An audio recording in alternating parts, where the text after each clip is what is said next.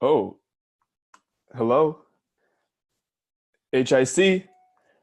Is that you? This is Ed here. I hope you can recognize my voice. Yeah, we just had to sort some things out on the back end. We're so excited to have this class live with you. Put it in the chat. Let me know where are you tuning in from. Kimmy, I see you. Graydon, Paulo.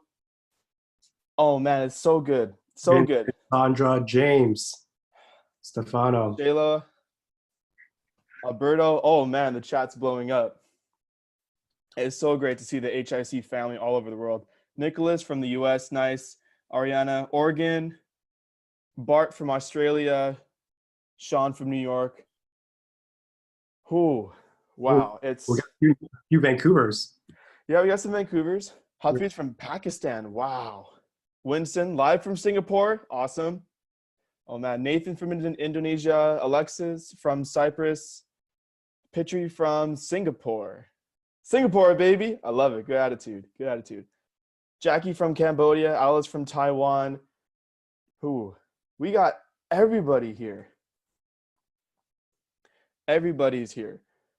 So let me ask you, HIC family, what are some of the biggest takeaways that you've had from HIC so far? Like if you could narrow it down just to the one thing that you've really taken away from HIC so far.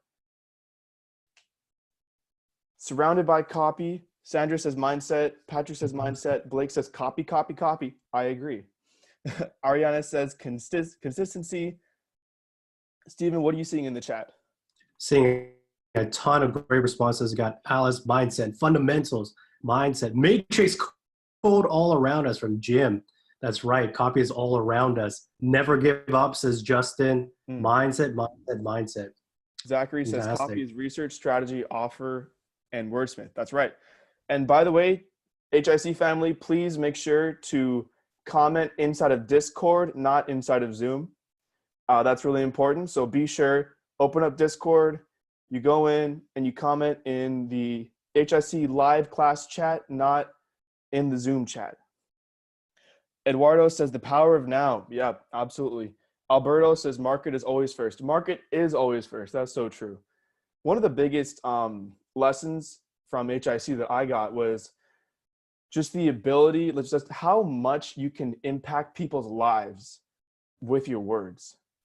You know, people always say sticks and stones may break my bones, but words can never hurt me. I never really believed that because words are so powerful. Words can create your reality. You know why we call it spelling? Because it's like you cast spells. You create your world. Your words change your world. And whatever spells you cast, whatever words you use, create your reality for better or for worse. And you write your own destiny. Yes, Mark, that's right. Words do have power. Words do matter. How do you spell that? How do I spell what, Dan? Couldn't agree more. Thank you, Alexis. I agree. So, in terms of the opportunity, from what you've learned from HIC so far, we've got a lot more to cover, and we've got a long, amazing class ahead of us tonight, or in the morning, or this afternoon, wherever you're from. Where do you see yourself with this new HIC skill, this new skill of high income copywriting 6 months from now? Where do you see yourself realistically? What are some very realistic goals? Quitting your job, says Sam. Logan Woods getting his own place. Soren making 10K a month, nice. Hunter making 2K a month, nice. Kimmy being able to support herself and not following the traditional path. I resonate with that one, Kimmy. That's a good goal. Eric says making 2K a month. Vincent supporting himself and his family. Philip working for himself. You're welcome, Kimmy. Eric having financial confidence. Socorro, I'm sorry if I'm mispronouncing your name. Quitting your job. Wow, we have an incredibly passionate bunch. What do you say, Stephen? Absolutely. I mean, HICC family, you've come so far, yet how many of you feel like you are just getting started? Your skills are just starting to improve just a little bit. You just start to notice the details all around you. You start to just see the matrix code, but it's just only appearing to you. How many feel like that? Put in the chat. Rebecca says we're still infants. Me, yep, correct. Believe me, that's the way I felt for the longest, probably the first, actually, even till today. The rabbit hole just gets deeper and deeper and deeper and deeper, especially when we're learning from Sifu this closely. Yeah. Oh man. And also the incredible people on our team like Ed, yourself, and a lot of others. The rabbit hole is just endless. It is amazing, and it's a lot of fun too. And it's so crazy. Just Stephen, you know what I'm talking about. It's like the more you know, the more you realize you don't know, and then the rabbit hole gets so much like deeper and wider. Hey Han, thank you for tuning in. Fun too. I think it's a lot of fun where it's just a journey, and you know that you're growing, and you start seeing things that other people just don't. It's quite amazing. Yeah, Vicky says it's so true. You don't know what you don't know. That's exactly right. It's infinite. Totally, Dan. Totally. It's absolutely infinite. It's like, you know, with certain topics, you can kind of get to a pretty solid point where you feel like you have a good grasp on things. But because of how fast the market is changing, how fast technology and marketing is changing, and how we have to keep up, it's always like this incredible game of just always being better than you were yesterday, and you can never learn enough. It's like I've been in copywriting for, geez, I think, Stephen, when did we first meet? I think I was 15. Yeah. Yeah. 5 years ago. It's been almost like 4 or 5 years, and I still feel like I'm just starting out. Absolutely. It's incredible how much there is to learn. Yeah. One of the great things, actually, part of this journey that I truly enjoy about HIC, and also just hanging out with people like you, Ed, is just geeking out around copy. Because how many of you just like wish you had more people in your life that you can just geek out on like copy, and like just like trading, like sending each other like swipe files and like cool lines to each other? How many find that fun? Put it in the chat. I personally find that amazing. Just like so fun. When you can have somebody who actually understands you, right, and what understands why you're so passionate about it, that's truly a gift. That's so true. That's so true. All right. So I just want to can I do a quick survey for the HSC family, just really quickly? Do a quick survey? Yeah. I'm curious. When you guys go, like, is your restaurant experience a little bit different now? Like, when you go to a restaurant, do you kind of do what like Seafood does, where it's like you kind of pick apart, oh, you know, why did they use this word to describe the baked potato this way, you know? Or why did they you know, put the price without a dollar sign? Oh, that's interesting. Why did they use 0.99 instead of just, you know, rounding it up or rounding it down? It just, and then you talk about it, right? Maybe you're out with your friends or your family, and then you start talking about it, and they look at you like, are you insane? Like, are you okay? Is there something wrong with you? Yeah, Michelle, it is very different since the first class. Things just seem different. Yeah, Jenny says literally yesterday she was looking at the copy behind the lip gloss box, and the copy is the same. Power of perception is unreal. So, Stephen, is it time to bring on Sifu? I think it is time. So wait. Wait. Are we supposed to announce the class attendance rate now or at the end? You know what? How about let's let the students wait a little bit first. Okay. Get some engagement, tease them a little bit. Make sure they earn it. Right? All right. Got him. Cool. Okay. So without further ado, we bring you our mentor, your mentor, the one, the only, Dan Locke. High Income Copywriter, HIC. You are season 2. Now, in the last 6 class, you've been doing a lot of homework, haven't you? How many of you have been learning some very powerful strategies and techniques when it comes to influence, when it comes to marketing, when it comes to sales copy? Put in the chat how much you've changed in the last just a couple months, if you think about it. So tonight, we are going to take things to a whole new level, and we are teaching this class live, it means that you could also ask Sifu questions. Will be interactive. That if you have, I'll be monitoring the chat that we have, as well as I am going to be here with you and over delivering. I don't know how long this class is going to be. It depends on how I feel, but pretty much all the time we go overtime. We see it's a 2-hour class, a 3-hour class, a 4-hour class. It's going to be a slightly longer class tonight because this is it. This is graduation. After this, you're going out there and using the powerful words to be a copywriter. And what does it mean to be a high-income copywriter?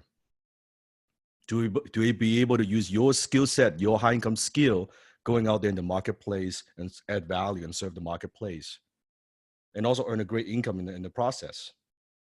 So if you have any distraction at all around you, what do you want to do? What do you want to do? Eliminate them. That's right. Marshall, that's right. Eliminate them. Focus. And if I'm asking a question, I know, although we are muted, I do want you to yell back the answer so you are engaged. Okay? So when I ask a question, what do? Yell back the answer. Highly interactive. So what we're going to talk about today or tonight is how to turn your high income copywriting skill into a predictable and sustainable 6-figure income. The two key words there is predictable and sustainable income, because it's one thing to make income sometime. It's a whole different thing to make income consistently, predictably.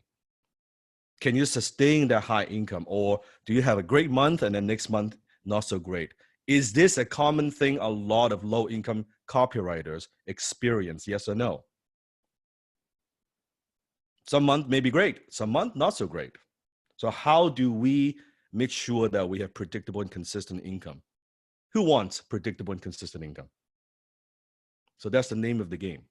This is why I teach you the model that we do. That's like this different, very, very different from other copywriters. Makes sense. So before you graduate, you might have a question. There's some questions that are in your mind, that are floating around in your mind. So here's maybe the first question before you graduate. Does high income copywriting really work? So that's my question for you. Does high income copywriting really work? And the second question could be, it works, but can I actually do this? Can you actually do this? Put in a chat. Nathan says yes. James says yes. Jenny says yes and yes. Kelly says yes. Good. Good. Here's what I believe, that the sign of a great teacher is someone who brings out the best in every one of his students. Because is it possible there are people who are very good at what they do, but they don't know how to transfer the knowledge? They don't know how to transfer their skill sets. They're just good at what they do, but they can't teach. Is it possible? In fact, it's not just possible, it's very common that they know how to do what they do. They have mastered their craft, but they don't know how to make you good. They don't know how to transfer that knowledge. And I believe a great teacher, a great mentor is absolutely committed to seeing each student surpass him in passion, dedication, and excellence. Nothing makes me happier when I could see you grow. I could see you surpass in terms of skill set, dedication, in terms of your ability. I would be very, very proud. Now, it's not going to be easy, though. How many recognize it's not going to be easy? Because as you are growing, that Sifu is growing too. I don't stop. But I would love to see that you evolve and you grow to that level. Makes sense? I want to share some stories with you, and maybe Ed can help me read some of these. And I want you to pay very close attention, because there's a big lesson behind this. Cedric Flores. Boom! This first boom is really important because it brings you confidence. It tells to your mind, see, it is also possible for you. Keep going. This is an unexplainable, powerful feeling I wish you'd have every day, my HIC friend. Thanks, Sifu Danlock and all the team for helping me sharpen this precious skill every day. Can't wait to start class 4. Can you see the boom, the $500, the $1,000? These are multiple booms. Is this just one boom? These are multiple booms. And this is before we even completed class 4. Is that an incredible story? Here's another one. From Yaniv Gonen. Hello there, everybody. I'm celebrating life. Want to know why? Because I'm overwhelmed. Whoopee! My name is Yaniv Gonen. I'm a high-income copywriter. I joined the program between classes 3 to 4 of the current season. I've just filled the gap by watching classes 5 and 6 in 2 days. I'm prepared to finish the current season after the 7th class and start over the whole program again to get better the material, lessons, and all stuff. Till now, I've made 3 sales, and I'm completely sure I'll get much better and better as the time passes by, especially after rewatching the program. Thank you, Dan Locke, for the inspiration. Thank you all HIC for what has been done and for all what will be done in the future. Is it a good idea to revisit the classes, to go back and listen to it again? Yes or no? Do you think you remember everything we've talked about? How many of you were overwhelmed in maybe even after class 1 or class 2? Now, why is it a good idea to revisit the class? Why is it a good idea?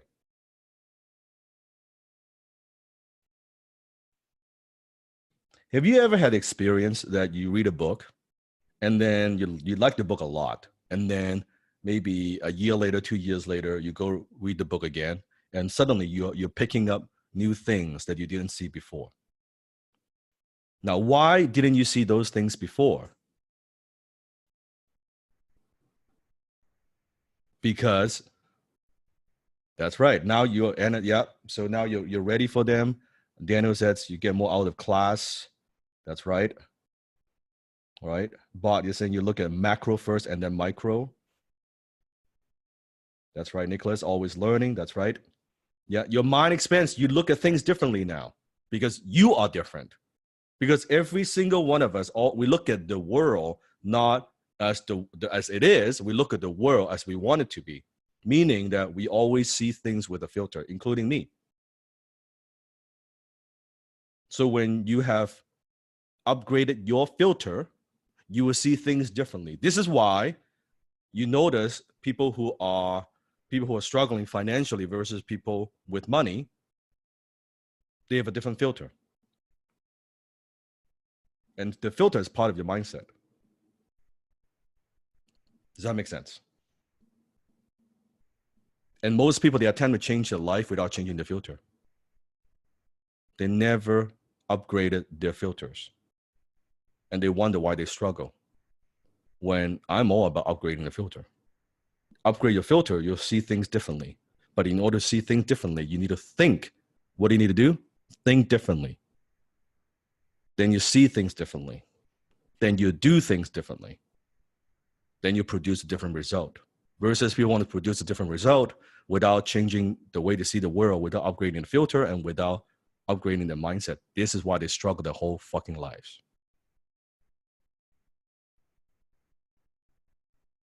There's a big difference between doing copywriting and being a copywriter. Unless you adapt the identity as a high-income copywriter, you just try to do copywriting, you will struggle.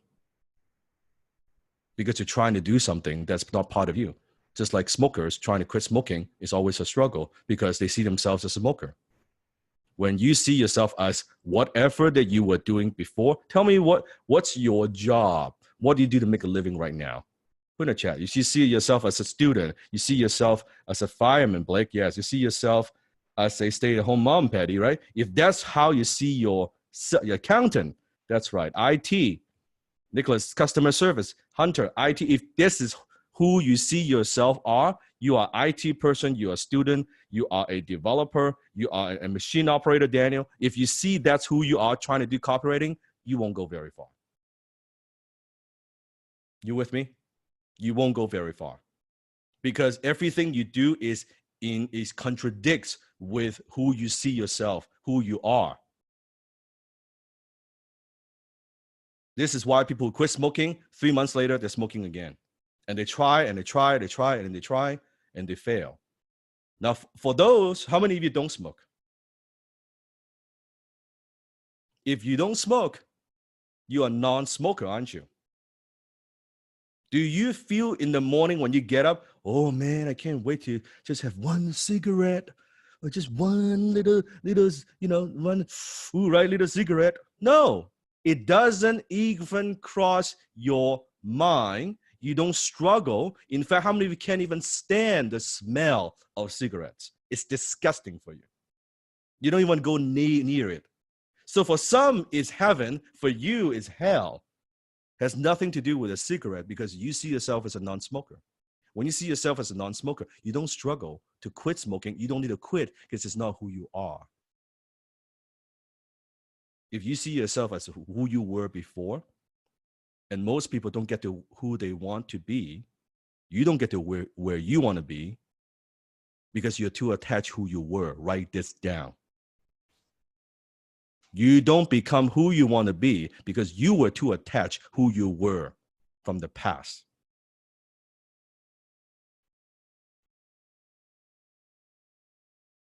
I'll let that sink in for a moment.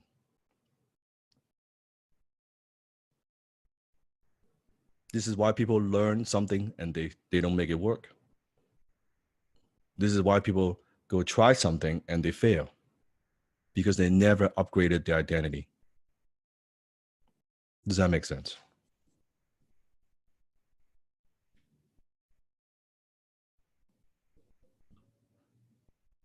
This is another story.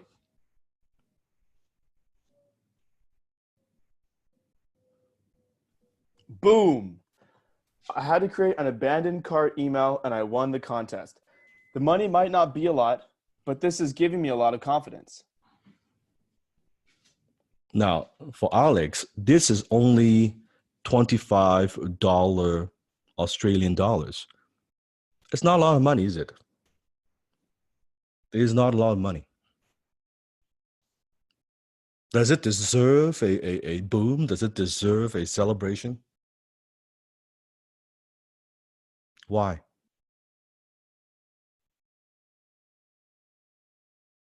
Do you think this is the only $25 that Alex will make? Is this the last $25 he'll ever make as a high-income copywriter? As you graduate from HIC, one of the key things you have to understand is your first boom, your first sale, your first gig is your most important gig of your whole life. Why is that? Tell me, why is that?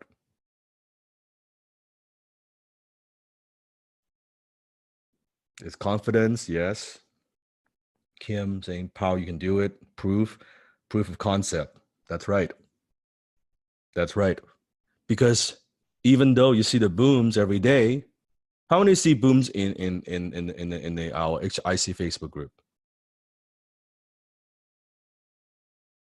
But it's one thing you can see it again and again and again and again. But it's one thing to see other people do it. Until you do it, to you it's still a theory. You got to make it real for you. Make sense? You got to make it real for you.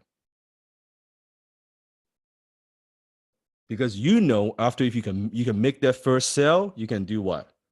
Do your second one. You can do your first gig, you can do your second gig. You can get your second gig, you can do your third gigs. You can do more. You know, this is not the last $25 that you're gonna make. But it's very critical to get that first dollar, which I'll get into in just a little bit tonight. Why making that first dollar is critical. So let's celebrate first boom, right? So when you make your first sale, what do? Share your first boom. I don't care if it's $1 fucking dollar. I don't care if it's $10, $100. Don't compare yourself to your brothers and sisters where they've been around longer. You'll get there. but share your first boom. Don't discredit yourself. Some of you, you've been too hard on yourself. You don't think that deserves celebration. Because your whole life, other people have been telling you you're not good enough.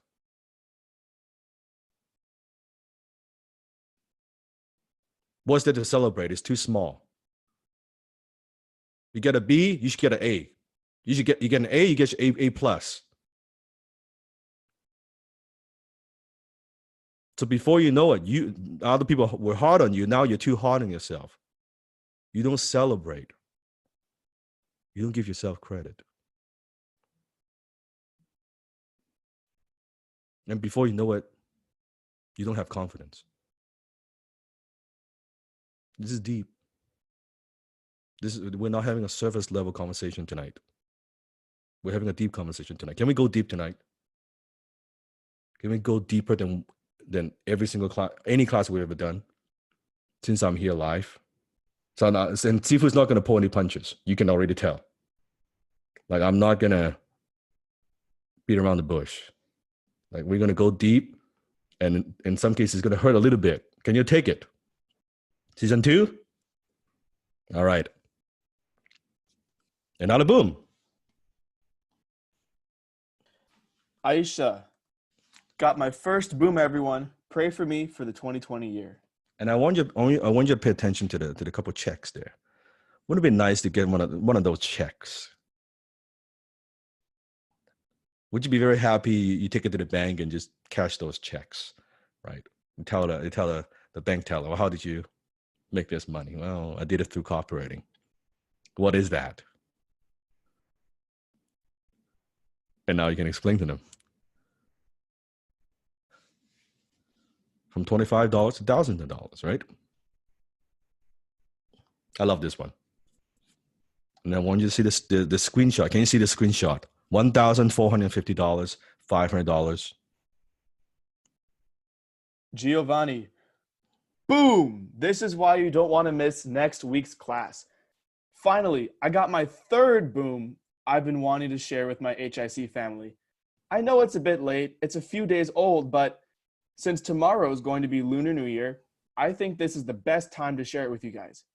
It may not be a lot, but I'm very proud knowing what I can do with copywriting alone. And yes, it's actually my third one, and a bigger one at that. At first, I didn't even have the guts to ask for anything beyond a few $100s. I was too scared that they'll reject me, too scared of not meeting my clients' expectations, too scared of asking, knowing that I don't have any professional copywriting experience. Until I remember what Sifu told us about the best time to charge higher prices since the beginning. And that's when it happened. With a poker face, I asked my client precisely $1,450 to tweak some parts of their landing pages.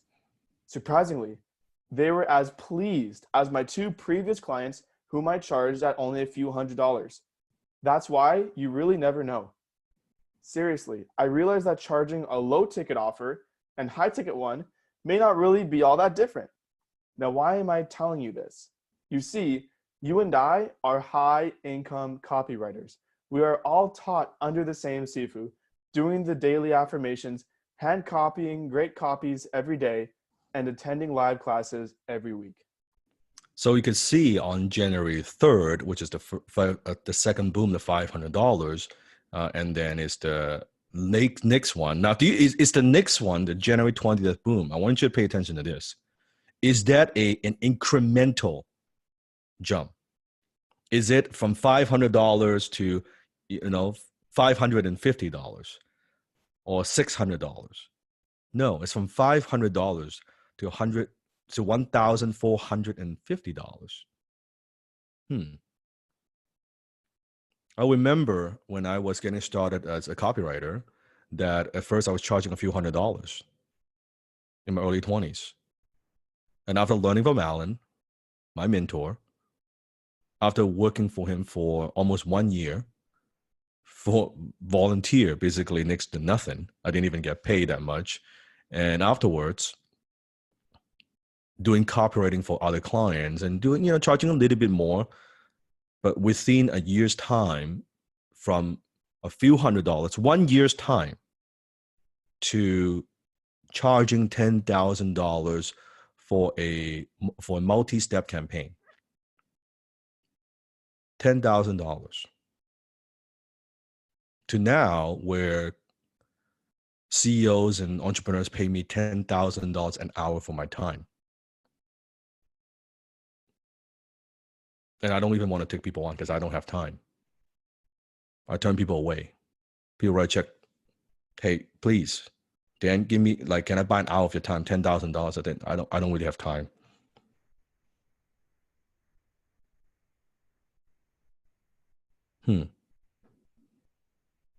Because I prefer to leverage my time to be able to impact more people. I'd rather spend here. I'm teaching a class today, I don't know, maybe 3 hours, 4 hours.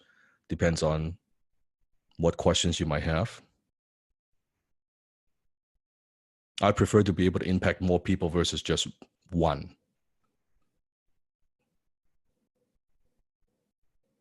Does that make sense? Right? It doesn't interest me that much. And I know $10,000 is a lot of money for a lot of people. It's great money. It's great money, but it's just I'm at a different stage in my life.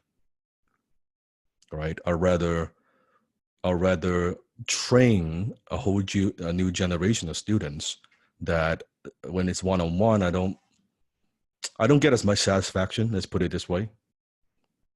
I want to see you grow. I want to see you take what I learn and make it happen, right? I am just as proud for Alex making that $25 the first boom, or one of my HIC students where they're making $10,000, $20,000. I'm just as proud. It's the same, Alex, right? It's the same. It's not, oh, it's only $25. I don't see that. To me, it's equally the same. Or I consult with an entrepreneur that they make $2, $3, $5, $10 million. To me, it's I get the same kick out of it.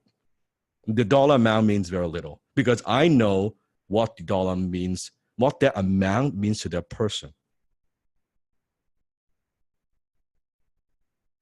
Right? I know what that means. I know how excited I was when I first got just a few $100s with my high income skill, right? With just my copywriting, when someone pay me, and it feels so surreal. Someone actually pay me to write something that on a piece of paper. Like, what is this? Right? What kind of, is this a real profession? Right? Can I actually make money doing this? Right? And yeah, it's surreal. It really, it's incredible, right? That, oh wow, this is something, because what we do is not talked about in society, right? Copywriting, it's not talked about. It is not taught in school. So when you make a living doing this, it's very weird. Isn't it true when you tell people, I'm a high income copywriter, if you're wearing your HIC t-shirt, they're like, what is this? What the heck is this? Well, I'm a copywriter. What is a copywriter? Well, I write copy, social media and scalable copy. Huh? Right? You get the Forrest Gump look. Like, huh? How do you spell that? Right? They can't even, like, it, because it's not their thing. If you tell, oh, I'm a student, I'm in IT, I'm an accountant, I'm an architect. Oh yeah, okay, I'm a plumber. I get it. Right? Like, you don't need an explanation. But this is, which is good. Let them compete with those low income jobs or even high income professions, because you're smarter, you are here, you want a high income skill. And what is high income skill? Write this down. High income skill equals income at will. Write this down. Income at will. Meaning you can generate income wherever you want, whenever you want. You can work from home. You can work on a boat. You can work on a beach. You can work in basement. Doesn't matter if you're traveling. You can work on your bed. Yes, Tom, you can work anywhere. You can work in the morning. You can work in the evening. You want to do a full day of writing, or you just want to do a couple hours a day. You can do 30 minutes a day. You can do an hour a day. It's all up to you. That's power. That's power. That's the power of financial confidence, which is not taught in school. Like if you go to school, like think about if you go to school and you say, hey, sign me up for a class that will allow me to generate income at will, work whenever I want, wherever I want, that I don't need to commute, and there's no ceiling to my income. Sign me up for that course, please. Which class should I take? Right? They would probably send you to see a doctor. You're insane. It doesn't exist, right? They put you in a mental health. That's right, Patty. They're like, you need to see a doctor, right? Asylums, like, lock up this person. What is going on? Oh yeah, no, actually, I want a job that actually would let me spend at least 3 hours a day commute to work, and I want to get into about $100,000 in student loan debt. And I want to spend 4 years, spending 4 years of my life studying about 80-90% of subjects that I'll probably never use for the rest of my life. And I want to be able to make probably 40, 50, 60,000 a year, not enough to pay off my student loan for at least a decade. And then probably work with colleagues that are toxic that I don't want to hang out with. Sign me up for that. Oh yeah, we got that for you. We got that for you right now. Plenty of classes you can choose from. Pick one, please. Now, out of all the booms I've shared with you, there's one thing in common. There's one thing in common. There's one thing they all have in common. Do you know what that is? They took action, and yes, they took action. Confidence, yes. Nicholas, put on the cape. That's right. They see themselves as high-income copywriters. Adam says, believe. Here's what they have in common. They are all in season 2. They're all in the same season that you are sitting in right now.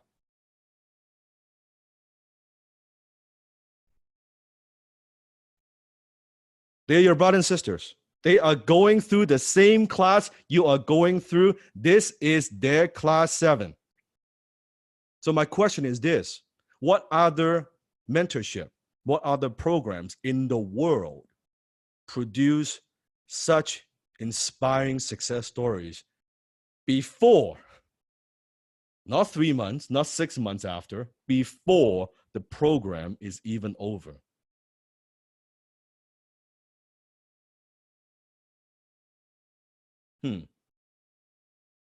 That's right. Other than XTC, high-tech closing, which other than Sifu's programs, it doesn't exist. Don't bother looking.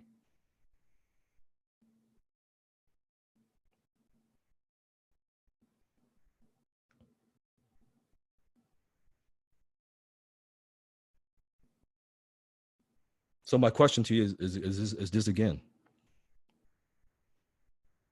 Does HIC work?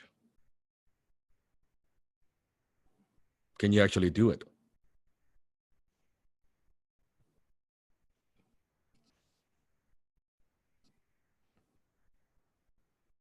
In week 1, I introduced the concept why, because of my martial art background, and you see all my students, why they address me as Sifu, because out of respect, which I appreciate. But I think more than respect, it's much more, because for a lot of my students, they're older than me. I have students that are 40, 50, 60. They're older than me.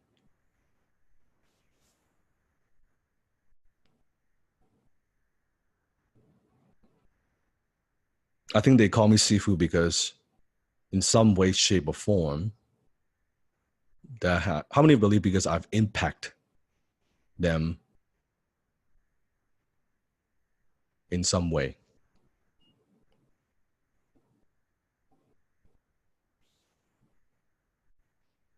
And they can call me Dan. I mean, that's perfectly fine. Still my name.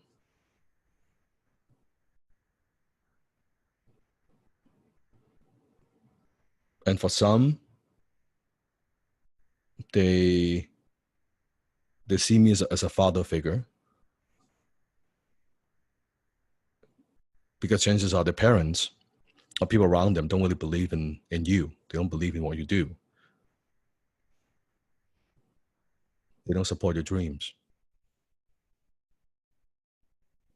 Some even try to talk you out of dreaming.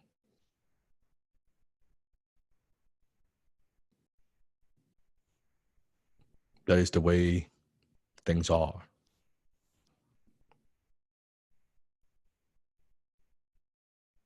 That you're supposed to just be average.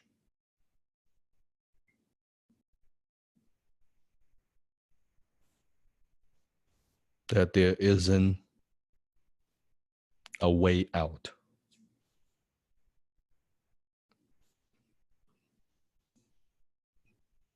I'm going to mention that in week 1, you can call me Dan. If I made an impact in your life in some way, shape, or form, if you have the respect for what we do, for me, then you can address me as Sifu, and I'll accept that.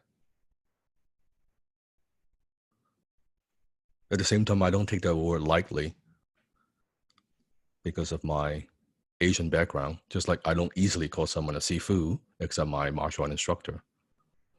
There aren't a lot of people, but there aren't a lot of people I would consider my mentor. Maybe 3 or 4.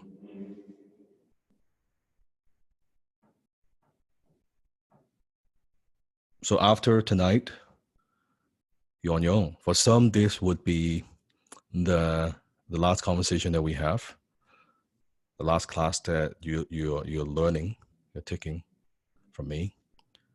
And for some, maybe it's the beginning of a lifetime relationship. So Sifu for days, Sifu for weeks, Sifu for life. And I always believe that you're here for a reason. You are here not by accident. How many believe you're not here by accident? There's a saying, when the student's ready, the teacher will appear. It's very, very true. The teacher's always there.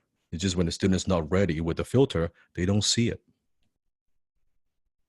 They don't see it. How many of you wish that you learned copywriting a little earlier? Maybe a year ago, 2 years ago, when you were starting out. Just how much further you would be in life. So, but why didn't you? I wasn't teaching it, yes, but you weren't looking either. Right? So you don't know what you don't know. Isn't it true? You don't know what you don't know. So you don't know that exists. So you don't know, you need to seek it. So you don't know.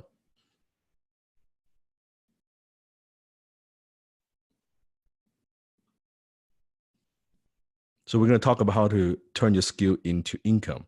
The very first secret that I want to share with you is the market pays for value. In fact, the market always pays for value. Say with me, the market always pays for value. So never argue with the market. You will lose every single time. So when you have a campaign that doesn't work, don't argue. It should have worked. I put in hours and hours crafting the campaign. Why didn't it work? Never argue the marketplace. You will lose every single time. Would you agree? The marketplace pays for exactly what you are worth. No more, no less. Now, notice I said the marketplace pays you for exactly what you are worth. Not what you're worth as a person, because we're all valuable to society. I'm talking about your skill, not your personal worth of value. I'm talking about how much your skill is worth. Because you could be a very nice, good person, but if you don't have the skill set, you're not going to get paid for what you're worth. So for someone, they might be a very nice person. They're working at McDonald's. They're getting paid minimum wage because that's the marketplace pays for that. That's what the marketplace is saying. Hey, you know what? When you're working at fast food McDonald's, what you're doing is only worth this much. Because I can easily find someone else, pay them that much, the minimum wage, to do exactly what you do.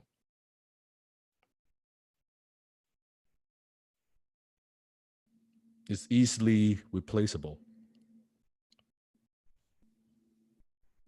So if you're making X amount per month, whatever you're making now, don't need to put in a chat. I want you to write it down on a piece of paper. You're taking notes. I just want you to fill in the blank, put in there. You're making X a month. What does it mean? It simply means this is the value that you're putting out there in the marketplace and where your skill level is at. Are you getting the point?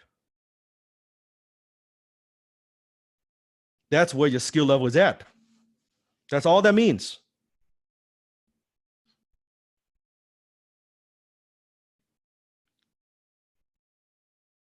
So if you get paid, you and I, we get paid the same way. You get paid for bringing value to the marketplace. And if you're not very valuable, you don't make much money. Most people try to attempt to make more money without being more valuable. Isn't it true?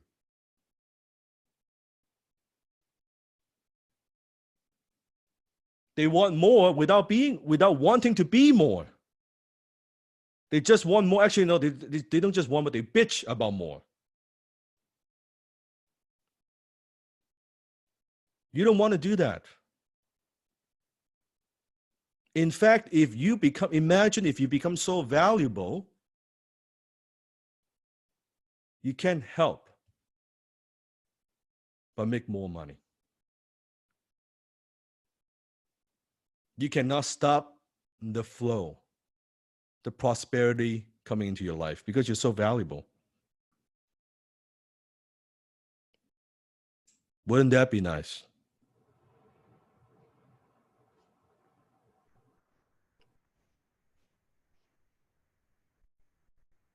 So in order to make more money, what do we need to do?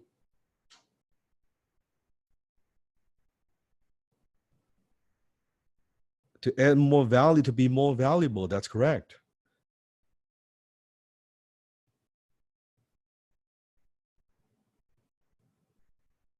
But isn't it fascinating? People will spend 30, 40 years making minimum wage, like wages, minimum wage, or a little bit more than minimum wage, and struggle. And yet they won't spend a couple years upgrading their skills to be more valuable.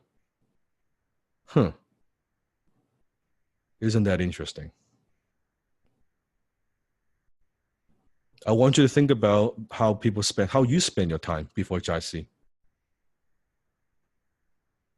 And for those, I know some of my mentees in HIC, you're here not because you're struggling, you're making good money. Some I know you're making 6-figure. I know that.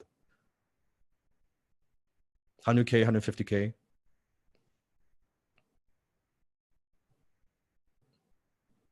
As a professional.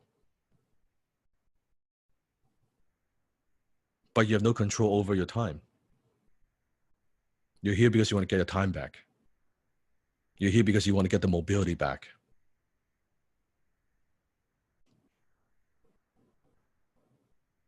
You want to dictate. So you're here. It's not because you don't make money. It's just you're not making the money the way that you want to make it. Meaning you have income, just not income at will. It's just income. Does that make sense? And for some, you're here because you want to be more valuable. So the marketplace, say with me, the marketplace pays for value. The marketplace pays for what? Value. And what determines your value is your level of skill. It always comes down to skill. Notice I didn't say, Sifu didn't say talent. Is there a difference between skill and talent? Tell me. What's the difference? Tell me. John, Dan, what's the difference? Eric, what's the difference? Talent is, Stephen said, talent is what you're born with, right? But skill is what? Logan said talent is there, skill is made. Skills learned. Kimmy, yes. Yes. Skills, Lisa, skills develop, of course. By the way, Lisa, I know you're posting very consistently in the Facebook group. See if you read all of them. You see me giving you likes, sharing your journey every single day. It's great because I think looking back, you also see growth.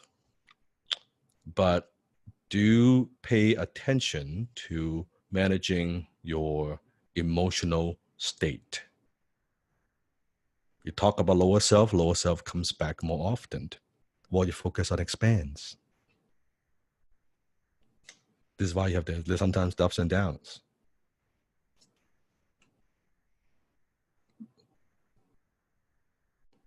Focus on solution, focus on possibility, focus on expansion, focus on skill development. A lot of those things will disappear. So why most people stay broke?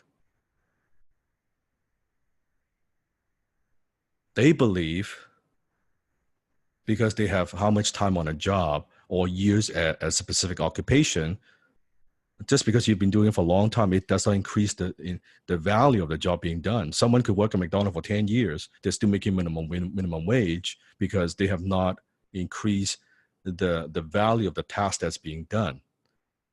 So you hear people say, oh, 10 years of experience, I should get paid more. No. They have most of the time 1 year of experience 10 times because they've learned on the job, whatever it takes to perform the job, usually within 6 months to a year afterwards, they're not learning shit. They're just repeating themselves, doing the same shit again and again. 10 years out, they complain, they strike, you know, oh yeah, man, I deserve more pay. Why should you get paid more? You're doing the same shit that you were doing 10 years ago. You haven't improved.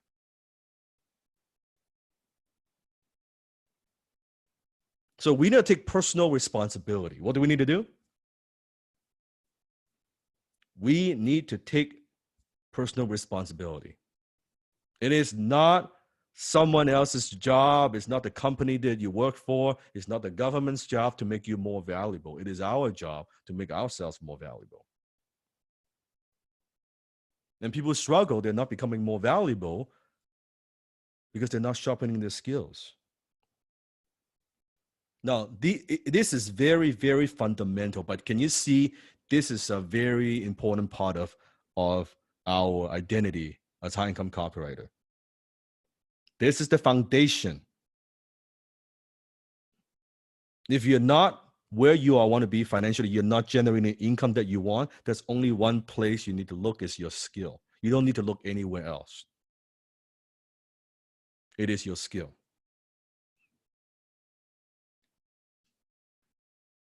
Nothing fancy about it. Nothing magical about it. It's quite magical when you do it right. Because when you have the skills, you cannot stop the money from coming in.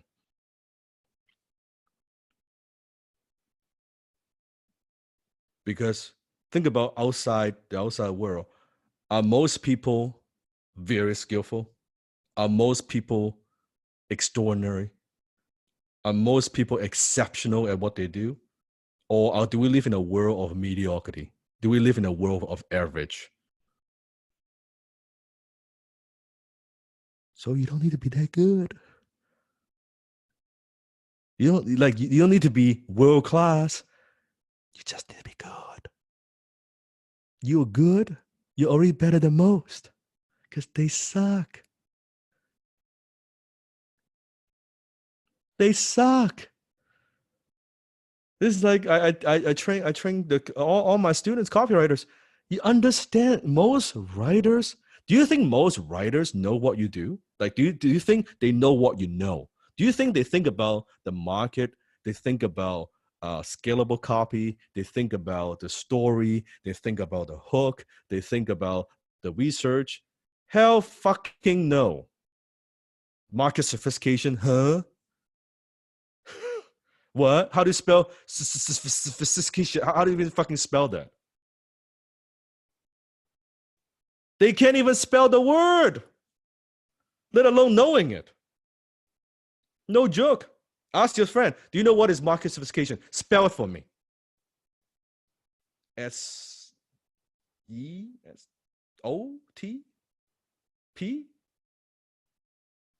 Market what? That's right. Market what? That's the good news. When you master this even to a decent level, we have no competition. Do you understand? You have no competition. You do not ever feel like you got to be like 100 out of 100 to make a great living, to make even a 6-figure income as high income copywriter. No.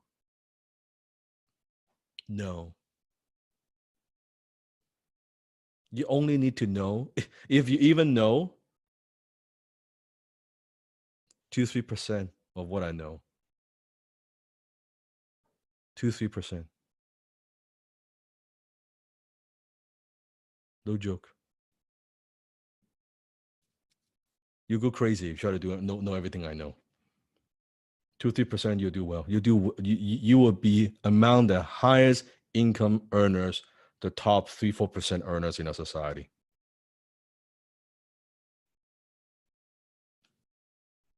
Ask my students.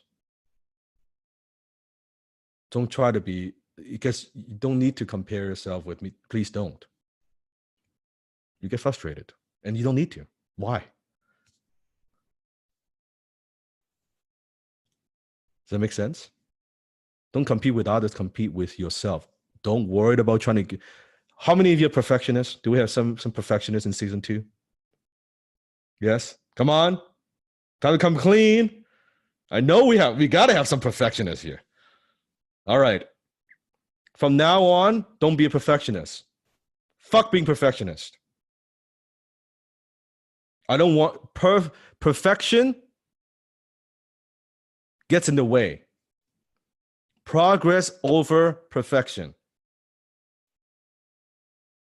I want you to be a progressionist. Write this down. Progressionist, not perfectionist. Isn't that a more powerful concept? Instead of trying to rephrase your word shapes your world. Be a progressionist, making progress, not trying to get everything perfect.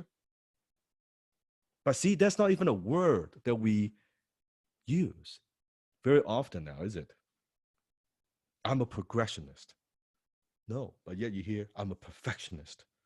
So now by learning a new word, adding that to your vocabulary, languaging, suddenly opens up the possibility. Suddenly it changes the way you approach a problem. Suddenly it changes the way you solve a problem. You do a job, one single word. That's the power of copy. By teaching you a new word, adding a new vocabulary, it opens up your mind to a new possibility, a new way of thinking. Is this powerful? And people say, well, you cannot change someone's life with words. Are you kidding me? One word, one quote, one story, one book could alter someone's life.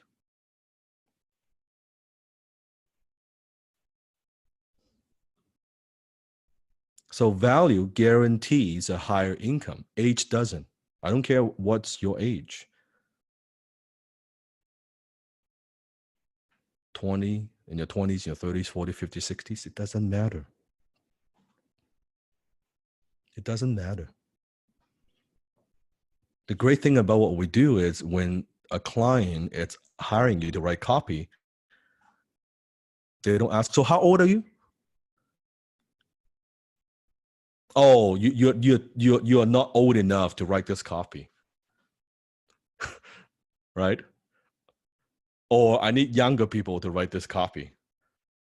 I need you to be exactly 34 years old before I can have you write these emails for me. Right? And it doesn't matter your background. Doesn't matter where you grew up.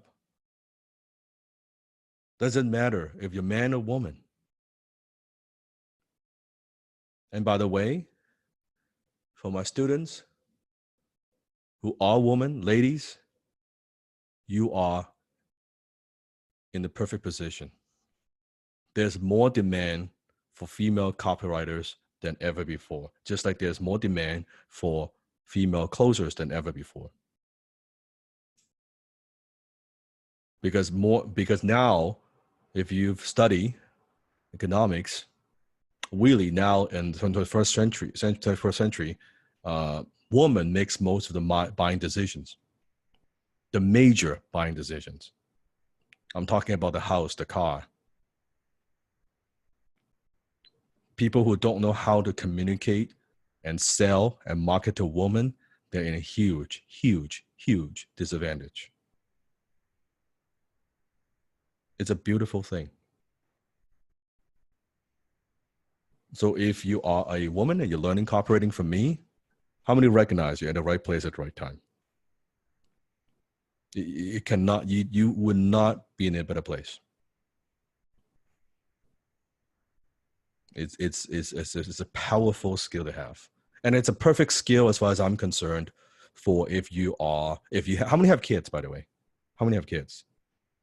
Yeah, if you have kids, you're a mom, you're a daughter, you want to take care of your family, this is one of the best skills that you could develop. Either closing or copywriting, both are the same, but this is more for introvert, obviously. That you're able to actually spend time with your kids and growing up, seeing them grown up, and stay home. It's beautiful. It's truly, truly beautiful. So people who want more money, they earn it by delivering more value to the businesses, to customers. So understand that as a high-income copywriter, HIC, we have the ability to create much more income as long as we understand this is the law. To make more money, we need to be more valuable. So write this down. You don't just earn higher income. You earn the right to higher income. I'll say that one more time. You don't earn more income. You earn the right to more income. And how do you earn the right to more income? Tell me, please. By what? By becoming more valuable. By working on your skill. So, Sifu, should I learn more? That's my question to you. Should you learn more? It's no different than asking question, do you want to earn more? It's a very simple question, isn't it? This is why I am obsessed with learning. I love to learn. I love to teach, but I love to learn.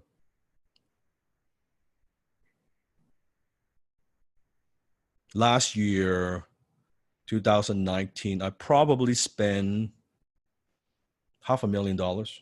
Yeah, probably $500,000 on consultants, coaches, programs.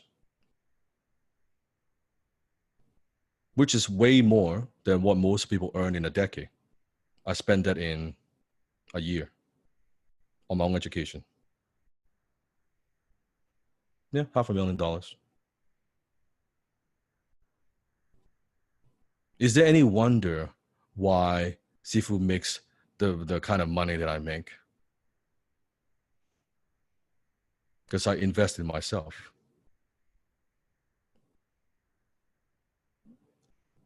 There are a lot of things I would save money on, but I'm not a cheap kind of guy anyway. But there are things I don't like to waste money, just like a smart, savvy business person.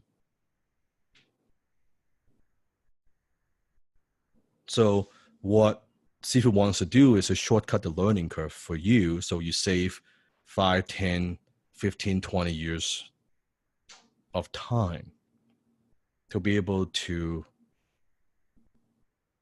simplify, to be able to get the lessons kind of on a silver platter, taking what I know and just give it to you. So you don't have to. Now, I'm not saying you won't make mistakes. It's okay to make some mistakes. Not being a perfectionist, we're progressionists, right? It's okay. But hopefully you don't have to make them as many costly mistakes that Sifu's made, right? Let's minimize it. Not saying we can eliminate it, but at least like minimize it. Is that a good idea? Right? We're not afraid of making mistakes, but that's because how many of you agree like mistakes are costly, right? Like mistakes are expensive, right? They're very expensive, right? Especially after you make the mistake, it takes you time to bounce back, right? If I didn't lose the 150,000, I wasn't $150,000 in debt in the beginning with all those business failures in my early teenage years, that I would be better off. I would be like, because it took me a while to pay off that fucking debt. I would gladly to start from zero. Like, get me starting from zero, it's good. But starting in negative is always a little bit tougher. You know what I mean? Right? It's like, it's a little bit tougher. So the faster you learn, the faster you earn. Say with me, the faster you learn, the faster you earn.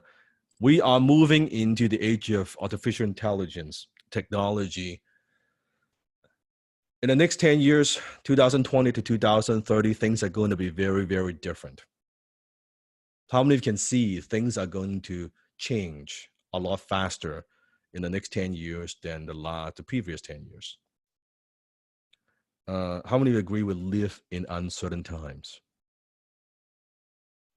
For those who are probably 30, 40 years old or older, can you see that we're living in uncertain times? Things used to work, no longer works. Things used to be the way that it was. That's how it was for so many years. Well, things change. Things change. Unfortunately, I could already see it for a lot of and I'm concerned. This is why I do what I do. Doing my part of equipping individual with skills, because I could tell you millions and millions of jobs are going to be wiped out. A lot of jobs you see, they'll be gone. Millions, John, millions of jobs are going to be gone. And I am much more pessimistic. I'm much more pessimistic because I know. Like, how many agree that Sifu could see things? I could see things most people don't see. Right? It's not that I have a crystal ball, but because with enough experience, with enough study and exposure to a lot of smart people, I see things and we have conversations, right? So I do have a very high level of awareness that I could see this coming. You think the Uber drivers are okay?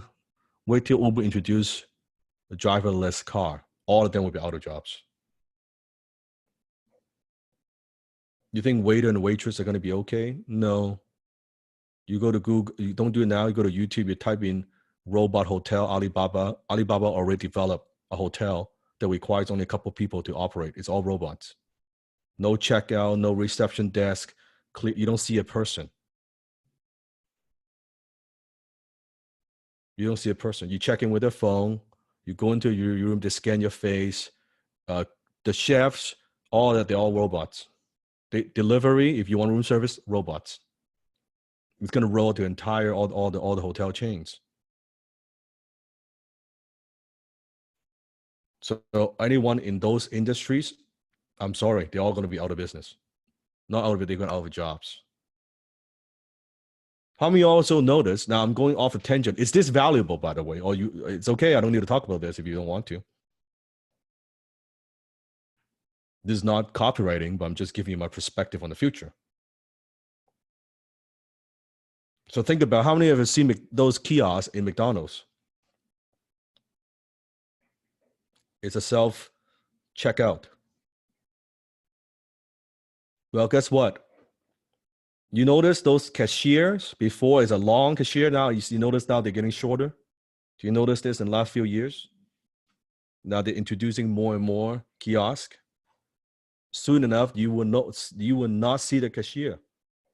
It's all self checkout. You press, you pay, the machine makes the hamburger, you just get it. You might have one or two people operating the entire thing versus now so many 30, 40 people. And they operate 24 hours. Because machine doesn't need break. Machine doesn't need any of those things. And this will happen across a lot of retail. So why don't you think about all those jobs? What are the people working in those jobs? What are you going to do? Do you think they can go find work in other fast food restaurant when all the restaurants are going to be like that? So it's not like a waiter, waitress, oh, I'm going to do something else. And no, those jobs, it's not like, oh, this is much bigger than, oh, we're certain industries, we're cutting jobs. You know, you've seen those from before. Oh, we're cutting 50,000 jobs. We're cutting 100,000 jobs. No, those jobs don't exist anymore. They're not cutting back. They are gone. Those jobs won't be available anymore. No different than what Uber did for taxi.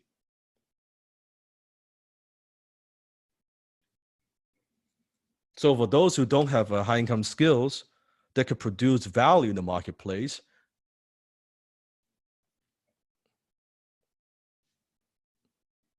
I'm not talking about thriving. I'm just talking about surviving.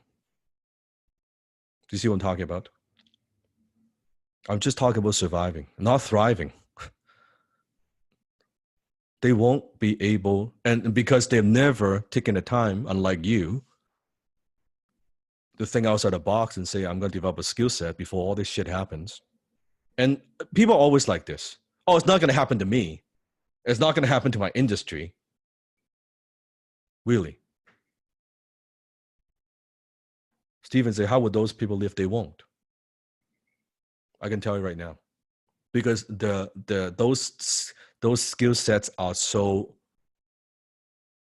low on the value ladder.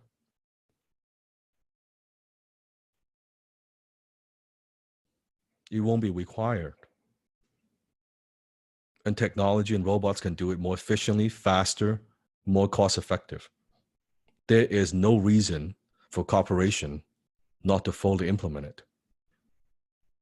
In fact, they're working very hard. You bet McDonald's headquarters, they're working on this 24/7, how to eliminate the human element. That's right. Justin, do you need health insurance?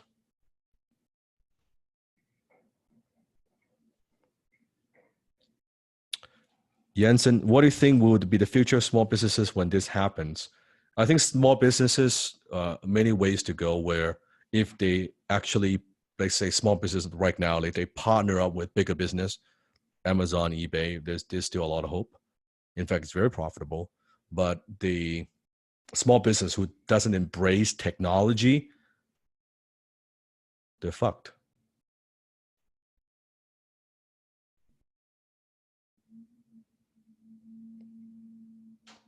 I don't talk about this to public I'm sharing this with you because you're my students. And for some, the next 10 years will be the best era of our lives. For those with high income skills, you'll be a rare commodity.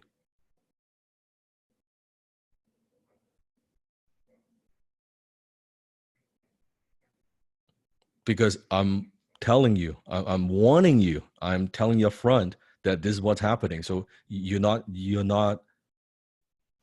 caught off guard, right? Even you have like a stable thing going on and you're developing a side income, like a side, high income skill, that's great, right? Now with James, we're moving to skill economy. We've already moved to the skill. We're not even moving. We've already moved to the skill economy. It's just people are just now hitting them.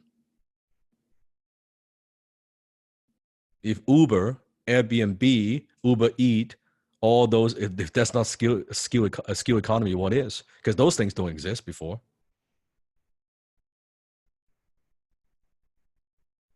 And people don't understand we're already living in a skill economy.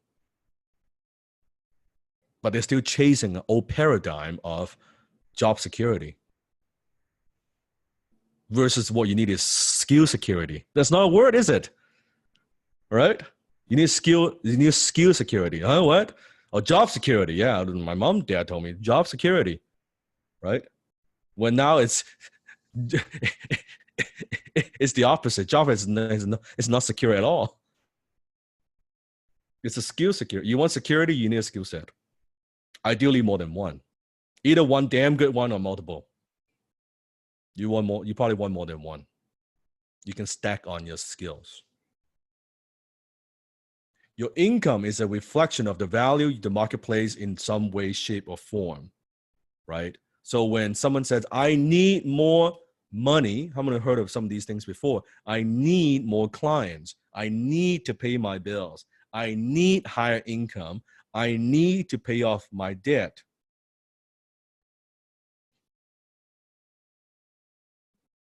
Needy is creepy.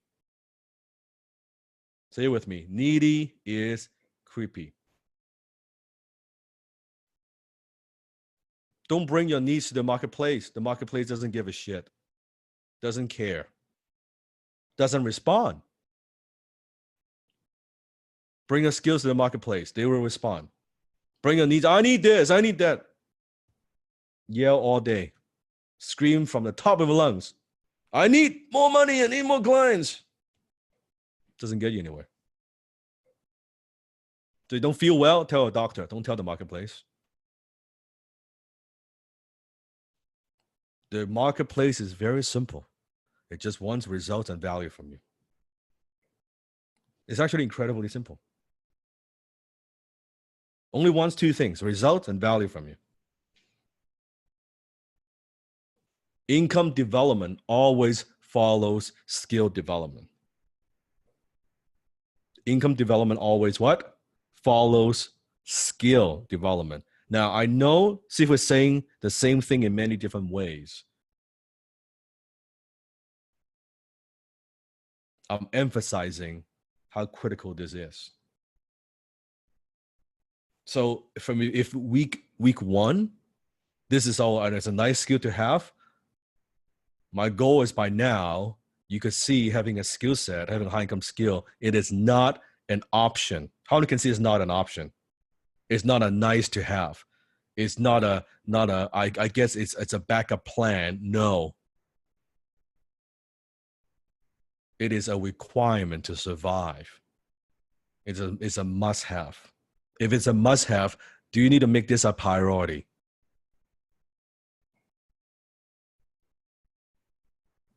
You got to make this a priority.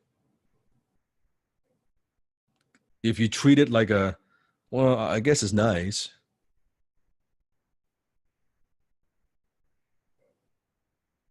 Then when it hits, when the marketplace changes, there will be issues.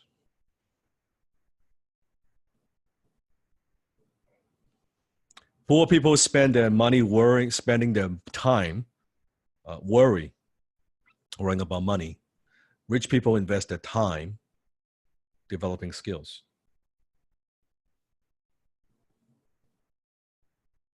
How many of you spend way too much time worrying about money? So from now on, instead of worrying about money, what do? How do you want to invest your time? Develop your skills. No different than swimming. How many of you know how to swim? Yes. Yes. Eric, you know how to swim? Good. Steven, you know how to swim? Yeah. So remember, see if you can take you back. Let's take a walk down the memory lane.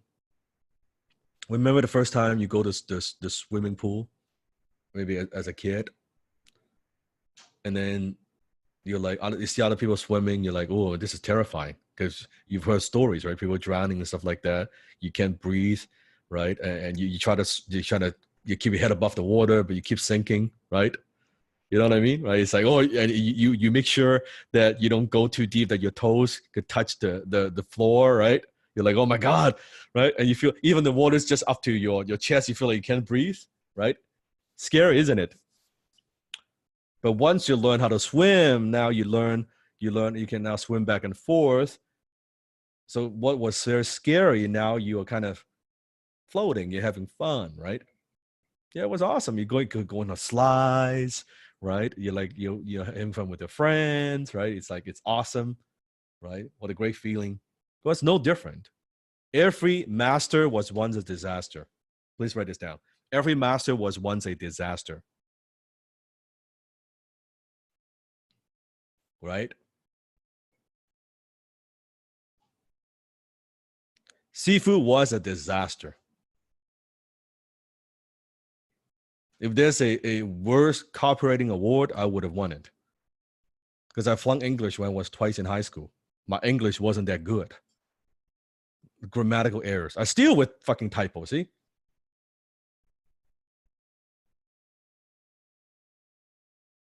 It was horrible. Horrible, right? And I didn't have a lot of words to understand. So I was trying to understand the words and learning the kind of learning language at the same time learning copy. You think about it. It was very hard. So don't think about, oh, Sifu's a master. Well, no, it wasn't like this all the time, right? I bet a lot, I right now, because I could see from the assignments, right? I can see from your posts, your level right now was way better than when I was getting started, when I was learning from Alan. So you should be proud. I could see your story. I could see you write those kind of attention grabbing post. Oh yeah. I didn't know how to write any of those things. I didn't know. I didn't know what you know, right? Like, I didn't know what you know now, like market sophistication, headline, like what? Like, I didn't know. So understand that HIC with this skill, it's a skill set. If you know how many of you know how to swim? How many of you know how to ride a bike? How many of you know how to drive a car? Right? Do you know how to cook a meal? Do you know how to play an instrument? Do you know how to speak a new language? Guess what? You can master this. It is a learnable skill. I am a living proof that this is a learnable skill, because it wasn't natural for me. There's nothing natural about it. Well, how could it be natural when English is not my first language? Think about it. There's nothing natural about it. This is all there is. It has nothing to do with talent. This is a learnable skill. So if you treat it like a learnable skill, now here's the key. Why this is such a powerful concept to understand, because when it is a skill set, you cannot fail. I want you to think about this. when it is a skill set, it's impossible for you to fail. Because let's say you're learning a new language, right? You're learning a new language. How many have learned a new language? Just because you cannot speak the language fluently, do you see yourself, oh, I fail at the language? Oh, you are a failure at this language. No, I'm not fluent, right? I'm learning to speak, but it's like, no, you fail at English, you fail at French, right? You fail at Japanese. No, I'm just learning a new language. You just need to practice, speak more, right? Have more conversation. So if you treat this as a skill set, then I'm just improving. Because in the last 6 classes, how many of you felt overwhelmed? That you felt like, oh my goodness, when am I going to get all this, right? When you're handwriting the copy, you feel like, when am I going to get it? When am I going to be that good? Well, it's no different than when am I going to speak that language fluently? Don't worry about that. Worry about learning the new word, learning that one line. Does that make sense? Learning how to say hello. That's all you need to worry about. Don't worry about trying to speak that language perfectly fluent. No, you'll get there. But such like a new language, do you need to know every damn fucking word in that language with absolutely no accent to be able to have conversations with other people? No. It's not necessary. Like, do you see how this shifts the way you look at copywriting, this skill set?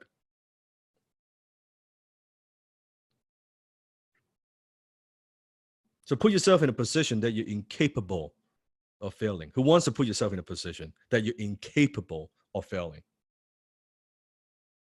As long as you are still writing, as long as you're still learning the language you're speaking, as long as you're speaking, you're practicing, you will not fail. In fact, not only you cannot fail, there's only one way you'll go. You'll get better.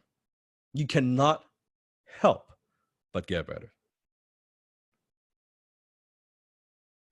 That's it. So don't be too hard on yourself. Can you agree on this? Not to be too hard on yourself, please. Don't beat yourself up if you don't get this right away. You don't understand everything we talk about. That you got to write the perfect headline every single time. You write that post every single time, right? And then you'll never ever have writer's block, right? And if you don't come up with the email like in the hook in 10 minutes, then you fail. No. Money secret number 2. Don't get greedy, make your first dollar. Write this down. Don't get greedy, make your first dollar. Rebecca, you're welcome. I'm happy to be here live.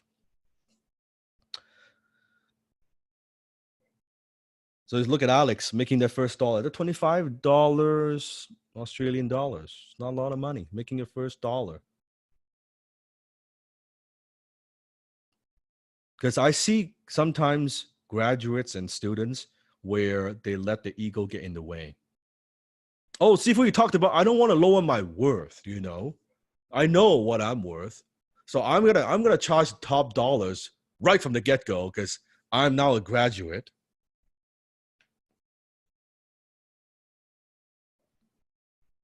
And they think I don't, but Sifu, you talked about this, right? I want to value myself. I said, you're not valuing yourself. You're being a fucking insecure little bitch. And they're shocked when I say that. What do you mean, Sifu? Well, because by charging that outrageous dollars right from the get-go with no track record, no one would hire you. Isn't it true? Tell me the fucking truth. Yeah. So you want to make sure that no one hires you so that you what? So that I won't fail.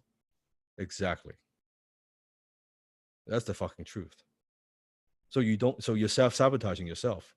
by setting the high price, but you're lying to me by saying that because you want to value your worth, when really it's coming from insecurities. Isn't it true?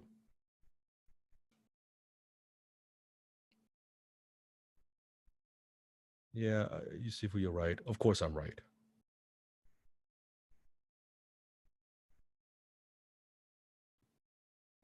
So make your first dollar. It's not the first. It's okay.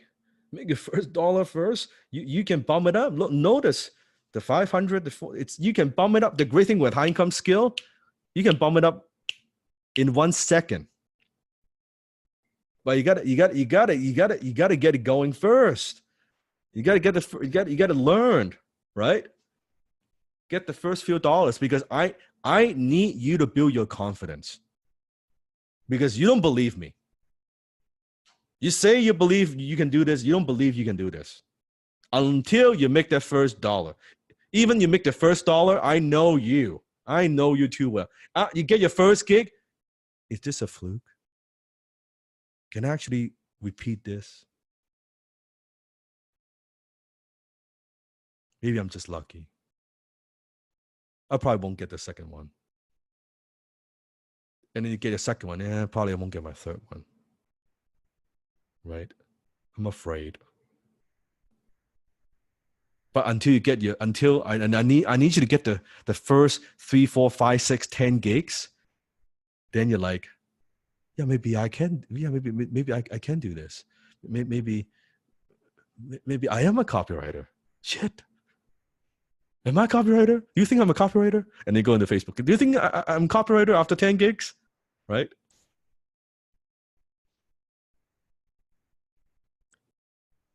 Am I wrong? So I need you to build your confidence first.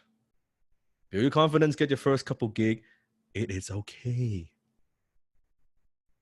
It is okay. Because I see this, right? I charge 5K and not a penny less. And I said, so how much you charged before? 0. Never done it before. My first client, 5K. Right?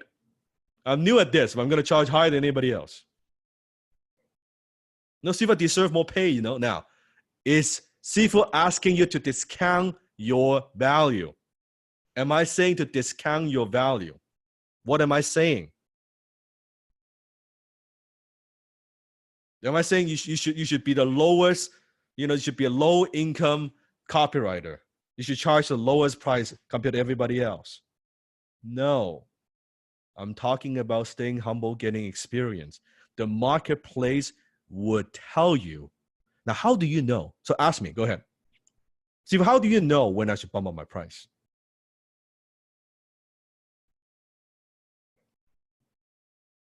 When there's demand. The marketplace would tell you. Remember, now when you're busy, now you're like you are writing a lot. You're getting good. People like your copy. In fact, they love it. Now you can't even take on more. Now you need to bump up the price. You can do even slightly before that. Like you're already getting busier, right? You want to free up more time so you can take on better high-paying gigs. Already, the marketplace would tell you. Not from an egotistical, right, self-serving way. It's from the marketplace perspective. It will tell you. It would be very obvious that it is time. It is time. Right? Here's another one. Not just so we have the lower self, which is actually insecurity, saying I'm going to charge top dollars. Then you have this one. Well, see if I'll just practice more before I actually take on clients. I want to make sure that I can write headline in 285 different ways, or 591 bullet variations. Before I work with clients. How many of you are thinking like this? Come on. Vincent, that's me. Mark, that's me. All right. Yeah, well, thank you for honesty. No. No, no, no.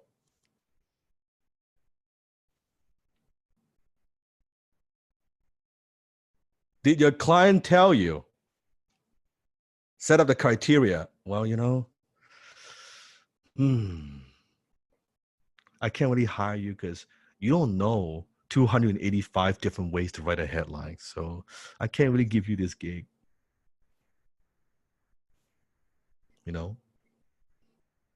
I'm sorry. But I can't pay you because you don't know the 591 variations of a bullet points and the 72 ways of writing a guarantee and 521 ways to make an offer. So I'd love to hire you, but I can't because you don't know all these things. Do you see how silly it sounds? You see how silly that is? That thinking is? Right? Yeah. It's not that. Like, you don't need that. And here's the thing. Your client can't tell the difference anyway. Because they know no ways of writing a headline. They don't even know what a headline is. For most of them. So if they only know, let's say they're sophisticated. They know 2 ways of writing a headline. 2 ways. If you do, right? And how many of you know more than 2 ways to write a headline? With what you know now, what you now know. Right? If you know more than 2 ways, well, guess what? Congratulations, you're qualified to write. So this is the irony of the whole thing.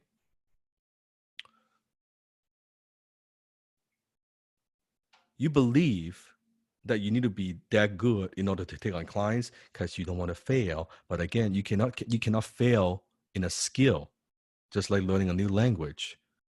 But Sifu's question to you is this: how the hell are you going to get good if you don't work with clients?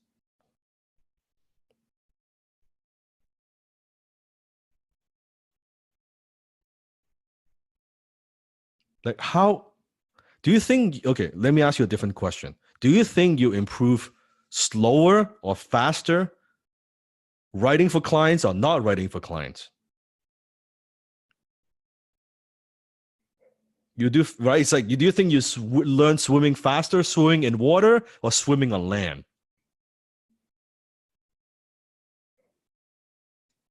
You see, this is why Sifu is giving you a different metaphor, different way of looking at this. So you're already thinking like this. Now, how many of you now, after explaining it, you don't think like this anymore? That you don't need the 285 different ways, right? Write this down. Earn while you learn. Write this down. Earn while you learn. This is why HIC is so fucking great. You can earn while you learn. You don't need, this is not fucking 4 years, 6 years of university where you don't earn shit. You get into hundreds of thousands of dollars in debt, right? After 4, 6 years. And by the way, by the time you get your piece of paper, certificate, diploma, degree, does that guarantee you'll earn anything? Does it guarantee you'll earn X amount? So you're learning with no guarantee of earning shit versus a skill you can earn while you learn. And the faster you learn, the more you earn, because the marketplace will tell you, hey, you're getting better. I want to pay you more.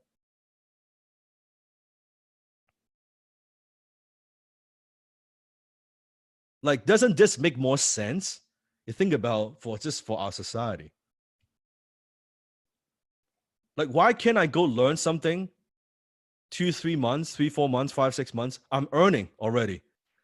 right? I'm learning, I'm earning, I'm learning from actually doing it, getting experience, working with real clients, right? Earning more money, and then I go earn more, so I can now deliver more value, so I can even generate more income without getting into debt. Why do we need to get in $50,000, $100,000 in debt to earn all fucking dollar? I'm pissed.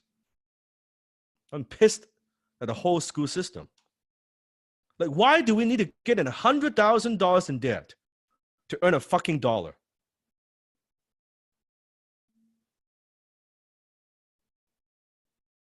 Right? And the problem is people are so brainwashed. They're so brainwashed, that's the way to go.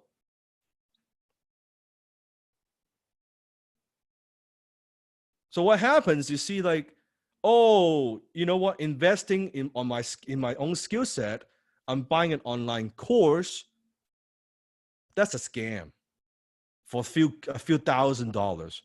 But earning 4 years with no sight of getting ever a return, spending $100,000, that's perfectly logical. Like that is not a scam at all, which I think is the biggest scam in the world. Wouldn't you agree? Like, if you think logically, right? If you're just half intelligent, you look at it, how does that make any sense? Like, yet you talk to everybody. Do that. Do the 4 year, do the 6 years. The 4 year didn't work, go back, get another fucking degree. How many heard of that before? How many have your first degree? Didn't work for you, and the people around you, go back and get a second one. Go get an MBA.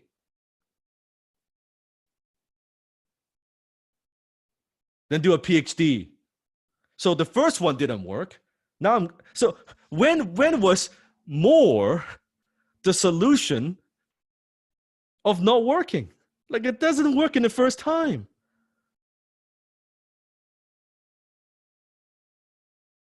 But the perception in the whole world is self-education, it's being put down, suppressed. To learn a skill for, like, even HIC for this, it's actually a measly investment. Wouldn't you agree? It's a very small investment compared to traditional education. But do you know why self-education is such being suppressed?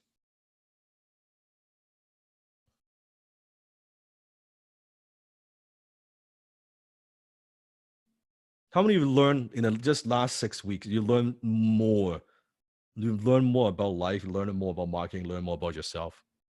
Just in 6 classes than you've ever learned in school. No exaggeration.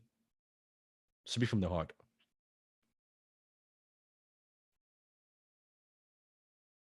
So why couldn't we give people, young people, just teach what you need? Why would you learn anything you don't need? If you're not going to use calculus, you're not going to use chemistry, why do we spend time learning that? Why would buying those textbooks? Please explain to me. I'm never going to use it unless I'm going to be a biochemist or something. But if for most people, if not going to do, why am I learning all these things I'll never use? I don't even give a shit about.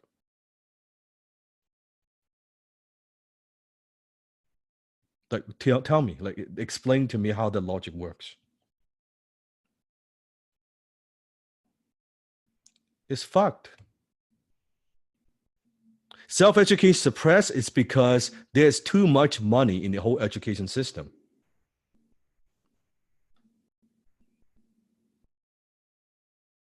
There's too much money. You see, tuition, cost of tuition keeps going up and up and up and up. They don't warn you. Well, self-education. Oh, no. Those are the people who are, like, unemployed. Those are the people who cannot get a real job, you know? So yeah. No. Come to traditional academic education. This is the way to go. Come on, come over here, right? and your kids graduating. Don't know how to set goals. Yes, James, don't teach the mindset. Have no basic communication skill. In fact, have no life direction at all. You ask them, why are you here? Why are you studying this subject? I don't know. I heard it's easy to get a job in this field, or my mom wants me to do it. My dad wants me to do it.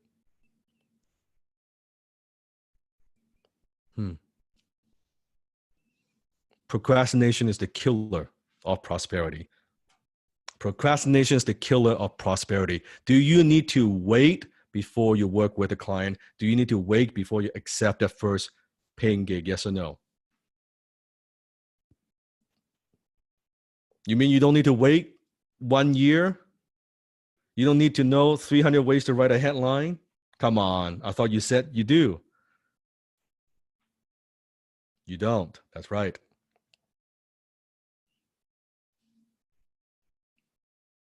Here's the game plan. You can make a great income while you're learning how to become a good copywriter. The booms that you saw earlier, how many of you will be happy even the first, I don't know, the first few months you're earning 500, 1,000, 2,000, 3,000 here and there, right? Not a fortune, but would that help to pay some of the bills, right? Would that help your family? Would that give you that boost of confidence? That's okay. Is it the only 2-3K we're gonna earn ever? Isn't that just a starting point? So that's the name of the game. Seafood doesn't want you to wait. I want you to earn while you learn. Something. Okay, if you keep learning, and you don't pull the trigger, you don't take on a client, I'm gonna smack you. Pull dojo, some kicking. All right, so I have permission to smack you from time to time. Not physically, but well, maybe physically. I don't know. Depends. Okay, so no, I'm gonna bitch slap the lower self for you. Okay, no. You're earning, you will learn so much faster if you're actually doing it. Okay? If you're actually doing it. So how do you get clients? In the beginning, there's nothing wrong, by the way. This is not the end goal. But is there anything wrong going to the sites and just get the first few gigs going? It's not our destination. Just want to get a few gigs going. Get a first dollar. I don't care. 20, 30, 50, 100, 200, 300. Doesn't matter. Get some experience. Doesn't matter. So there's nothing wrong. There's so many different sites, right? My friend, Matt Berry owns freelancer.com. I get it. Right? Public company. Just getting a first gig. Do you think out of all those opportunities out there, you can find a couple that you could do? Get your first dollar. Like if you really want to, I don't care the amount, but can you get the first dollar in the next 30 days?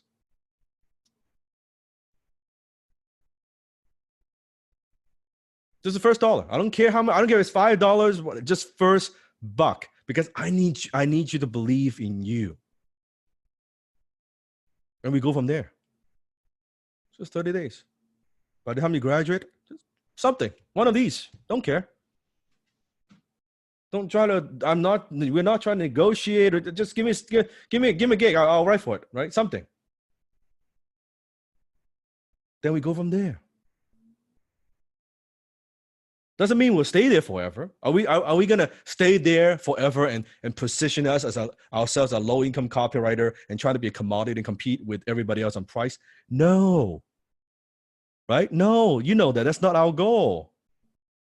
I'm saying if you need that confidence booster, you want to get the first dollar quick, 30 days, boom, go for it. Nothing wrong with it.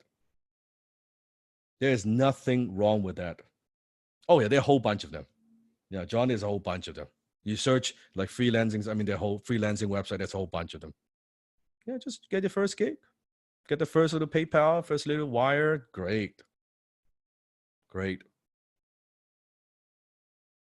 So I already asked you this, why making the first dollar is so critical about your success.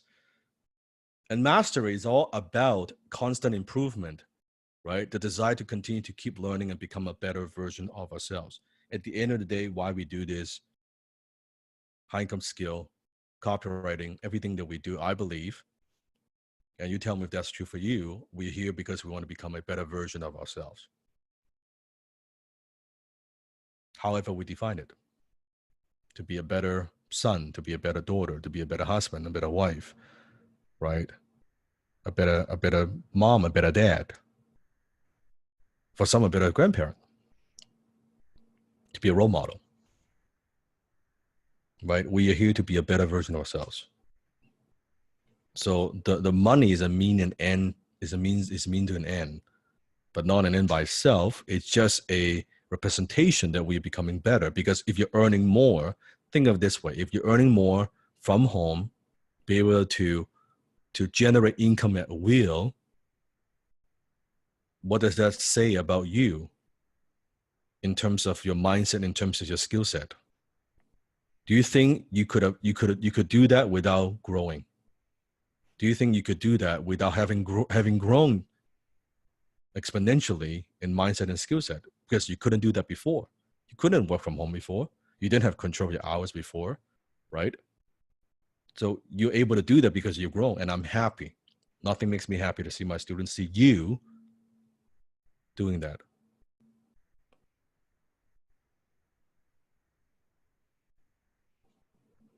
That's why I do what I do. Some people have different callings. This is my calling. This is my purpose on this planet. I teach. This is what I do.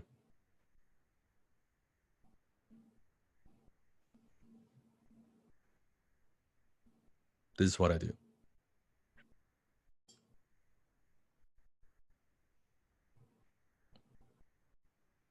I do it because I love it.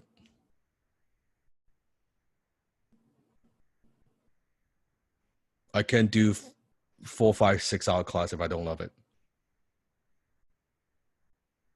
Can you see, like, this is, how many can see this is Sifu's purpose? This is what I love. This is what I enjoy doing the most. And by the way, today I started at 7 a.m. I was in meetings pretty much all day till 6 p.m. Pacific time. Then I jump on this class. So I've already worked 11 hours. And I'm here. Do you see me? Oh, hi. Hi, HIC. Yeah, welcome to class. Do you see any sign of lack of energy, passion?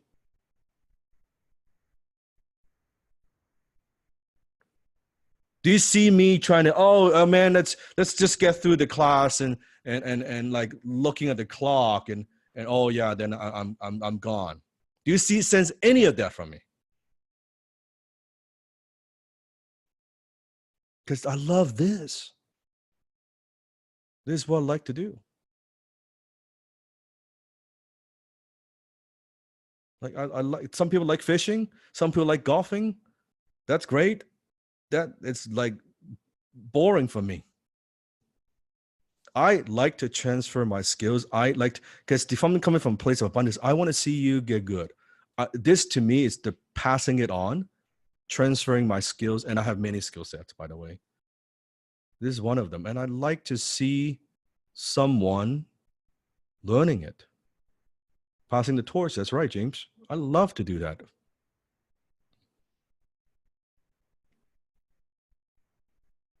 I love to do that. Sifu, can you help how to change self-image? We change self-image by a number of things. It's actually all the assignments that Sifu's given you. Your creed, right? Your mini creed. your affirmation. All those things, it's not a one thing that you do. It's not a one thing that you do. It is your routine, because you didn't develop a self-image by doing one thing. No one becomes a smoker one time. First time people smoke, they cough, right? They're like, yeah, it's disgusting. They learn how to smoke. They learn to adapt their identity. So it's the same thing with you as a copywriter. As a copywriter, what do? You write every day.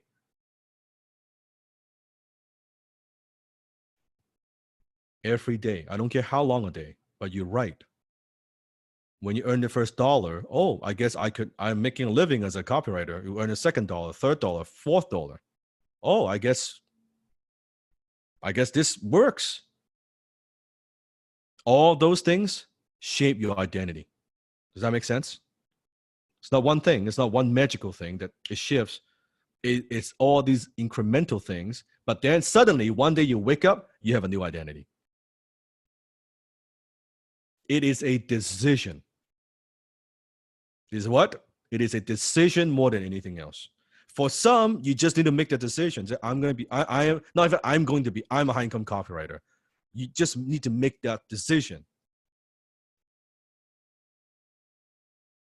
Because when you make the decision, your actions will follow. When you decide, now, taking a smoking example again, let's say a father's been a smoker for 20 years. Imagine this, 20 years. And he's been trying to quit for many, many, many years. Tried it, fail, try it, fail, always couldn't resist. Especially when he's hang out with friends and the friends smoke. So, hey man, just have a cigarette. I'm like, okay, out of social pressure, they smoke. One day he's at home. Daughter comes to the father. Daddy, I don't want you to die. What do you mean? You know, I'm not gonna die. Don't worry, right? No, I saw on TV people say people smoke, they die. Please don't die. Can you promise me not to smoke again? At that moment, the dad has a choice. The dad said, you know what? For my daughter, I'm not going to smoke. That moment, he made a decision. Couldn't quit it for 20 years, but that moment, he made a decision. Said, I will no longer be a smoker. I am a non-smoker. I'm not going to try smoking. I'm not going to try quit smoking. I'm not going to try to quit smoking. I'm just a non-smoker.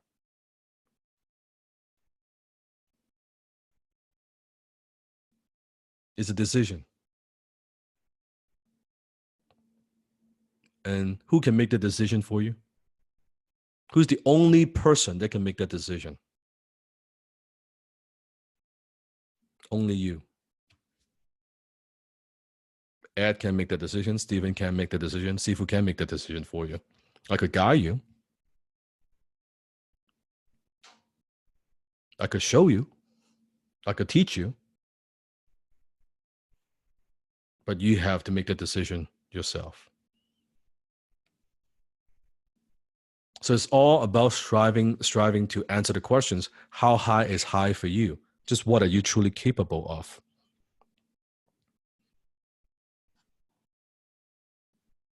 And once you commit, what's the word? Once you commit to mastery,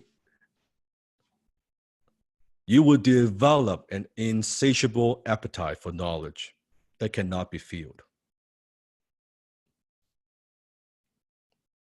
This is what I experience. The more you know, the more you'll want to know. Like one book is not enough. 2 books are not enough. 1 class is not enough. 2 class. How many of you, okay, first class, you thought HIC is going to be maybe a couple hours, 2 hours. You know, you kind of participate 2 hours a week, right? 6, 7 classes, you're good. You couldn't even believe you could sit through a 4 or 5 hour class. How many of you couldn't believe you could do it before HIC? Right? Holy shit. Right? But then but now, by the way, before you know it, we are 2 hours in. We're 2 hours in.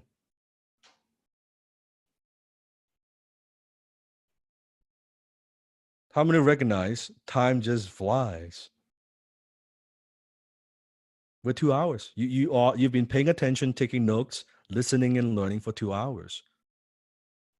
When most people cannot focus 20 minutes on a movie. Right? Isn't that incredible? If that is not a mindset shift, I don't know what is. I don't know what is. And it's nothing more than Sifu with a mic and some slides. Nothing fancy. No animation.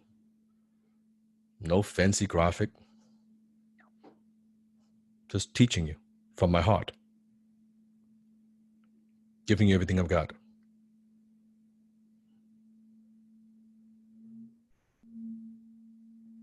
That's it. Nothing fancy.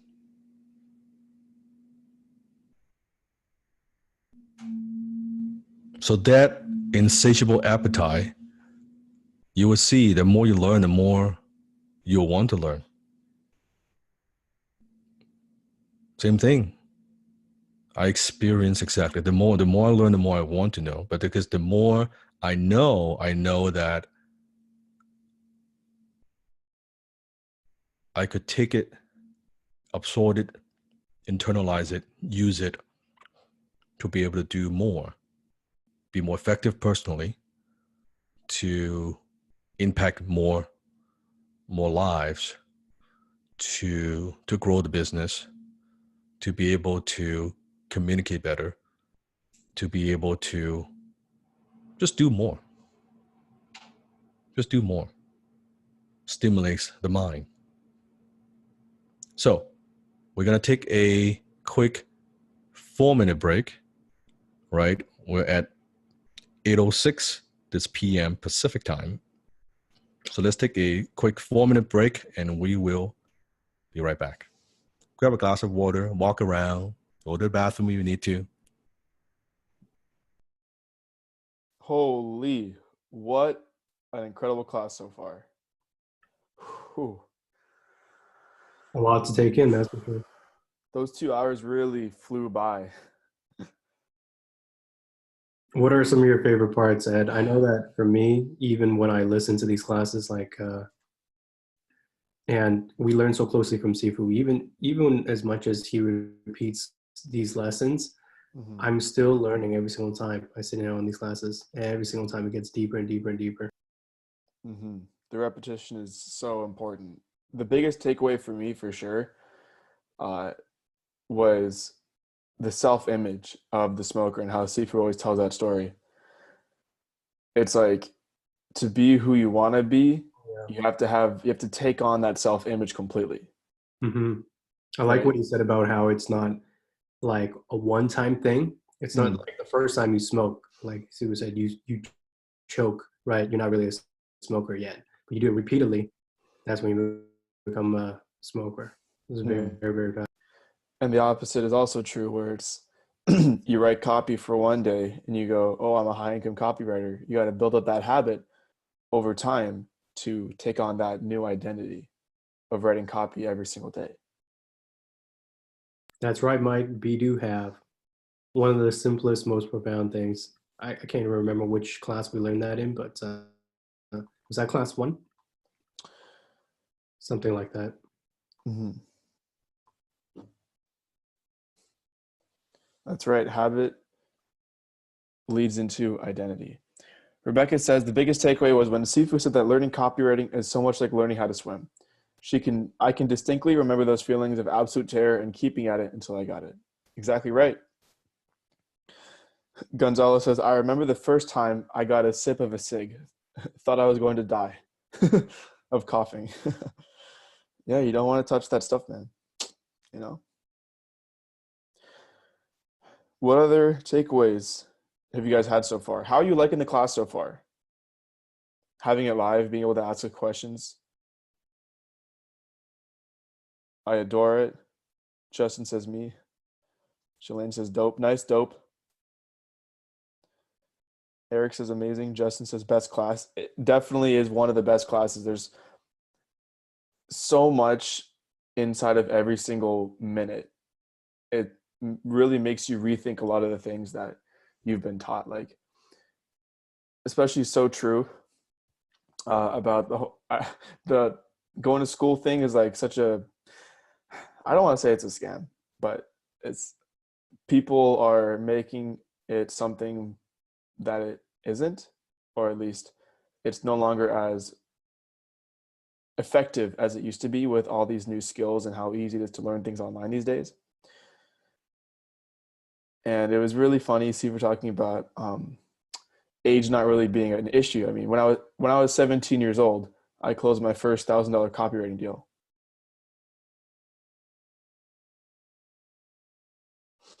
Actually, funny story. You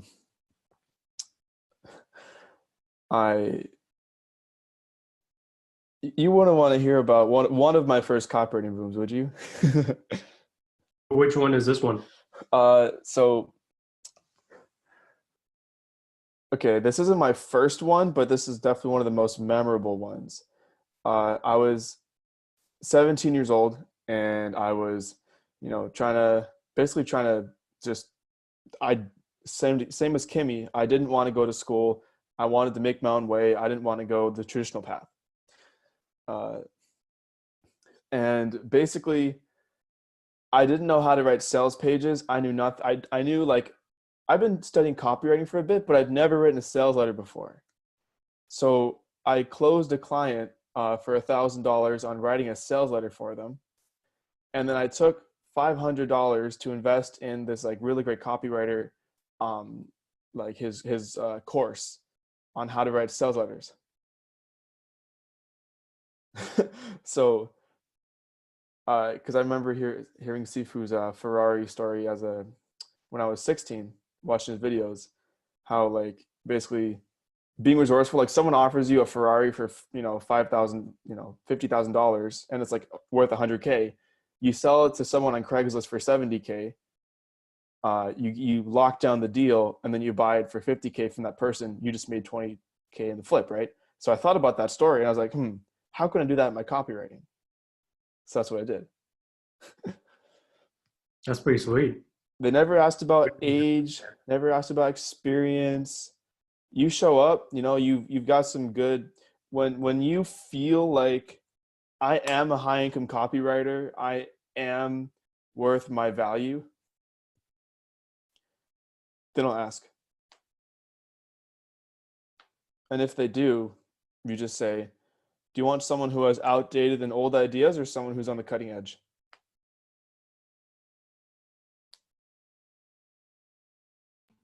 All right, we are back. Great story, by the way.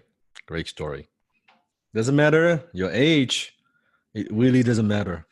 Back then, Siva spoke with a very thick accent. It's still, now they get some rejections, of course, but it really doesn't matter. Now I'm looking at how much more I want to share with you. We are like maybe, I would say 30% into the class. So who's ready? Who's ready, by the way? Or one thing we could do is, if we could cut the class short, we'll just wrap it up by, I don't know, in three and a half hours, and then we'll see with the bonus class. Then maybe I can we zoom there. Yeah, see if we just give them 45 more minutes, and then 45 minutes, and then we'll wrap it up. I'm teasing you. See what's not gonna do that to you. I'm here if you give your 100%. Right? If you participate, you in fully 100%. I'm here. Are you here? 1,000%. That's right. All right, let's do it. Oh, Steve, a quick question. When do you want to tell them the numbers, the attendance rate? We'll wait till the assignment's time. Let's do that. Okay, let's leave time. Let's do that. You got it.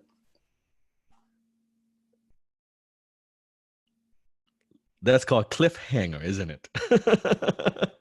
Right? HIC, you know that. That's a cliffhanger. Make sure to turn the page, right? Turn the page. It works. Can you see how it works? And we will tell it. We'll tell it in a way that's like we don't make a big deal out of it.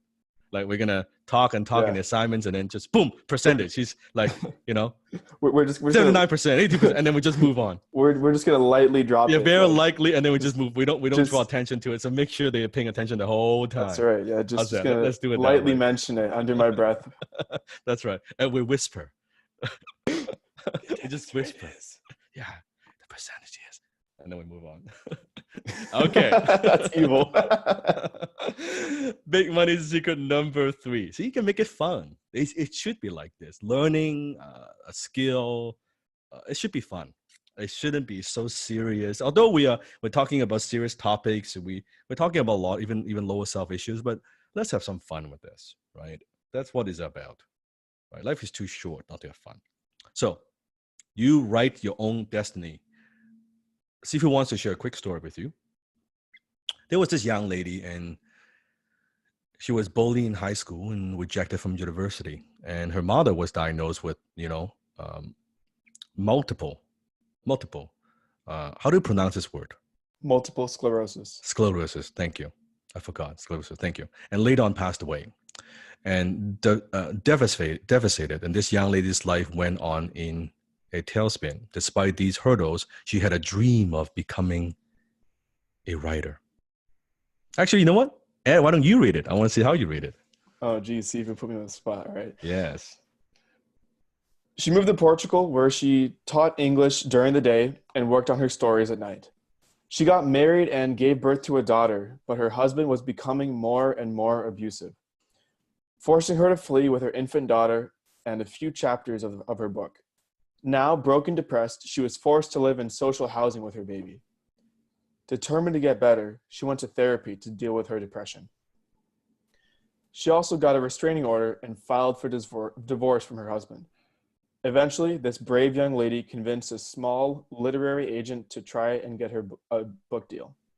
But 12 different publishers rejected her manuscript. Finally, the manuscript got a limited book run.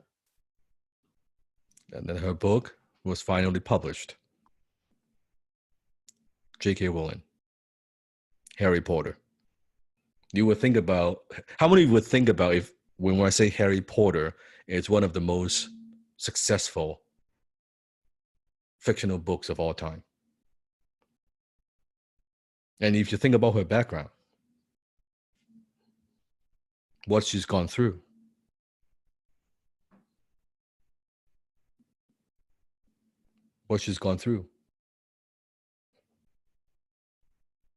I believe the first billionaire writer.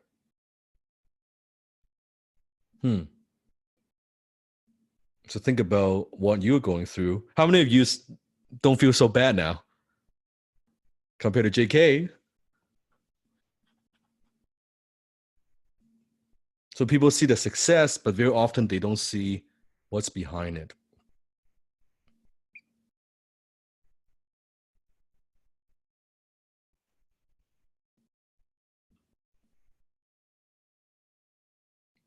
By now, do you see that HIC is much more than something you can do to make money? How many can see now HIC, it's way more than that?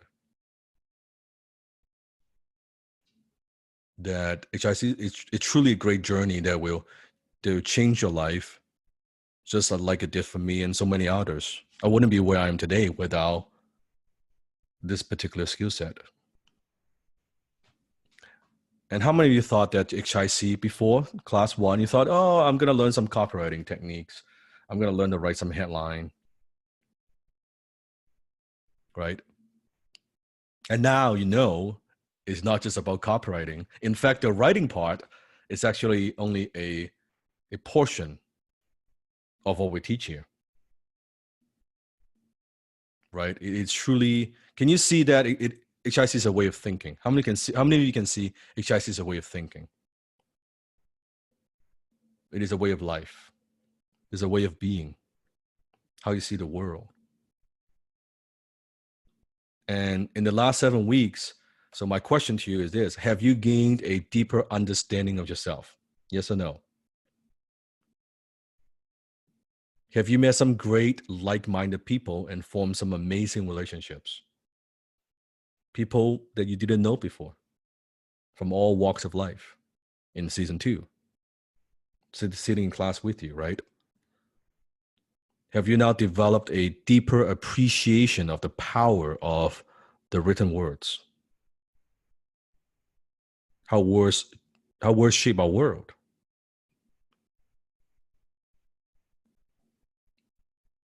And have you experienced the significant difference of having a mentor in your life, really a mentor life,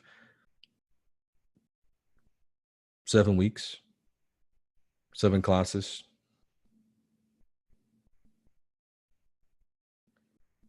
I wouldn't be where I am today without my mentor, period.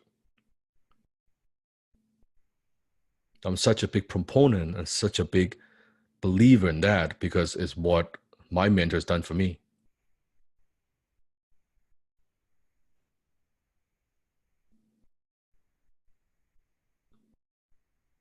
And are you now seeing the invisible forces that actually move the world? That the true currency in business is words. Everywhere you go. Billboard, ads, web pages, packaging, signage. The true currency in business is words. It's not numbers. Numbers is a result of how we use those words.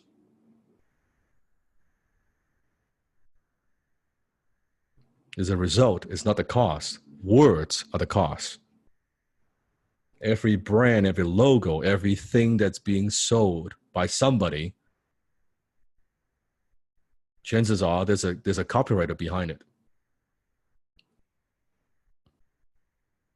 Can you see how being a copywriter, that keyboard, that pen holds tremendous power? Tremendous power.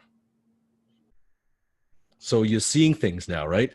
It's like now you're seeing things with the green code, just like the Matrix. You're seeing, oh, wow, I thought it was not just at a surface level, but a much deeper level.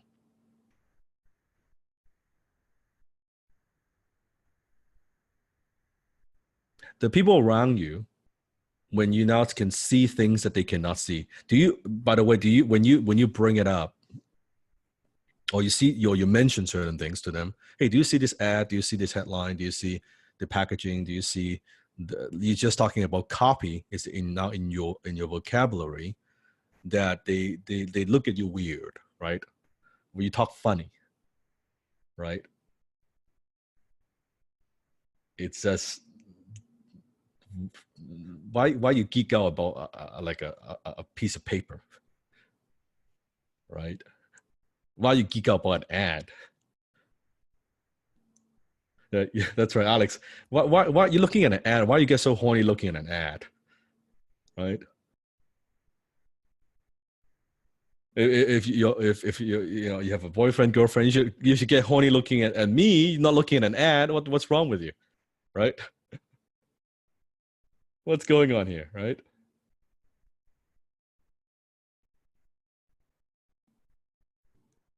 No, but there's one problem though. That's the good news. That's the good news. Here's the bad news. You can no longer go back to living the normal mediocre life again, because now you know the power of a skill set. You know actually what creates income. You know what moves the world. That's the curse. Yep, Eric, that is the curse of knowledge. Because before, you could use the perfect excuse, I don't know. I don't know. No one taught me. No one mentored me. No one showed me the way. So what has seen cannot be unseen. Wouldn't you agree? You've seen it. Like it's now it's in your mind, cannot be unseen. Now that's the problem, because now you cannot use the excuse of I don't know how. You do know how. It's just, are you going to do it? Are you going to become it?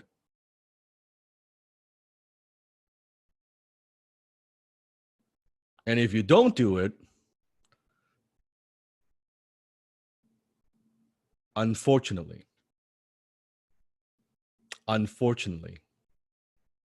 just no different than you go back, you hang around with those energy drainer friends, toxic, negative people. Before you could tolerate them, now you can, it's very difficult to tolerate them. You know what I'm talking about, right? Very difficult to tolerate. Before it's okay, it's acceptable. Now it's like, ugh, right? Drives you crazy. When you know high income skill and you go back to your day-to-day, whatever, what it is that you do, whatever that you do, it would keep nagging you bit by bit in your mind.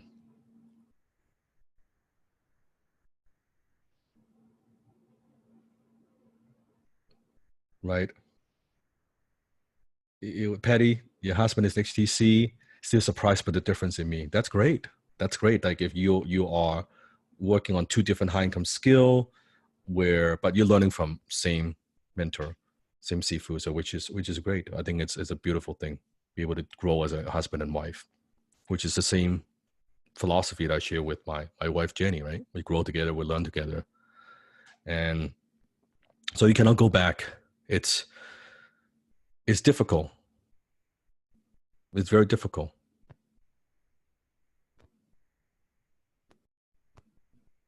Because now you know. So as a high income copywriter, you don't wait your own destiny. You don't wish your own destiny. You don't hope your own destiny. You don't bitch your own destiny. What do? Say it with me. You write your own destiny. You write your own destiny. There's actually a very powerful motto that we have. It's not just a cute tagline. No, you literally write your own destiny. So what happens is when you're stuck, what do? You write.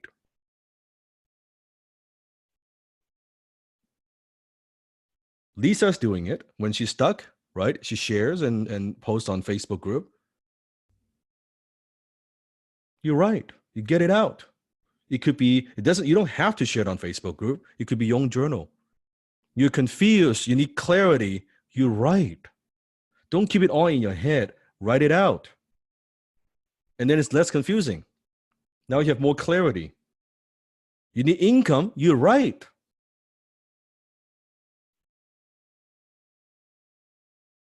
You need clarity. You write. When you don't feel like it, you write.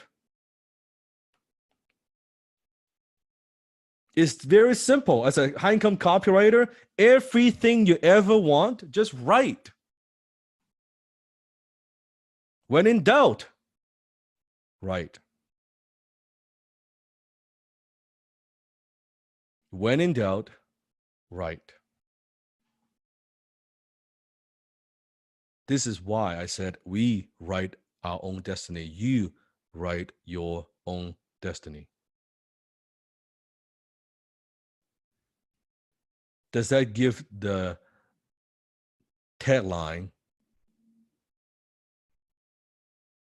more meaning? Does it give you a new perspective? When we say in the creed, I write my own destiny. You write your own destiny.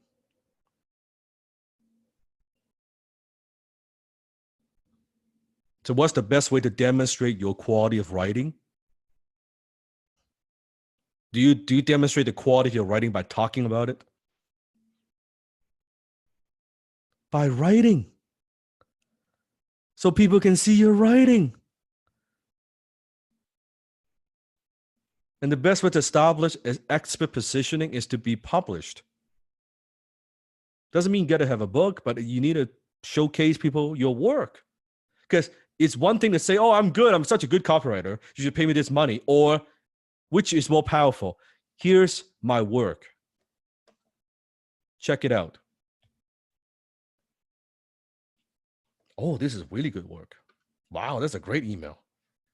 I love, oh, this is really good ad. My goodness.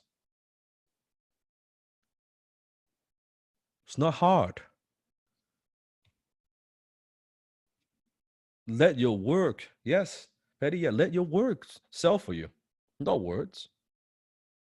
Now, if you have closing skill, if you're my closing student, HTC, great. But you don't need it. Don't really need it.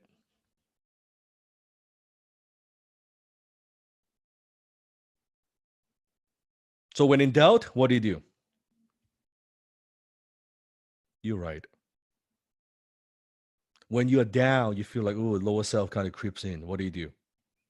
You write. You're stuck. Having a bad day. What do? You write. You want to make more money. What do? You write. You're not making enough. What do? You write. You're already making good money, right? Now you want to make more. What do? You write. You write your own destiny. There's only one answer. Not complex.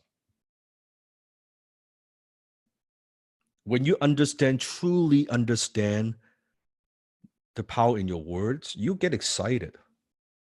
You get excited writing. It's not, oh, I got to write. Oh my goodness. No, you're like, I'm writing my own destiny. Give me a pen. Give me a keyboard. Let's go. Let's go. And you know that the more you write, the better you get. Right? Big money secret number 4.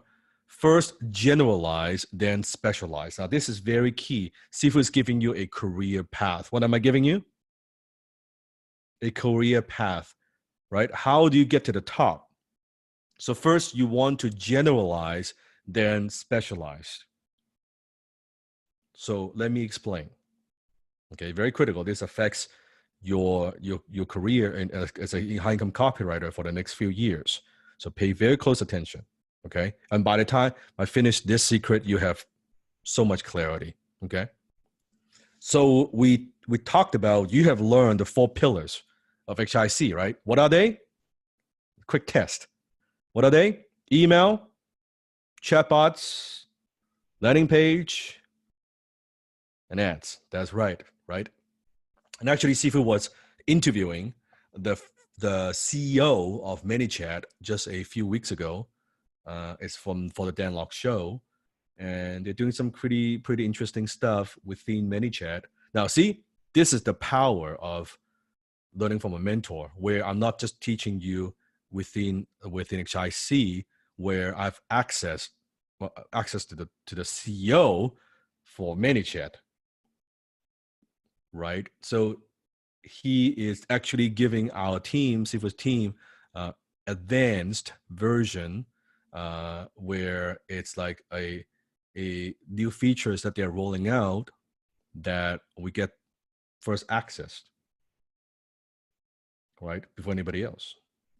So it means that we will have insights and ideas about a lot of new things before the whole world knows about it. And what we would do is we bring it to my students, right? Yeah, like that's how many of you think that gives you an advantage? Right? That gives us an advantage. Same thing with Facebook. We have, people don't know that, but Facebook have different access of representatives. And that depends on how much money you spend. You get different access. You have different levels, insights. Like, talk about like high level insider secrets. Yeah. As a copywriter, doesn't that give you an edge over everybody else? You bet. Right? You bet. Makes a big difference. So think about a doctor, right? If someone who is a a family doctor compared to someone who's a brain surgeon, who makes more money? A brain surgeon. Now, why does a brain surgeon make more money versus a family doctor? Are we saying that the work that family doctor is doing is not valuable? Are we saying that the doctor is not helping people? No, because the brain surgeon is more, that's right, you got it, more specialized, right? The specialist, not a generalist, right? So in the beginning, what you want to do, this is key, first you want to generalize, and then you want to specialize. Here's the reason why. And there's a reason behind this, okay? As a generalist, you get to work on different projects, variety of projects, and hone your skills. Because then, if out of the different pillars, how do you know you're great at copywriting? How do you know you're copywriting in terms of for chatbot or for email or for landing page, right? You don't know until you kind of test it out. So, but if you, from the beginning, where I'm going to focus on this, then you get very narrow, right? Then you're actually very good with email, but then you pick landing page, which email may be a better fit. So go try different things. Do experiment a bit. So you become familiar with clients and projects. And what happens is you will see, oh, I happen to love this particular industry. Maybe you love to write for health industry or fitness. For some, you like to write for business, right? Or certain types of business. You can specialize later, but you see how when you specialize too early, it limits your growth, right? You restrict it. So try a little bit of everything, right? Yeah, James, if you want to write for your passion, that's good. But how do you know that is your passion for some? And maybe you're passionate about something else as well. So that's what I'm suggesting. Then once you specialize, yeah, of course, if it's your passion, go for it. You will always perform better if you're like writing for this. Let's say if you love fitness, and if you're writing for a fitness client and writing fitness copy to a fitness audience, you'll always be able to resonate with them and relate to them more because like you're one of them, right? It's not a necessity, but it helps because that's what you're going to be thinking about, looking at the products, studying the marketplace, right? I mean, that's like, if that's what you like, boom, focus on that. There's a huge demand for bodybuilding. Yes, James, for fitness. Definitely. Okay. So in the beginning, give yourself time to discover the industry you're passionate about. I'm going to give you a dating analogy, right? It's like if you're dating, you are a lady. Well, you gotta, how do you know what kind of guy is right for you? You're going to have to try them out, right? Now, there's a fine balance. You try too many guys, then you develop a different kind of reputation, right? A different kind of reputation. But you gotta at least try a few, right? So then you know, oh yeah, like okay, like I like guys who are into sports, right? Or I like guys who are into right growth, or I like whatever it is. Make sense? Right? It's kind of funny example. So it is okay. It is what? It is okay to be a generalist intentionally, not by accident, intentionally for the first, I would say 6 to 12 months. Learn a little bit about everything. Just like in HIC, a little bit about chatbot, a little bit of email, a little bit about landing page, learn a little bit about everything, right? Kind of like a walk into a cafeteria, right? Or walk in a buffet. Think of the buffet. I'm going to try a little bit of the beef. I'm going to try a little bit of vegetable. I'm going to try a little bit of fruit. See what I like, right? Once you kind of, okay, now I know what I like. Okay, now I'm going to focus on the lobster, right? I'm going to focus on the steak, right? Or I'm just going to be a vegetarian. I'm going to focus on the veggies, which is okay. Does that make sense? So buffet, HIC style buffet. Learn a little bit about everything. Learn a little bit about different industries. Then just have fun with this. Don't feel that you have to pick something right now. Oh, that's it. I'm going to pick one industry. I'm going to pick, one pillar. That is it. I am stuck with this for the rest of my life. No. Because I know some of you are thinking like that. No, don't think like that, please. Just buffet this, please.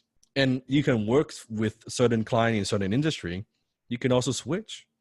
Maybe after a while, like, I want to try a different industry. I want to put my skill to different test, right? Perfectly fine.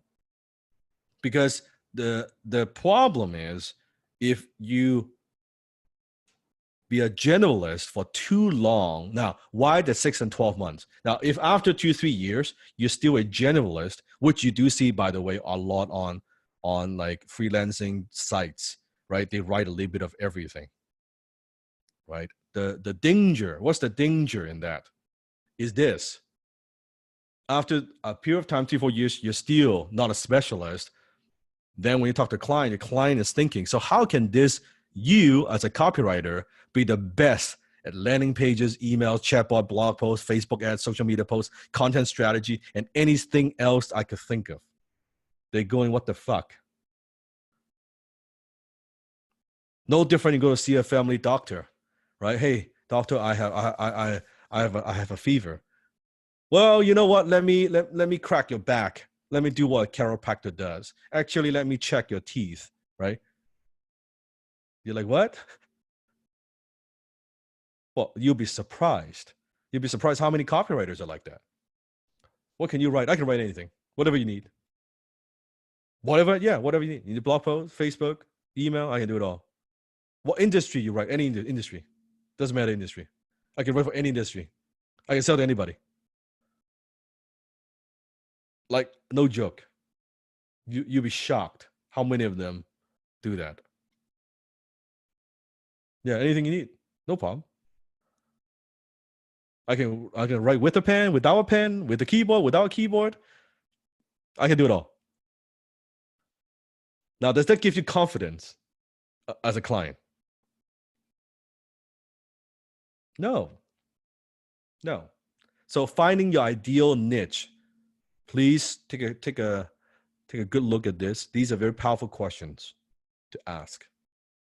What projects did I love working on? So now you've been a generalist for a few months now, 3, 6, 8 months, 10 months. Now you work on different projects. Now ask these questions. What projects did I love working on? Number 2, what made the hours fly by? So you're writing for a certain project, time just flies. What did I feel the best about when I was done? Like when you finish writing the copy, you feel good. You feel good accomplishing it. What do you feel good about selling? Is it important for long term that you feel good what you're selling? Because you want to know more, right? And here's the thing: no one talks about the mental health of copywriter. I actually think it's very important, because what we do is mental work,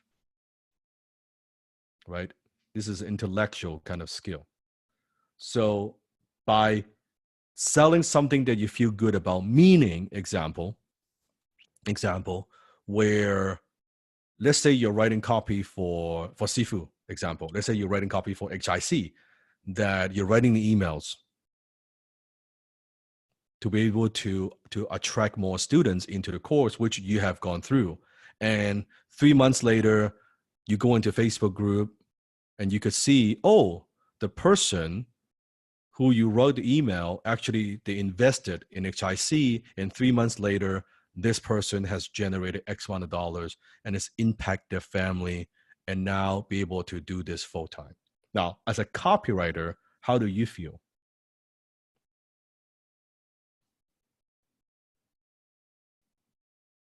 Put in the chat, how do you feel?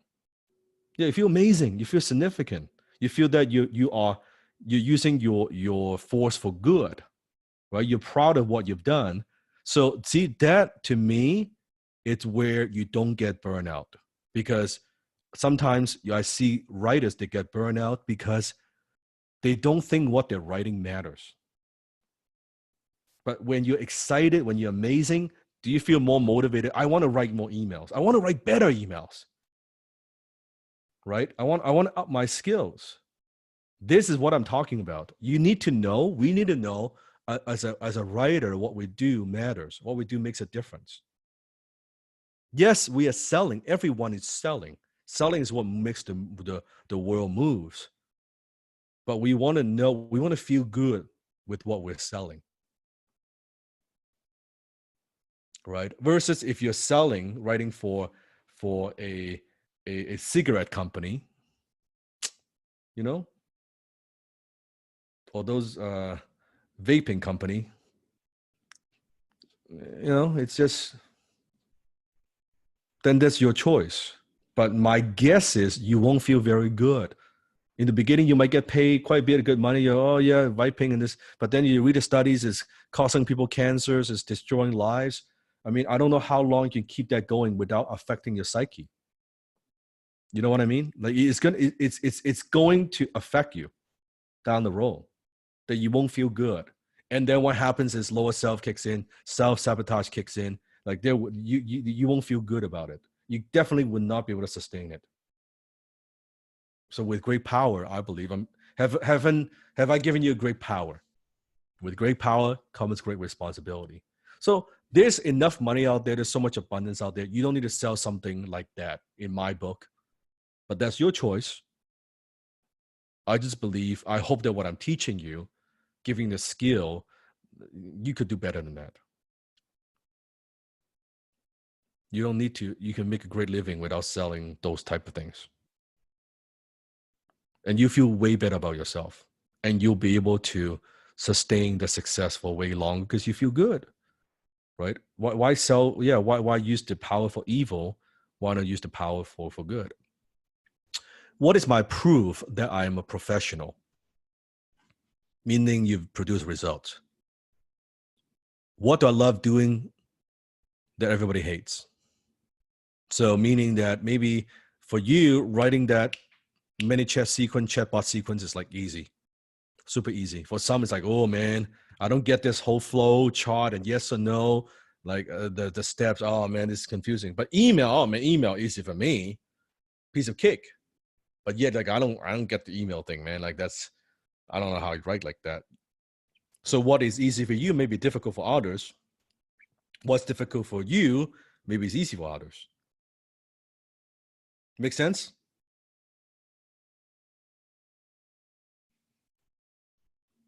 So let's talk about 5 ways to specialize your high income copywriting skill. Pay attention, take notes. Okay, first one, specialize by industry. So one way you could specialize after you generalize, you specialize by industry for retail, education, media. It could be self-education, by the way, information technology, right? Food, engineering, infrastructure, banking, financial industries, a lot of money in financial industries, right? Automotive. So specialize by industry. Now, it could be in an industry that you came from. That's fine. Or an industry that you want to learn more of, right? You want to find out a little bit more. You're curious. You're interested in certain industry. That's perfectly fine, right? E-com, that's definitely, right? Personal development, self-help, absolutely, right? That falls to me under education, right? It's alternative education, right? Second, you can specialize by platform. So maybe you want to focus just on Facebook, right? Or just on LinkedIn, or just on Instagram. We can specialize by platform. Because it's always more powerful when a client's talking to you and say, can you write for, like social media is very broad, right? Like that's a very broad thing versus, you know what? I specialize in writing for LinkedIn in this industry. Oh, like you see how like, oh, Perfect. Like if I'm a client and that's exactly what I'm looking for, perfect. Like in my mind, I found a perfect person, right? Now but however, there is a danger to me if you specialize by platform, because sometimes platform goes out of style, right? TikTok is hot right now. Well, let's see if it's so hot after 2 years. Just like Vine. No different than that. So if you build your career on that, ooh, now you got to kind of change that a little bit, right? So that's the only danger. Okay. Number 3, you can specialize by type. Email, chatbot, landing page, pre-frame pages, SEO article, front-end ads, one-time offer pages, video sales letter. I'll give you different examples. We have long sales page, white paper, which is PDF, lead magnet, grant writing, speech writing, webinar writing, business plans, catalog, quiz, questions, script writing, brochures, press release, direct mail. Can you see the possibilities? How many different types of income streams are out there? You can pick and choose. This is buffet Vegas style. We don't have 2 cakes. We have 30 different types of cakes you can choose from. Right? You have so many cakes you want to throw up. All right? They're like not one flavor of ice cream, 50 flavors of ice cream. Right? It's HTC ice cream. Yummy. That's right, Helen. Yeah, yummy. You can pick and choose. So there are many ways we can earn. It's not limited by just one thing, okay? Not just one thing. So specialize by type. Okay, so what's the first one? Specialize by, tell me, industry. Second one, specialize by platform. And the third, so far, by type. Number 4, you can specialize by product type, products. So it could be coaching and consulting, could be seminar, could be e-com, could be equipments, could be luxuries, could be software, could be investments, could be real estate. So it's not industry because it could be investment for different industries, right? Could be different industries.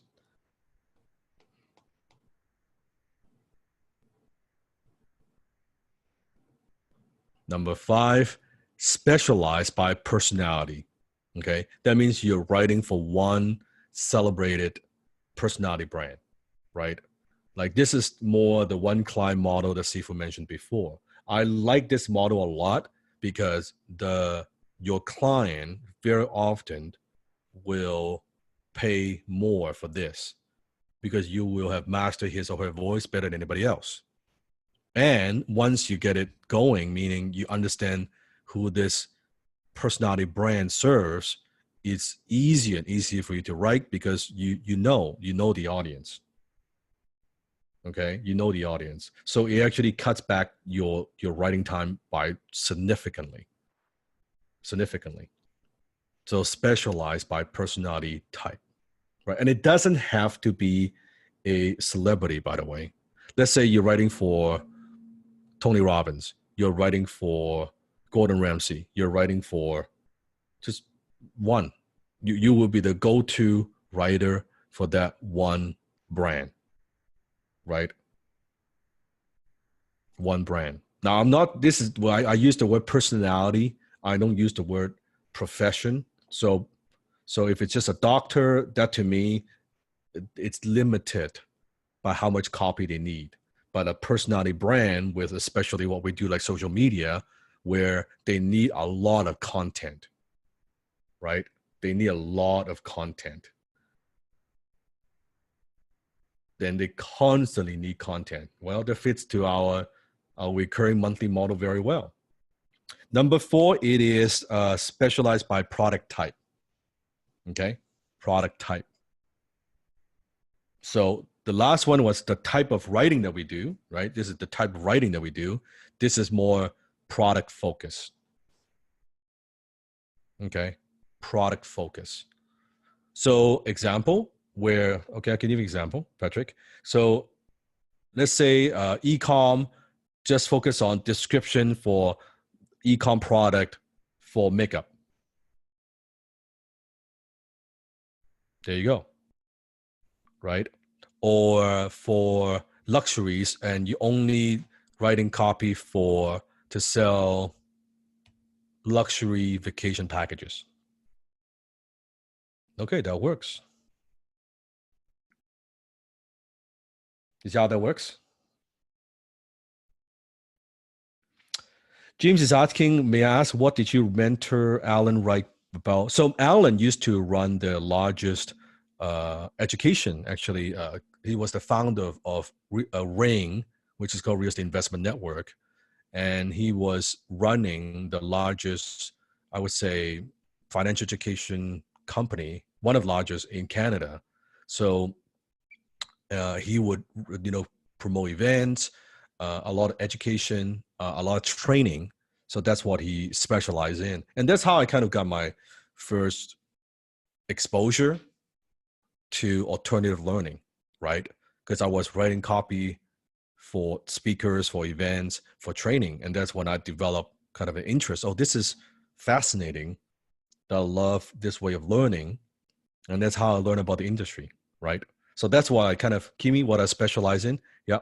So at the time, I was writing for all types of clients. So I was writing. So let me take a little bit of a story. Would that be helpful just to share a little bit of what I did? So in the beginning, when I was learning under Alan, that I was writing, specialized in more he did a lot of real estate, workshops, right? So we writing for high-end, kind of high-ticket workshops for either a business education or investment education. That was like we were writing letter for like a $3,000, $5,000 workshop, right? So that's number one. Later on, after the 1 year, then I went on my own. I actually went broad, which is a mistake, because I was trying to get clients like plumber, landscapers, anybody who would hire me, because I thought that's what I was supposed to do. I didn't know. It was dumb. And I was having a hard time trying to get even like a few $100s getting paid. And I was making crazy, irresistible offer, like, hire me. And if it doesn't, hire me to write an ad. If you don't like it, don't pay me, right? If it doesn't work for you. So I was making crazy offers. And I actually got paid. Some didn't pay me, but I got paid by some. Wasn't super smart either, because I didn't know. Just try to figure this out. Then I noticed is if I was writing for people, it makes a difference in terms of the profit margin. So I went back to then doing writing for actually very well-known speakers. And same thing, going back to education, this is kind of the root, right? Then I was writing for them where I would see they would need a lot of writing for different things that they do, the campaigns and ads and lead generation. So then I specialized in that. I noticed they would have way less resistance for price. In fact, they would pay more. No, not they pay more, they value time, because usually there's always a tight deadline. So I was able to write at a relatively fast speed and deliver my work on time. Write this down: delivering your work on time, if not early. Okay, you got to have that reputation. If you always deliver your work late, it tells the client they cannot count on you. So when someone is promoting an event, they need that copy within a certain time frame to promote the event. So if I say I'm going to get this to you at this time, I better deliver, if not early, right? So it's very, very critical. You don't want to have the reputation, you're always late. Because you have that reputation, then they know that then you become a backup copywriter. That's when they cannot find anybody else, reluctantly, then they'll hire you. And that is if you're good. Does that make sense? Yes? Okay. Yeah, so then I specialize in that, and then less resistance in terms of where, because think about it, right? If they would pay me, let's say $5,000 to write a sales letter, and is promoting a workshop for $2,000, well, they only need to make 2-3 ticket sales to pay for me. So no different than high ticket closing. Why are we getting 10% commission when we close a sale, a $3,000 sale? Why would a company pay us $300 for 30 minutes of work? Because we deliver $3,000 worth of value for 10%. It's like, you see how it's easy to justify. It's the same in terms of closing in print, right? They pay me 5,000, I make them 50, 60, 100,000. Well, that's an easy relationship.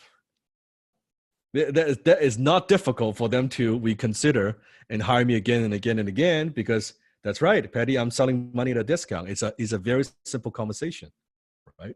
And if I know the voice and I can deliver work quickly and I don't need a lot of stuff from them, like I'm resourceful, I do my research, and I look at their materials, then they love the relationship. So it was very easy. So I got actually a lot of referrals. I got a lot of repeat business because people were asking who wrote that piece. They would say, oh yeah, Dan wrote that piece, and they will hire me, right? And then what's interesting is, a little side story is, then I specialize even, this is a great pitch, by the way. Write this down. I'm going to give you a little golden nugget here, okay? I specialize in, so then let's say I'm writing for a education company, a speaker in the real estate industry. I would say, okay, I'm going to charge you a little bit more because you will be my exclusive, meaning I don't write for your competitors. But I'm going to charge you more, though. That you have an exclusive with me. Now, if you don't mind, meaning that you don't mind me to write for your competitors, then I would charge a little bit less, because I know the competitor would pay me more because I'm writing for this person. Does that make sense? Like, I'm writing for the number one guy. If you're the number 1-2 guy, you're like, yeah, I would hire you because you're writing for the number one guy, right? So the number one guy pay me a little bit less, but then I can charge more for the number 2 guy. Or either I don't write for the number 2 guy, the number one guy pays me more. Let's go closing for you. Does that make sense? Like, so I was doing that. Early 20s. I know how to negotiate and how to structure deals, right? Was that helpful? Okay, good. So personality, you got that already. Big money, secret number 5. I never shared that story. I don't think Steven has heard that story before. I don't think Ed has heard that story before. Nope. Yeah. So that's what I was doing, right? It works. It works very well. And then it's also easier to negotiate a long-term contract. Because I would say, okay, if you want exclusive, so do you want a 3-month exclusive? Do you want a 6-month exclusive? Like, how long? Right? Oh, I want a 6-month exclusive. Well, that means that's a 6-month deal right there. You sign a 6-month deal. I already locked that in, right? Oh, I want a 3-month exclusive. Oh, that's fine, right? That's fine. So it's cool. It's very, very powerful, right? And then when they stop the contract, so that means I can go right for your competitors now, right? You got to keep in mind, when I know how to sell to that audience, what you know is very valuable. Now, I'm not saying that you're gonna like just, oh, let's just use the same copy, change the name, and then let the number 2 guy use it. No. That doesn't work, right? But you will know the hooks, the hot buttons, the pain points. You know everything about their audience. It was not difficult for you to repurpose the work that you've done for a different competitor. Change the voice a bit, change the story a little bit, different testimonials, but it would take you a fraction of the time. And the number 2 guy loves it, by the way. But I'm telling you, the number 1 guy wouldn't want you to leave anyway. They would just prefer you stay with him, right? So, big money secret number 5. Was that helpful? Okay. Do we want to get paid in one way or do we want to get paid multiple ways? How many want to get paid multiple ways? How many of you like the idea of getting multiple ways, but coming from one client? Right? Multiple ways from one client. So think about if you, let's say you're writing, you're specializing based on personality. Okay. There are two types of writing. You have what I call content writing. What kind of writing? Content writing. And then content writing, say with me, equals simple income. Okay. Simple income. Why is this simple? Tell me. Why is it simple? Because it's per gig or per batch. It's one time. Because you are not getting judged based on results. Content writing, what is content writing? Article, blog post, right? Easy. It's simple. That's why I say simple income. You don't need to be, oh, I'm the greatest copywriter ever on this planet. No, they're not judging that. I need 3 articles. Great, simple. Lisa's asking, are SEO articles content writing or copywriting? They would be considered content writing. They would consider content writing. Now, however, if this is like a side conversation, but I'm going to give it to you, like a bonus. If you are a very good copywriter, you could write content such as an SEO article that ranks well, but actually also shifts beliefs and gets people taking action, buying the product. Now that to me is what I call persuasive content writing. That's beyond what we teach in HIC here, okay? But let's call that persuasive content writing, okay? PCW. So this is what I'm talking about. So that is worth more money because it's simple income. It's content, but it's actually content that generates income, right? So it's not a direct selling like email. I'm not selling things directly, but it's what I call disguised content. And we have quite a few of those on my website. You look at the perfect closing script, it's a disguise, a sales page, but it's a disguise content, right? It's invisible selling. So by the time they read the article, they're like, oh, this is great. This makes sense. I want to know more. I want to take action, right? Now that is worth more as a content piece, right? But it takes more skill though. It takes a little bit more skill. Yeah. So that's the difference. No problem. Okay. So copywriting equals windfall income. Windfall income. So that's per project or recurring income per month, right? So copywriting equals windfall income, either per project, right? Or recurring, which we're charging monthly on a monthly basis. So content writing, simple income, copywriting, windfall income, or recurring income. You got it?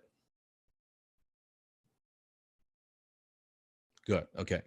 Very simple. So we have multiple ways of getting paid, right? Multiple ways getting paid. Content writing requires no convincing because you're not getting paid based on results. Copywriting, on the other hand, requires you to establish a little bit of rapport and demonstrate that what results your copy could produce. So could you see one of the easiest way to get started is to do some simple income writing? Easy, right? Just do a bunch of those. Get it going first. And sometimes what happens is, think about anyone who needs content. Chances are, don't you think they also need copy? Right? But it's a very easy way to get their foot in the door. Right? It's very easy to get your foot in the door. So I just hit the button for my treadmill desk. You see that? This is a great thing. One thing that I do, I walk on this treadmill desk. I walk, right, when I'm working. I don't walk when I'm teaching because, well, sometimes I do, but sometimes it has the noise, right? But it's actually pretty quiet. It's pretty quiet. Actually, you know what? Do you mind if Sifu walks a little bit? Is it okay? Yeah?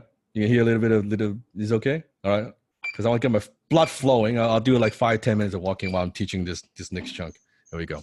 All right. So let's do some math. Your annual income goal is to make $120,000 a year. Let me go a little bit slower. Yeah. So your annual goal is to make $120,000 a year or $10,000 a month. So let's say we just focus on one pillar. It could be email. It could be landing page. Let's say we just focus on one thing, right? In the beginning, let's say you're new. You're brand new at this. You just graduated, right? Charge one email equals $100, and a client hires you to write one email a day. So it's like a batch, right? That's one email a day, 30 emails a month. That's $3,000. And let's say you can do it quite effectively, and you take on 3 clients on a monthly basis. How much are you making money? Are you making money now, right? Pretty good. $9K a month, right? $9K a month. $9K a month. And let's say now you're getting a little bit better, and you can write more effectively. You can write more efficiently. Doesn't take you as much time. Okay, right? Now you're more skilled. Instead of $100, you're charging $150. Now, easier if you do this, if it's by personality, because you can write better, faster, or getting the client's voice. You already get so the client's paying a little bit more because you get his or her voice. Does that make sense? Yes? Okay. So one client hires you to write. Now it's same thing. We do 30 emails a month. Now instead of making $3,000, you're doing the same amount of work, but now because you're more skilled, you're making $4,500 a month. That means from $3,000, now it's $4,500. You've just given yourself how much of a pay raise? You getting this? Right? You've just gotten yourself a 50% pay raise. How many of you don't get 50% pay raise right now on a yearly basis? You don't even get fucking 5%. Right? This is income at will. The marketplace dictates. If you're good, no problem. 3 clients doing the same amount of work, instead of making $9,000 a month, you're making $13,500. Forget 13,000. What if just round it up 10,000? How would $10,000 change your life? What can you do with that $10,000? How much time could that buy back for you? How would your family view you? Would they be proud of you? What kind of role model you would be for your kids, for your children? Be able to pay off that debt, take care of your family, maybe get a newer car. The possibility. Maybe pay off that mortgage a little bit earlier. You can put that couple additional $500, $1,000 towards the mortgage. You can pay off earlier. You'll be able to take that vacation. Right? Does that make sense? But we're not done. It gets better. Let's say you're ambitious. You're like, Sifu, I'm very, very ambitious. And you treat this not as a hobby, because you treat HIC like a hobby, it pays you like a hobby. You treat it like a profession, it pays you like a profession. Let's say you take on 4 clients. Okay? 4 clients instead of 3. 4 clients. Now you're making $18,000 a month. Now in between, let's say for out of the 4 clients, one of them also hire you for some consulting. And that's what happened for Sifu, because they want consulting. Right? So one of them pay you additional $2,000. When I say consulting, they're asking you, how do I use this stuff?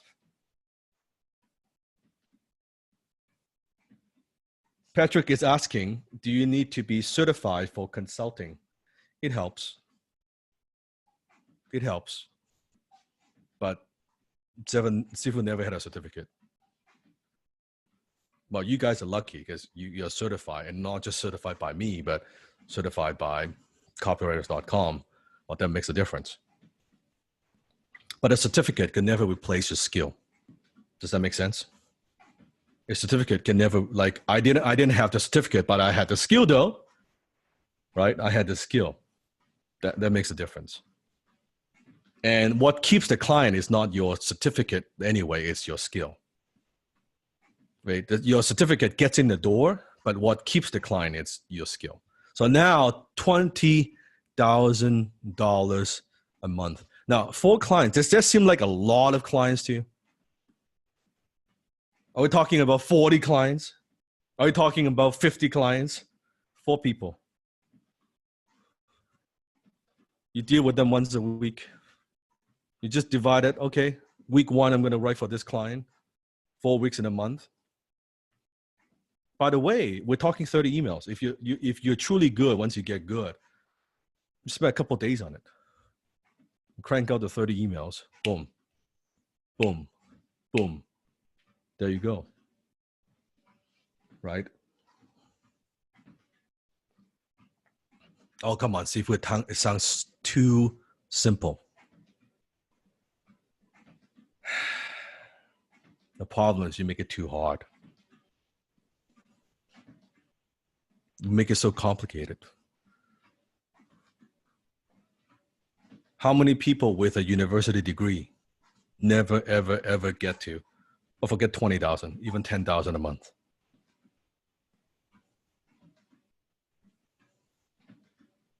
Even 10,000 a month. And how many of you could get to that 10,000 a month without getting into debt?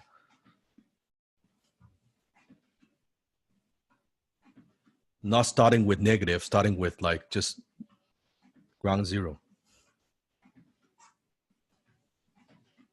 And think about this. If you're making 20,000 a month, given time, given like improvement, do you think that's you're stuck at that 20? Do you think one of these clients would not be, hey, you know, you're getting better? Like, it's incredible. Do you see the power of having a high income skill? This is why Steve is excited about skill, and I'm pissed off at everything else. Because everything else didn't work for me. It did not work for me. This worked again and again and for years. Since early 20s, now I'm 38 years old. Steve was still young. Made me a multi-millionaire. With the same skill sets, right? Using it to build a global company, which my vision is to build $1 billion company. It is the same skills. Just use it at a higher level. I built everything with my skill sets. And I know it works. It not just works for me, it works for all my students. Now, do we have a 100% success rate? Of course not. No one does. But seafood success rate is pretty fucking high. It's pretty fucking high. The ones who don't succeed is because they don't use it. They don't use it. Or lower self. I can give you the skill, but I can't get rid of that lower self for you. You need to get rid of that lower self yourself. I wish everyone has no lower self. Everyone just applies a skill. Then it would be awesome. No. Right? But we're not done. Or if you want to leverage multiple pillars together, pay attention to this. This will get you very excited. Very excited. You offer a campaign, let's say a Facebook ads, landing page, email, chatbot, let's say a 5K project, right? And then you help 2 clients, you do 2 projects a month, you get your 10K, right? So in some cases, you have clients that are paying you for the emails every month. That's great. Or they might need a project one time and then make an additional 5 to 10K.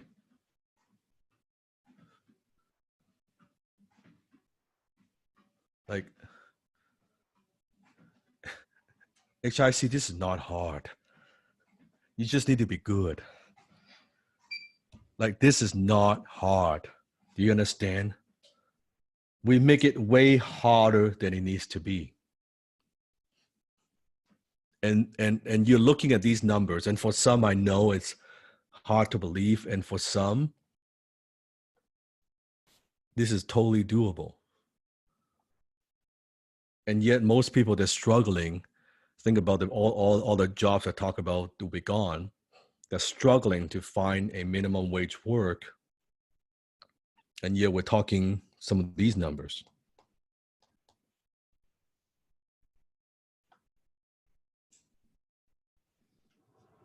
Right? Like, it's crazy how much we could do with just a little computer, just type.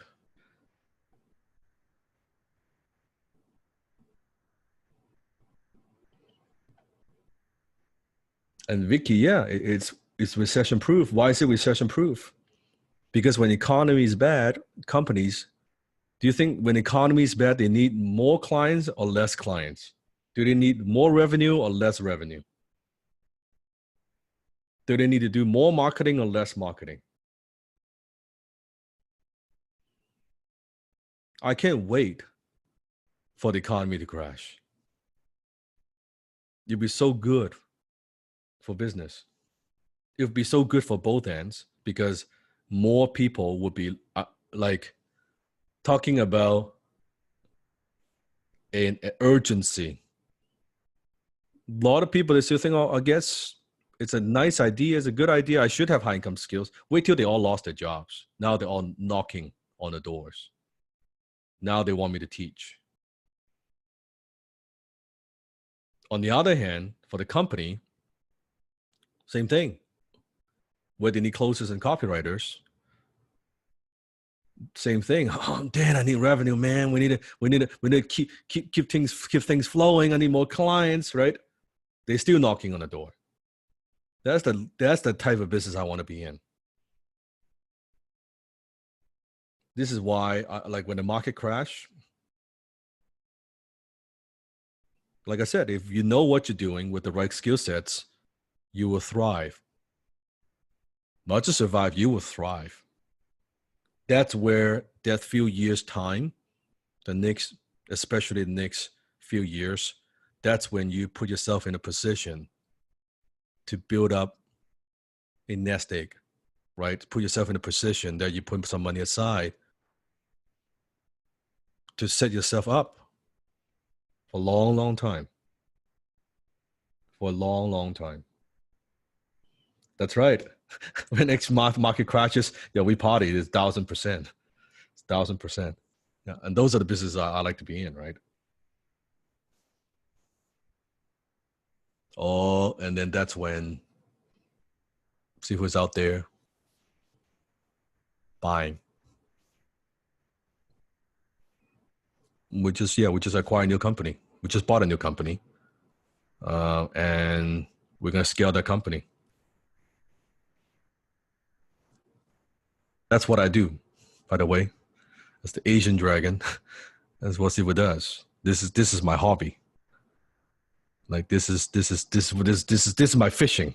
This is what I do, right? What Siva does, I invest as we scale. We grow companies. Is what we do. Yeah. So I want to do a number of acquisitions. This year we have some things we want to invest in, but James is asking what's the name. I can't reveal. I purposely don't want to reveal because there's some brands that I want to. I don't want. I purposely don't want the power of my personality brand on it, right? It's diversified, right? But it's a business service. I could tell you that, right? But something big. that make sense? No, it's not a university. It's online. It's online because I like scalable, right?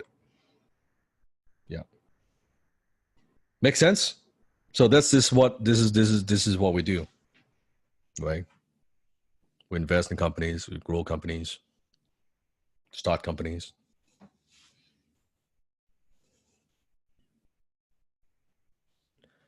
So what is your monthly goal? What is your monthly goal, right? And how soon do you want to get there? How soon you want to get there? Okay, what's your monthly goal? How soon you want to get there? So here's seafood. I think 10,000 is a great goal. I really think 10,000. I like that's the goal that I suggest for most of the students, simply because it's life changing. There's something magical about 10K.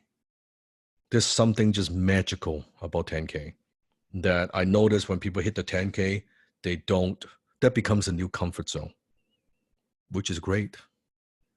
Most people, when they hit the 10K, they don't. Now, doesn't mean you don't set, if you first go set your 3K goal, but eventually I want you to set a goal to hit 10. Because I rarely see someone making 10 and then drop down back to 5. I see people 5, 6, 3, 5, 6, 7, but once you hit 10, they kind of stay there, right?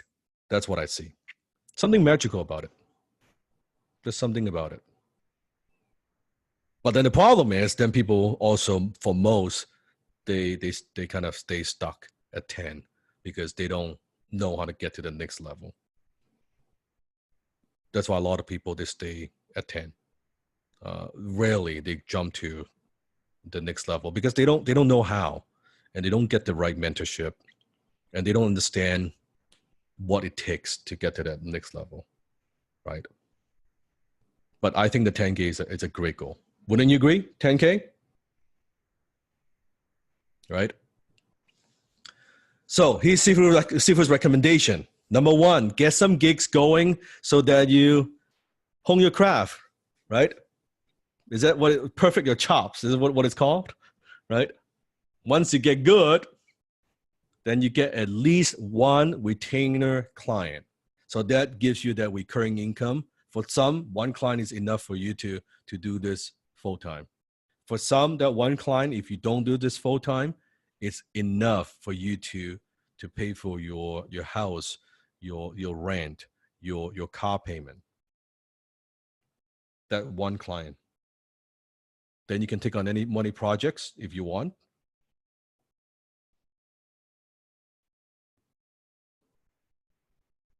When it comes to making 6-figure income as a high-income copywriter, who you write for, here's what I've learned. It's way more important than what you write. Oh my God. Oh my goodness. And I'm going to get into, Mary, I'm going to get into how to get clients. I'm going to get into all of that. Okay.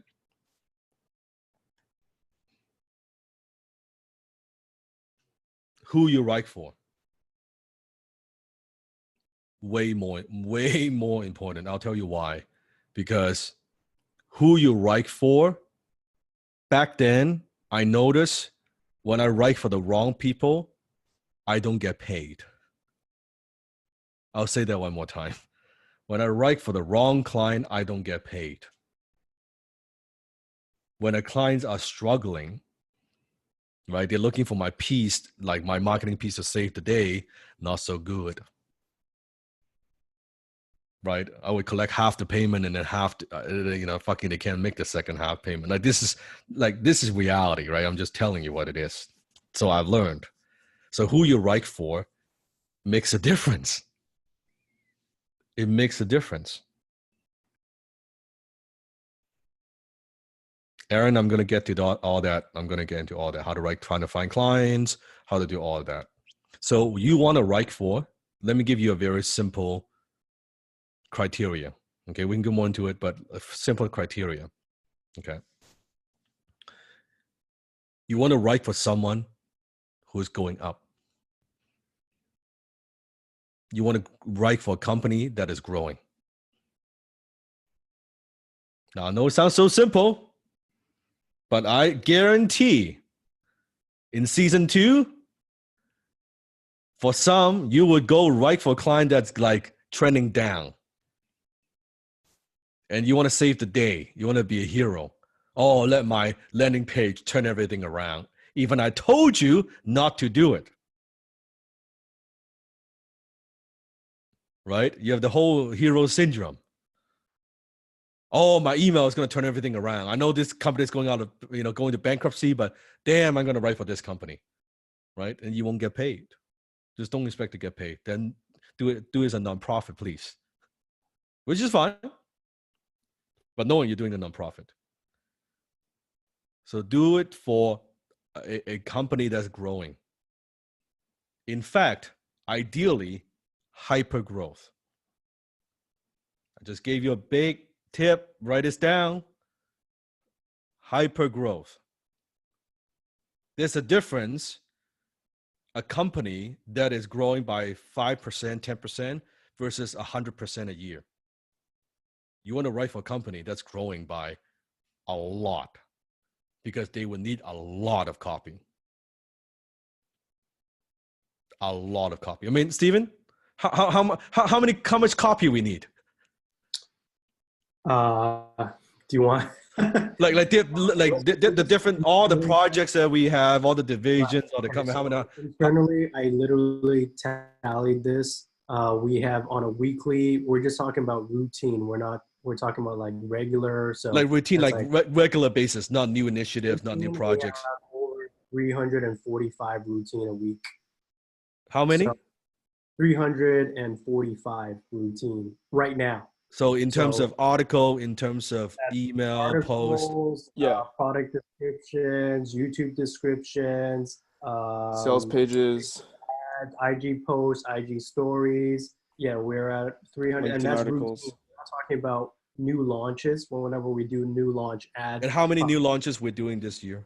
I think we're doing like 3 this in like a week. 3 like the past 2 weeks or so. Yeah, at least. Yeah. Keep in mind, guys, like everything that in our day and age is copy online. Everything you see online, what isn't copy, really? Kimmy's asking, how do we manage so many projects at the same time? Ask Steven. Oh man, kind of get used to. Our team is very talented. Our team is very, very talented, for sure. For sure. This is internal, just for what we do. Our own companies has nothing to do with like working with outside, like a clients and account. I'm just talking internal, right? Yeah. So who you write for, can you see? It's way more important than what you write. Also, I want to make a quick note for Kimmy. It's working with Team Downlock.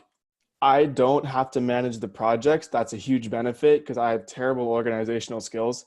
People like Steven, some of our people who are handling the business accounts, who are working with other clients and internally, who are project managers, they do all the managing the project. I show up and I write and I submit on time. I do a good job. That's it. And it's way better than going out on my own and trying to manage a bunch of different projects and, fulfilling stuff for clients and making them happy and setting expectations and setting deadlines. And it's just so much better. But I'll teach you how to do that with just probably 30 minutes or so, right? Big money secret number 6. Ego is your greatest enemy. Ego is your greatest enemy. So there are 3 common mistakes that I see new HIC graduates make that will destroy your career. Would you like to know what those 3 mistakes are so you don't make them? I see this, unfortunately, happens, but it happens. So Sifu wants to help to prevent that so it doesn't happen for you, right? So please take notes and just remember this because you will forget, okay? You will forget. Number 1, as a beginner, you will try to use too much because you want to show off.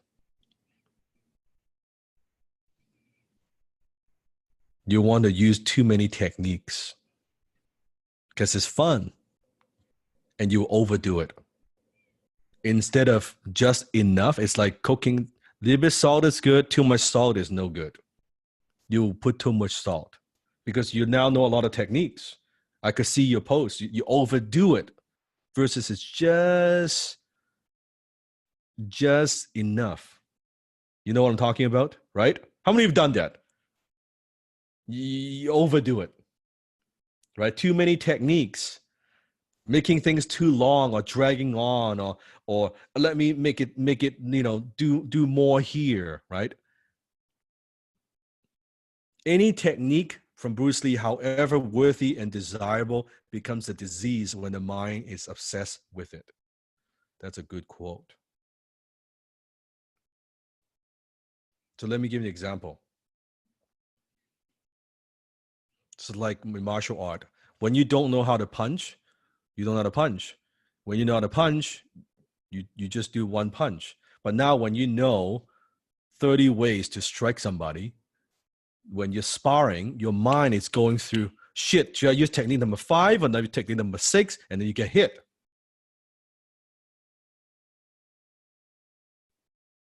So copywriting is the same thing. Now you know, okay, I will do the market sophistication, and then I'm going to do copy, I'm going to do market, I'm going to do headline, or that I can write this headline in 50 different ways.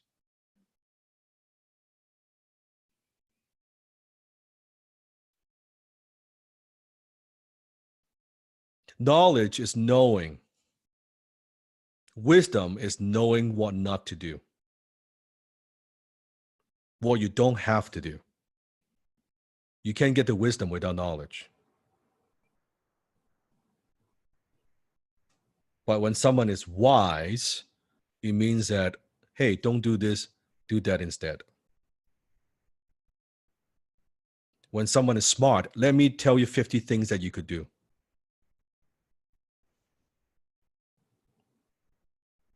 That's the difference. You see, notice the way that Sifu teaches, I tell you, very simple income,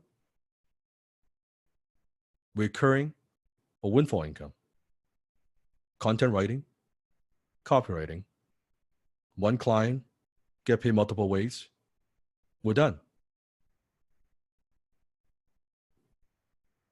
Either specialized by industry, personality, product type, or platform. Pick one of those, or combine one of those two. Follow the formula that I gave you, the 4 steps. We're done. Now, there are a lot of depth, a lot of variations within that, but the overall step, that's it. There is not like this is that you just focus on. Whenever you deviate from that, that's when you get into trouble. Makes sense? Yes. First mistake. Mistake number 2, you turn into a know-it-all skeptic. That's the problem. Is what has been seen and cannot be unseen. Now it's very easy to you want to dissect and analyze everything. There's a healthy way of doing it. There's not so healthy way of doing it. And Sifu has done the not so healthy way, which you become too obsessed with everything that's being sold.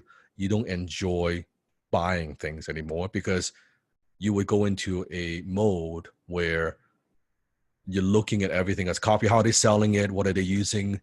How they're upselling? What's the hook?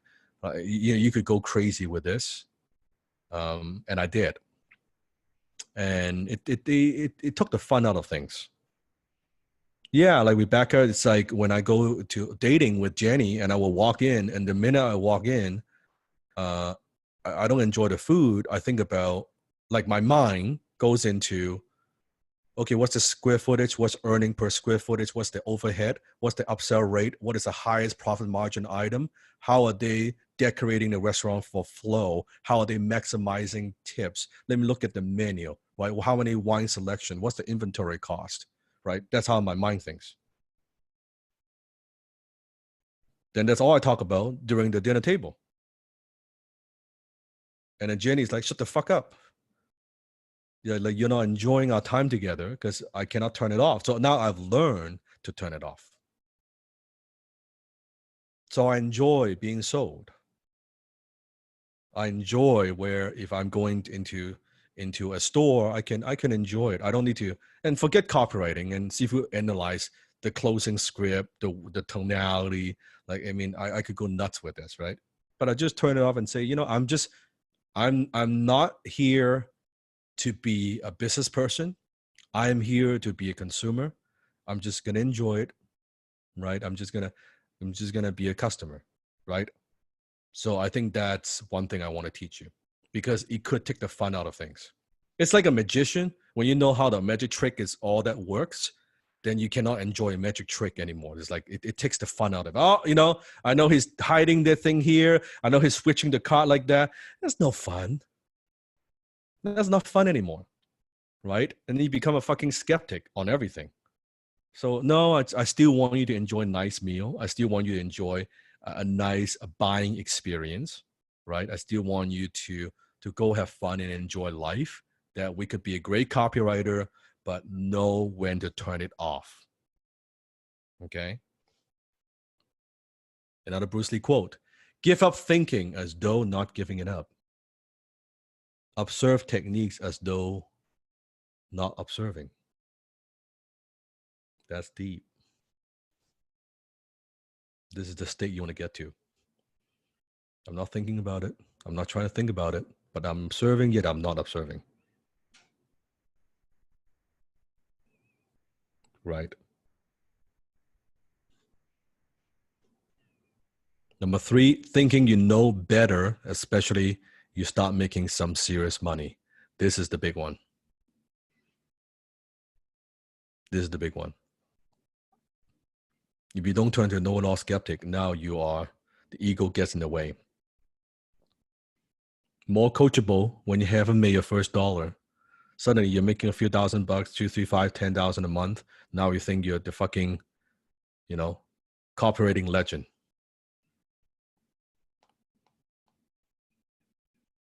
I know you say, oh, see if it won't happen to me. I've seen it happen to enough people.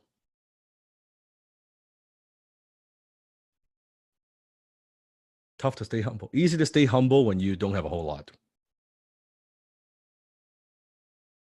Tough to stay humble when you're like making more than all the people around you.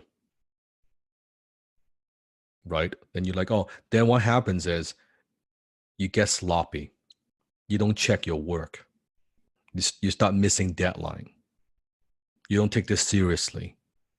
Right? You put in 100%, now you put in 30, 50%. You don't learn anymore. I don't need that class. I don't need to hand copy. Fuck that. I did that 6 months ago. I don't need to do that anymore. This is when the lower self kicks in. It took you all the stuff that you did that got you to where you are. You stop doing them. I'm telling you, you stop doing them. What got you to here? All the stuff that worked, you just stop all of them for no reason. Oh, there's a reason, for ego. Happens more for men than women, just so you know.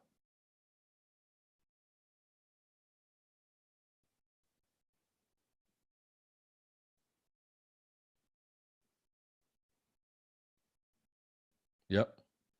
More for men than women. And you would start coming up with things. Yeah, I know I need to follow those 4 steps, Sifu, but I'm just going to do 3 steps. I don't need the market research bullshit. I'll just write. Saves time. I don't need fuck the market sophistication. Whatever, man. My copy's good enough. Whatever. I'm just going to write some stuff and sell some stuff.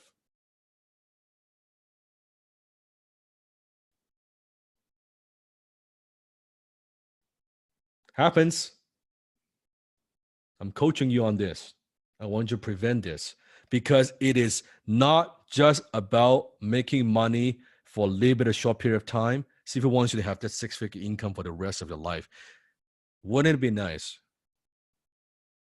The 6-figure income become your base. That's where you start off every year. That's your base, not zero. In order to do that, you cannot think in any of these ways. Some of you will still do. I know that. Even I tell you right now, you'll forget about it next week. You'll forget about it 3 months from now. When you get those PayPal, when you get a commission coming in, when you get those gigs, you're gonna forget what Sifu just said. And you're gonna think, oh, but Sifu, I'm an exception. Here's what happens. Yeah, Sifu, yeah, I agree. But I'm an exception of that. You are not. You are not. Sifu is trying to help you. So let me help you. Ego kills prosperity. How many of you would agree Sifu is pretty successful?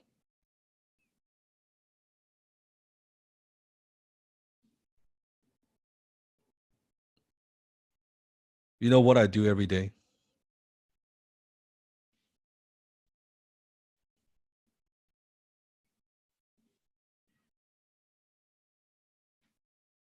I don't focus on success.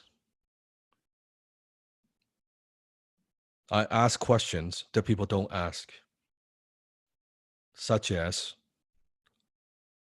what could put us out of business?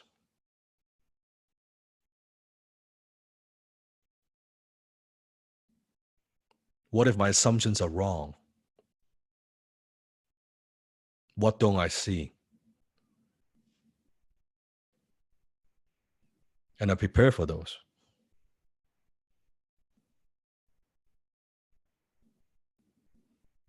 I spend most of my time challenging what I do. I am my own competition.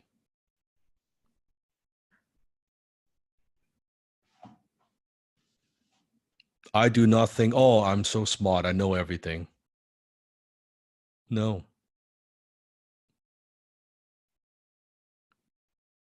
I don't think like that. That's why I'm learning. That's why I'm investing in myself. So I laugh and I learn when I hear people, oh, I learn enough. Wow, good for you. Because I don't know anything. Good for you. If you think you know enough, great. I'm a student. I'm always a student. I just had my coach, who is in the software world, came to Vancouver. I paid him $25,000 for 3 hours of his time just to coach me on software. How to structure the business model. Yeah. So when I say that I walk the talk, don't just talk the talk, I invest in myself.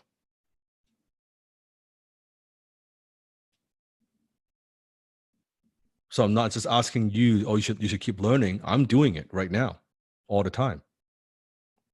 All the time. 25K, 3 hours.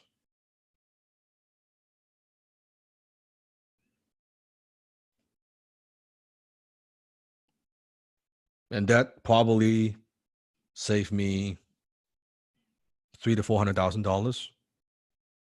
Forget how much it'll make me. It already saved me $300,000 to $400,000 that I don't have to invest from that 30K. So my question is to you: is that a good investment? I spend 30K to save 300K. Forget how much I'm going to make just from that saving alone. I think that's a pretty good deal. So that 30K is a bargain. It's a steal, really. It's no brainer. So never assume that the only marketing genius is the customer. Is the customer.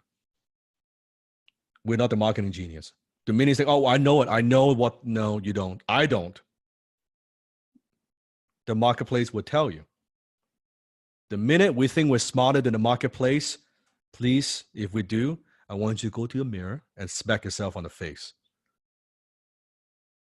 Because you're about to get your ass kicked. It's some ass kicking time. It's going to be expensive. It's going to be costly. It's going to be devastating. And the marketplace is changing. Can you see in marketing in the next, even for the next few years, things are changing? New technology, new platform, new way of market. For before, how many of you have never even heard of ManyChat, chatbot before? You didn't even know it exists. It is a way to market. It is a thing, right? How many of you didn't know Facebook, the way that we can market on Facebook and doing targeting, retargeting, we can do it to that degree.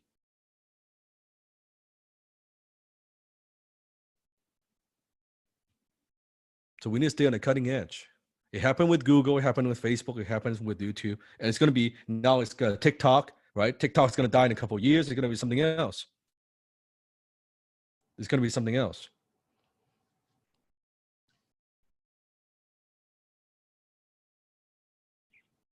And there's a reason why Steve is not on TikTok. I may or may not, I might be on TikTok. I'm not interested at the moment though. And I know you ask why, but I'm not going to answer it this time. I want you to think about it. Because no one knows how to fucking monetize it.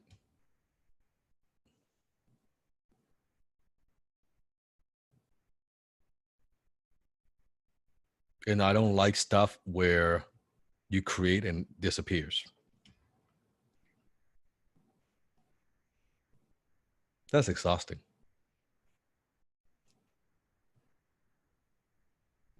But that's just my choice. So take a look, take a screenshot of this. But you watch the replay anyway. So yeah, these are some of the sites. Stay up to date about digital marketing trends, free training and conversion content, policies, compliance of Facebook, copy advice, Google Ads, growth hacks, Google Analytics, social media news. There's a lot. There's a lot. And those who don't stay ahead get left behind. And here's the thing. Here's the biggest thing of all. If you don't have a reliable feedback loop, then you don't really know if your copy is any good. So you're learning the basics, you're writing, but you need to have effective feedback loop, either from your clients. If it's not from the clients, it better be from somebody. But you need the feedback loop if you're doing well, right? I'll give you an example. I'll tell you just a quick story. So there is a young man and he wants to be a black belt. And he's been thinking about being a black belt for a long time. And he goes to see this grandmaster, karate master. And he said, "Master, sensei," in Japanese, which is equivalent of Sifu, "Sensei, I want to be a black belt." And the sensei said, "Okay, you want to learn karate and you want to be a black belt." And this first student says, the master tells the student, "You're going to have to come to the dojo 3 times a week. You practice 2 hours each time for 4 years to earn a black belt." Okay, so you have to come to the dojo how many times a week? 3 times a week. Practice how long each time? 2 hours each time. For how long? 4 years. Then you get a black belt. Now, the student says, "Ooh, I didn't know it takes that long. Or it takes that many days." Well, I'm kind of like, I've got a job. I'm kind of busy. So can I come like 2 times a week or maybe once a week and just do like 1 hour each time? So what are the chances of this student becoming a black belt? Slim to none. Slim to none. Right? I didn't know it's going to take that much time. Maybe I don't want a black belt that bad. And then there's this second student. Also, it's been his dream to be a black belt. because he only has one arm. He could only use his right arm. He's born with disability. He doesn't have a left arm. And because it got bullied, so it's always been his dream to be able to be stronger, to be tougher, to be a black belt. So he goes to this master. Son say, I want to be a black belt. The karate master looks at this student with one arm and says, well, for you, you're going to have to come to the dojo 5 times a week. How many times? 5 times a week. You have to practice 3 hours each time. And it's going to take you 6 years to earn a black belt. Because you only have one arm. You're weaker the most. 5 times a week, 3 hours each time for 6 years. The second student says, Sifu, sensei, when can I start?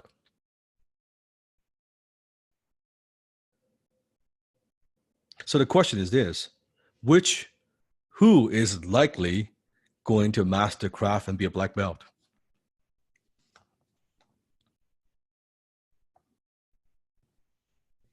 Why? Wouldn't you agree the first one has more talent? He has an advantage.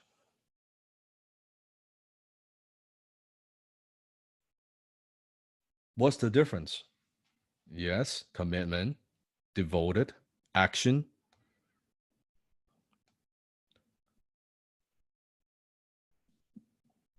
I hope you never lose the beginner mentality.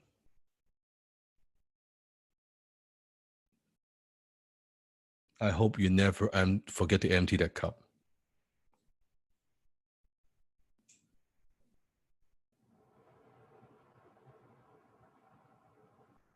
The minute you lose that beginner mentality, you're done.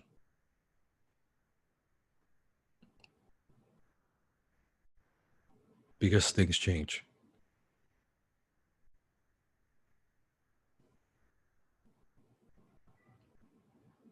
We need to relentlessly pursue the future, not rest on past success.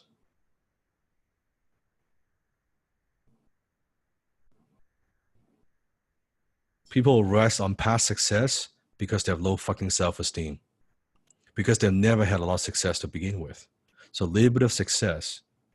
It's like, ooh, like for I know you when you hit that 10K a month, ooh, you give yourself a pat in the back. Good. Don't rest on your ass though. Because frankly, 100K is not a lot of money. It's a good goal. It's a good milestone. 100,000 a year, a 10K, it's not a lot of money. It's just not. It's a good goal. But if you think that's the beyond and all, you are selling yourself short. You're shortchanging yourself.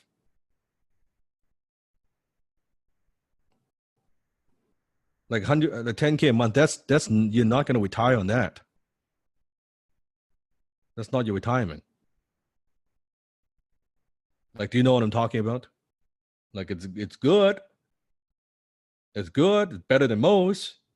Yes, Mike, it's a stepping stone. That's well said, right? Well said. So you now know more than 99% of the population about marketing, psychology, and copywriting. Wouldn't you agree? If you go out there and talk to the most people, 99% out there about what we taught, what you've learned, you know more than 99% of them. They don't know anything. They don't know what you know. They don't even understand copywriting. They don't even know what it is. Forget about knowing what you know. Right? And it's great. And it's saying my ex makes 120K a year with no skill ability to ever make much more than that. I want to be in control. Yes, even for you, if your spouse is making a certain amount of money, it's nice for you to have the high income skill. Not that because you're not supportive. It's nice to be able to be independent It's actually better for your relationship. I should talk about this on YouTube maybe sometime later, one of the future videos. I think it's for relationship, so you are with the person, not because of stability or financial comfort and all that, because you want to be with that person. How many people they are stuck in a relationship that they don't want to be in because of financial obligation? They don't like the person, right? But they do. Like they stay in the relationship. That's what I'm talking about. It's not healthy. But versus financially, if you're independent, that you have your own skill, then you want to be with this person because you enjoy each other. You enjoy the time, you grow together, right? That's what I'm talking about versus, oh yeah, because she supports me or he pays my bills or this and that. So 99% of the people at the same time, I want you to have the beginner mentality, knowing that you don't know shit. What you've learned here is a tip of the iceberg.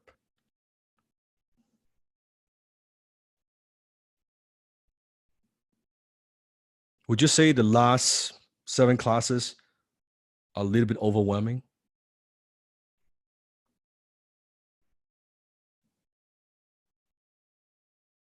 Very overwhelming?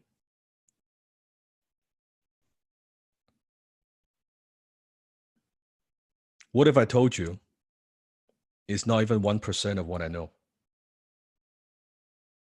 What if I told you it's not 1% of what I know when it comes to copywriting, what I've taught you?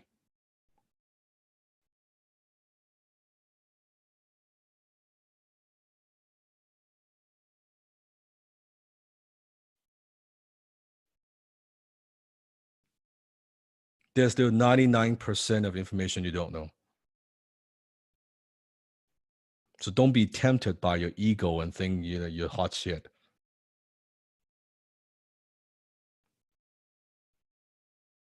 And that is just on copywriting. Now, you don't need to know everything I know to make 6-figure. Did I say that you have to learn everything I know to make 6-figure? No. I'm just telling you, in terms of knowledge, that's the gap.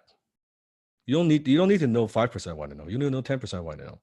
But I want to give you a gap so you stay humble. I need to give you a percentage to give you an idea. Because when I say, oh, you don't know a lot, you don't really know. When I tell you, well, what I told you, you don't know 1%. What I've taught you in the last 7 weeks, 7 classes, yeah, maybe 1% on copywriting. Forget everything else. Within this skill set, it's 1%. Forget all my other skill sets. How many of you are in also from HTC? You're my high ticket closer. You're my high ticket closing student. Okay. So if you're in HTC and now you're in HIC, you're learning both. Is Seafood teaching you the same thing or they're completely 2 different things?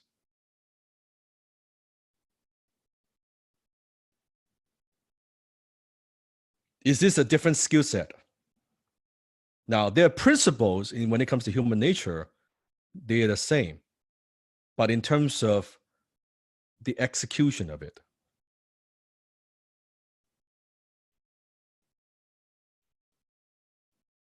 they're 2 different skill sets. They're 2 different. One is closing in person, one is closing in print. They're 2 different things. So when you understand this now with what we're talking about, so when I say this is 1%, in HTC, I say the same thing as a fraction of what I know.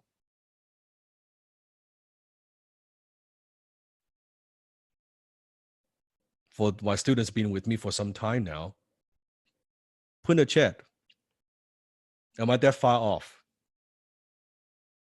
Is Seafood not just within as overwhelming as it is?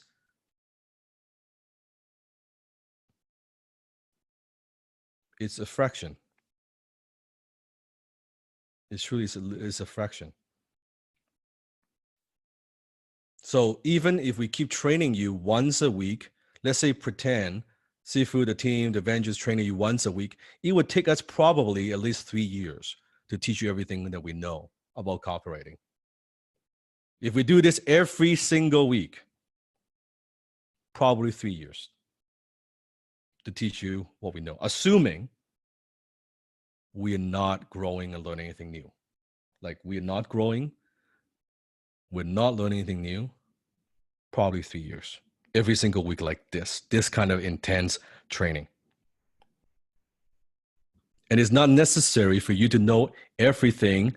We know, like I said, we know to make a great income. I don't want you to feel, I got to know everything. Or I got to know the 350 5 ways to write a headline before I can write a headline for a client. No. Do you need that? No, you do not need that. Okay? Don't let that hold you back. Be a progressionist, right? Not a perfectionist. HIC favors form. This is a quote that I learned from Bruce Lee, but I'm paraphrasing it in a different way, which I think is very applicable for HIC. The HIC favors formlessness so that it can assume all forms. And since it has no style, HIC fits in with all styles. And as a result, HIC uses all ways and is bound by none, and likewise uses any technique or means we serve its end. Just like water, that's right, Aaron, just like water. We take the best, we use it. We let the marketplace dictate. We don't want to be biased and say, okay, we're going to do it this way with certain principles we follow. But we are adaptable. We flow like water. Does that make sense? That's the Tao. That's right. That's the Tao of HIC. Right? Big winning secret number 7. Okay. Okay, this is take notes. I'm going to go a little. Is it okay if it goes a little bit faster? It's going to be a long class already, but take notes. You're doing good? How many of you are learning something new? Is this a powerful class for you? Putting everything in here. Everything you've learned, right? How you put it all together in one concise way. Goes back to mindset.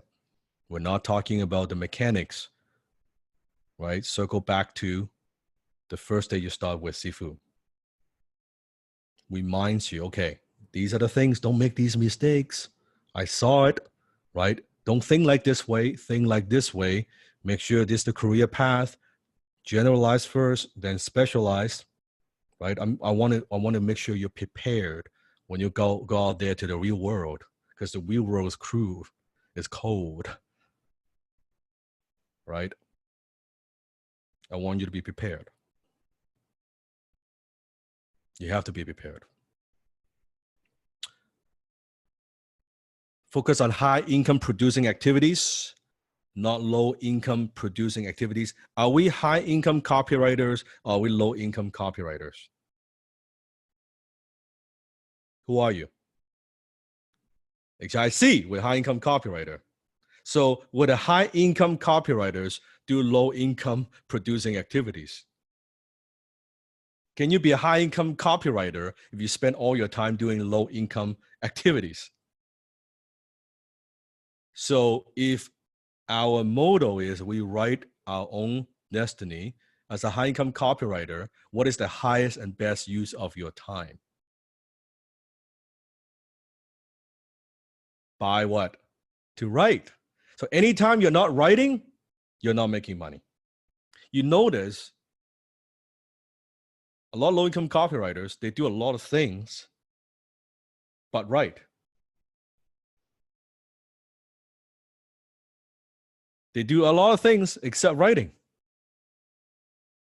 I'll give you an example. I'll give you a very clear example. But first, if you want to focus on high income producing activities, when you graduate, which probably an hour from now,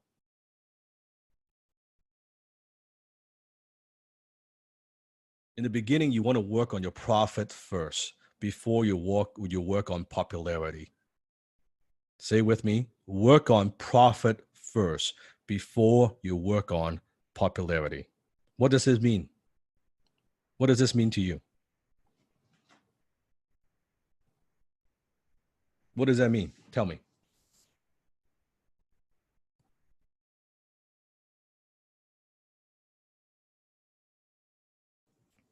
Brenda said it beautifully. Focus on the work itself, not self. Yes, very good. Be good at a skill. Yes, be very good at it. Blake, small jobs first, no ego, and do have, yes. Don't focus on being popular. Popularity doesn't pay the bills. It's the skill that pays the bills. You with me? Don't work on, oh, I'm going to be popular and do all that. I see this. The problem is where I could see, not just within HIC, even for closing, I see students where it's unfortunate, right? Instead of focusing their closing skill or the writing skill, their skill set, they go out there and do a lot of the branding, because they see Sifu does a lot of branding, right? They see Sifu we're huge on social media. So they spend a lot of time doing that stuff, but they forgot the first 10 years I spent on skills, not on branding. I focus on profit first. That comes way later. But they see what I do, so they try to mimic what I do, but they're not at the stage to do what I do. And that's why they don't get it. Which also goes back to ego, by the way. Right? They think it's all, let me have a nicer banner. Let me have a nicer photo. I was making 6-figure with no photo. I don't have anything. I just have skill. I didn't have a profile. There wasn't social media back then. So profit comes first.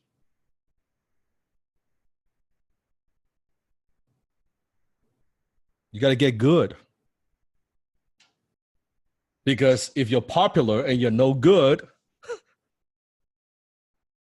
think about if you're popular and you're no good, how long would that last? It's like you destroy yourself faster because more people know you're no good faster. Because popularity gets the attention. At the end of the day, afterwards, now what? You still need to deliver the results. The clients were paying Sifu the money in my early 20s, not because of my good looks, although I would hope that they are doing it because of that. Right? In my fantasy, no. They were only paying me because the marketplace values results and skills, period. Some of them didn't even like me because they couldn't understand what the fuck I was talking about because my accent was so thick. But they couldn't deny the results I could produce. Who the fuck is this Chinese guy with spiky hair, glasses, pimple on his face? I don't like the guy. I can't understand what he's talking about. But goddamn, his copy works. And they pay. And they keep paying. Do you understand? You have to understand this first. Like, it's very sad when I see this. I won't name, but I see a couple of students, right, where they go on social media and they hype. You know what I'm talking about? They hype. They have produced certain results when I know they didn't. Because we keep track of numbers. And they create a little brand thing, a little post, and I'm like, oh goddamn, right? It's And I know that it's like self-destruction that gets them nowhere. Absolutely nowhere. It's true. Because working on that is easier. It's a quicker way to satisfy the ego than skills. Because it is hard to get good. Posting a banner takes 5 minutes. Oh, look at cool. Look at how cool I am. Look at the likes. I got all this shit. They forgot why they need a skill in the first place. I'm going to give you a big lesson. I'm going to give you a mic drop moment. Are you ready? I'm going to give you a mic drop moment. This is like the like a key.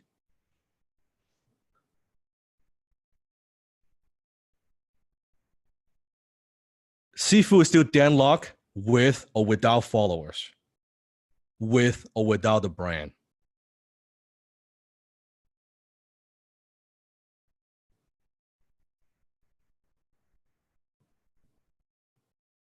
I'm a multimillionaire with or without it.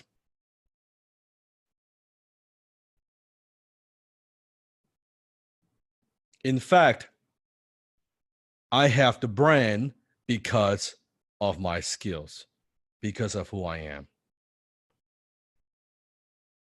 Do you understand? Those things are just amplifiers. Just more of the world see that. That's it.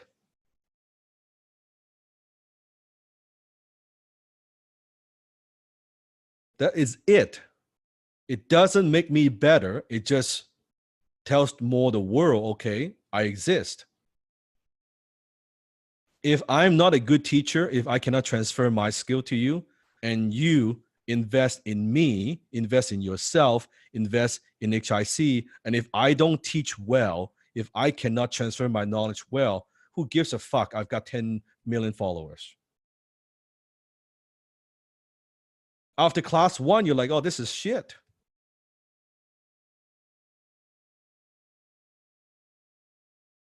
That doesn't help. Instead, you think this is going to be good. How many of you before class 1, you think, oh, I think this is going to be with Sifu's reputation, before Sifu is Dan Locke, before with Dan Locke's reputation, I think this is pretty good. Right? I think it's going to be pretty good. And it exceeded your expectations.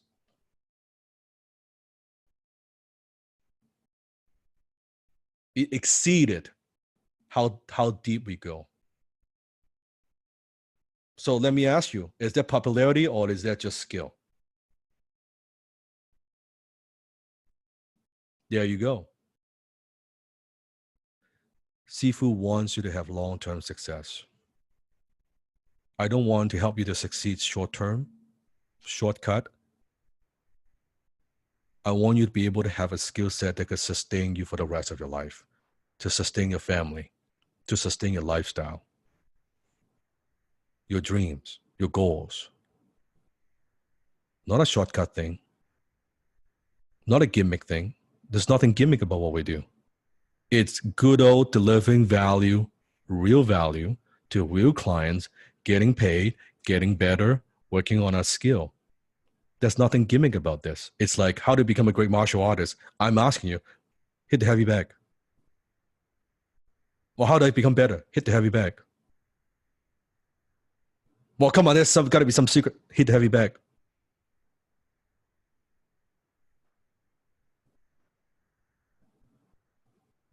I don't want to give you gimmick. Now, it doesn't mean I don't give you lessons that I've learned the hard way so you don't have to make the same mistakes. Yes. I don't want to give you a thing that doesn't last because I know those things don't work. When they work, they just work. It's the same skill set that served me very well for all these, not just served me kind of good for one, it has served me so well up to this point in my career. And guess what? It will serve me for the rest of my life.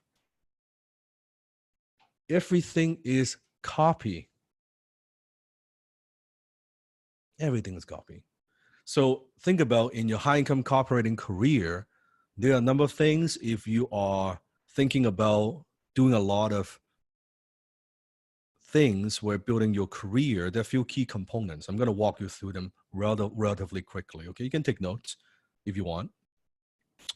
If you want to build a personal brand, you build your personal branding, you got to negotiate. After that, you need to negotiate with clients. Once you get the clients, right, you got to try to find the clients, and then you got to sign a deal with the client. I know some you're asking about the contract, right? You got to sign the deal with contract, and then you got to fulfill the actual contract. You got to manage the clients that you have. Even though with a model, we only have a handful of clients, we still need to manage them, right? Okay, so let's break it down. So personal branding, you can have content creation, email list, video creation, blog management, blog strategy, press release. If you want to have a little personal website, you could. You can have search engine optimization, and then you got to negotiate a contract. You got to build a relationship, terms and condition. If you're talking with them on the phone, closing in person, right? You may need a contingency contract in case it doesn't work. Maybe they ask for a proposal. Some do ask for a proposal, some don't, right? Or maybe closing on the phone if they're remote. And then you got to manage the client, manage expectations. You got to do the report, the day-to-day communication. Hey, where's my stuff? Maybe referrals, or client refunds if something doesn't work, right? Fulfillment, product research, marketing strategy, editing, revising, competitor research, offer creation, writing, funnel analysis. And then we have client prospecting, right? It could be through speaking, could be you're doing cold emailing, you could be going to those sites, right? Or maybe a LinkedIn connection, maybe it's podcasts, right? Maybe it's cold calling, maybe it's a Facebook group, right? Maybe you're meeting people in person. And then you have legal and accounting, which is you have agreement. You got to collect the payment. How you collect the payment? Maybe PayPal, maybe a wire, maybe it's a check.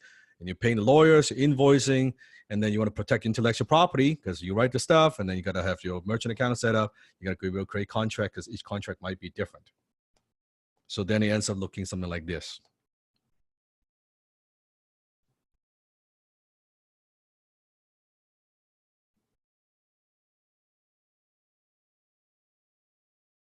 Take a look.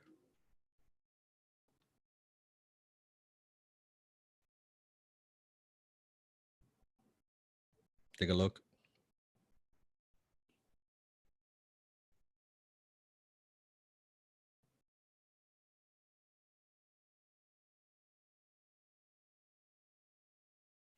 So how do you expect to be a high income copywriter when you spend all your time doing this?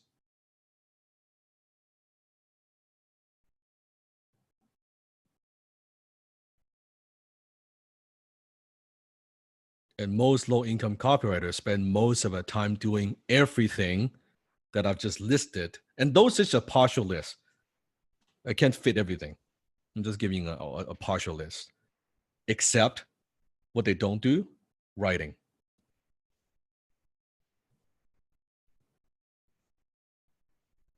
This is a very, very important lesson. This is what differentiates high income copywriters versus low income copywriters. I learned this. I learned this the hard way, unfortunately.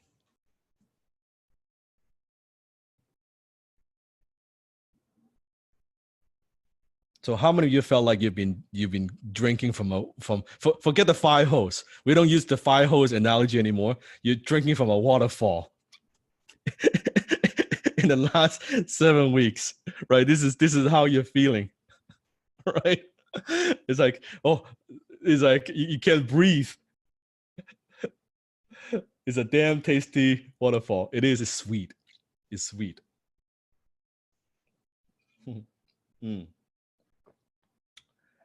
And what Sifu and the Cooperating Avengers team has shared with you in the last 7 classes is what I personally have used to sell millions, I mean tens of millions of dollars of products and services. If you combine with clients, hundreds of millions of dollars. And how many of you wish you learned this skill 5 years ago? 10 years ago? How much further would you be in life if you actually know what you now know? when you were getting started? Maybe right after you graduate or before you graduate or yet your first job or the first business. How much further would you be? How much money and time would you have saved from the past?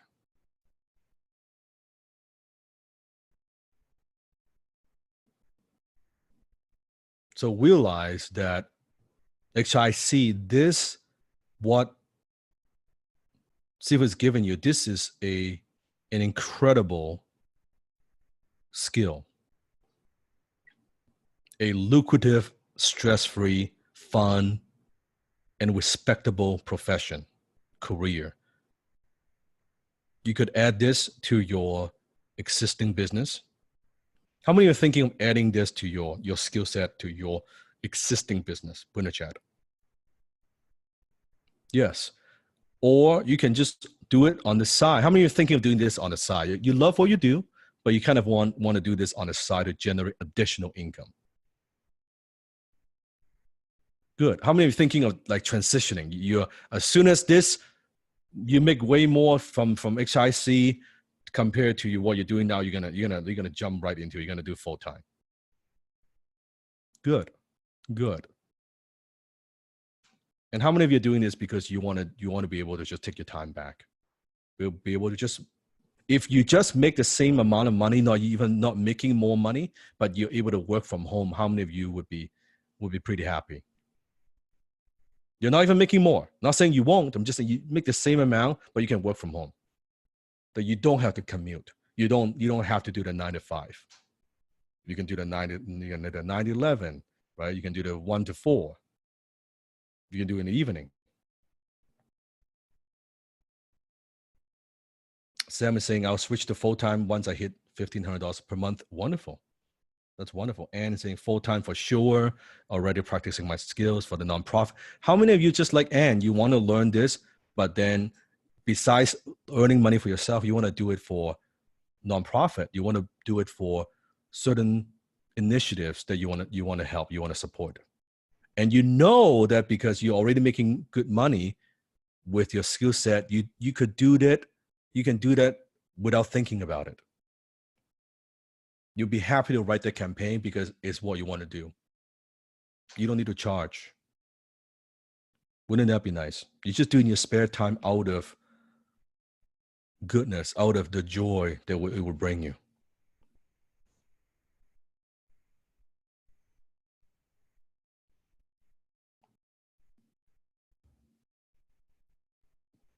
And you could take everything that Sifu and the copywriting have taught you, go out there, and now you could go out there and make it happen. You have no excuse. What is seen cannot be unseen. Cannot be unseen.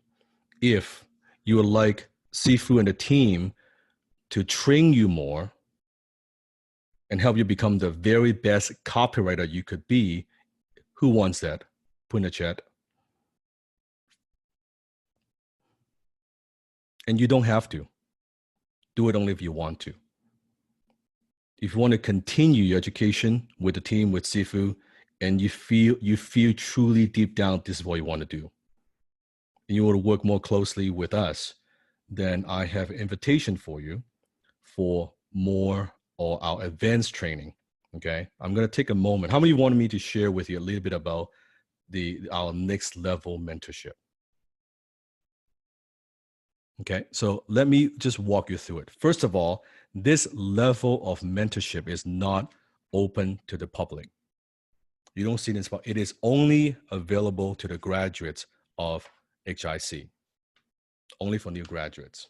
Okay, and it's not for everyone. Okay, it's very, very different. What is it? It's very different from what you've gone through in the last 7 classes, and I'll explain in just a moment why. It is much more in depth, okay, much more hands-on, and is application only to keep the community at a high level, meaning you cannot write a check and say, I want to join. It doesn't work that way. Every single person, even your graduate, you have to go through an interview process, okay? You have to go through the interview process. It is called the High Income Copywriters Circle. In short, HICC in short, okay? In fact, Ed, I know that we are doing the weekly class. Maybe just share 1 minute with our graduates what HICC is like in terms of, we talk about the feedback loop, providing feedback.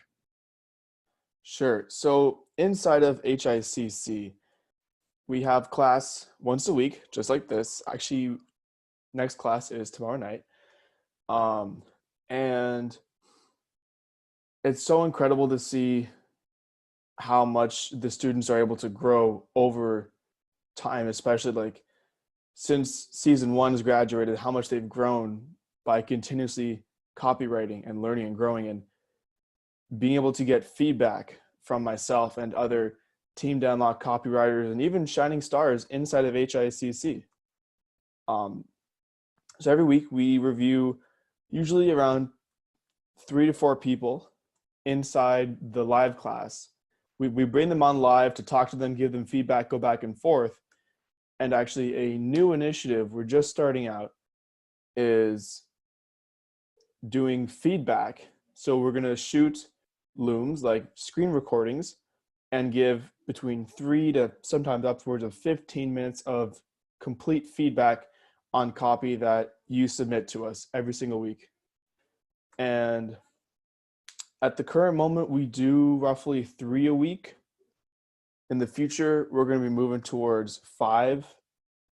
And yes, there are recordings of this feedback. Everyone has access to the feedback inside of the HICC community.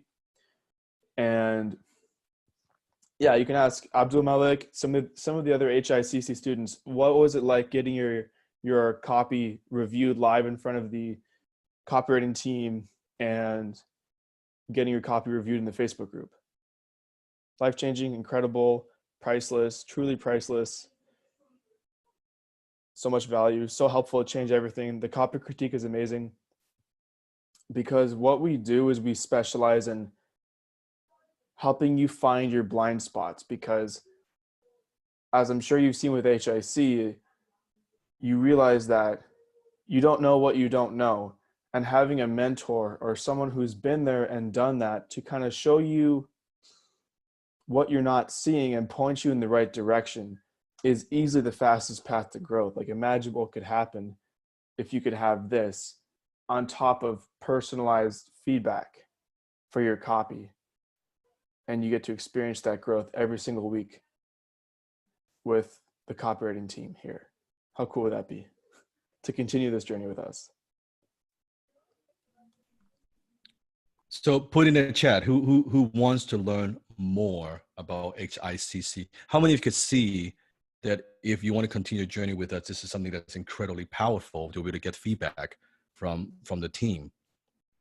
So what exactly is HICC? It is the quickest and easiest way for you to earn 6-figure by leveraging Sifu's team influence and resources and positioning. I'm going to go into all of that. It is the ultimate earn while you learn program. What is it? Earn while you learn. Earn while you learn. This is not one of those things where, oh, you learn and hopefully you earn something. No, this is earn while you learn. And that's what the copywriter's inner circle, the circle, is about, right? So with something like this, okay, let me walk you through the different components within HICC. Number one, privilege number one, you'll get your 52-week copywriting mastery program with Sifu and the team. It's a $25,000 value. So imagine where we do a class like this every single week. So look at the seven classes that we have. How far you've come. How far you've come, right? Now imagine you do that for 1 year. Where would you be? For 1 year. And what we're going to do, this is something a little bit different. We are going to go in depth each month on certain pillars. So in 1 month, all we're going to do is we're going to deep dive into emails. And then next month, we are going to deep dive into chatbot. The next month, we're going to deep dive into landing pages. So you are building on your skill set, and you get to experience the whole spectrum of the different types of copy that is out there. Okay. Now, each week, here's how it's going to work, because the class is a little bit different. Now, because now you are a graduate, I don't believe it's necessary that, we do another 5-6 hour class, because you already have a strong foundation, right? You have a strong foundation. So the classes probably usually is about 2 to 3 hours, sometimes still 4 hours long, but they're divided into 2 parts. How many parts? 2 parts, right? So the first part is going to be lesson of the week, right? The lesson of the week. Now, second part is what Ed is talking about. It's going to be all critique. So we're going to pick some of your best work, some of your best copy. We're going to dissect that in class and provide you with feedback so you know what to improve. We'll also share with you the results and the best practices that we've used. So we spend 4 weeks on one topic, right? And then we go into the next month, there's another topic, and the next month is another topic, and some other advanced topics as well. Or if there's a new platform, a new social media platform that I believe represents a great opportunity, then we'll also talk about it. Example, if right now we are with the CEO of ManyChat is giving us some early version of the new features they're rolling out, and we have access to those features before anybody else. Now, would it be useful if we know those things and actually bring that and share that with you? And we share that with all the HICC students, right? Before anybody else, before the whole world knows. Would that give you an unfair advantage? Things like that. Like, this is what I'm talking about. Or a new piece of technology in the marketing world that we never thought about, that we could utilize. That's what we do, because at the end of the day, we are not in the writing business. We write, but we're in the revenue generating business, right?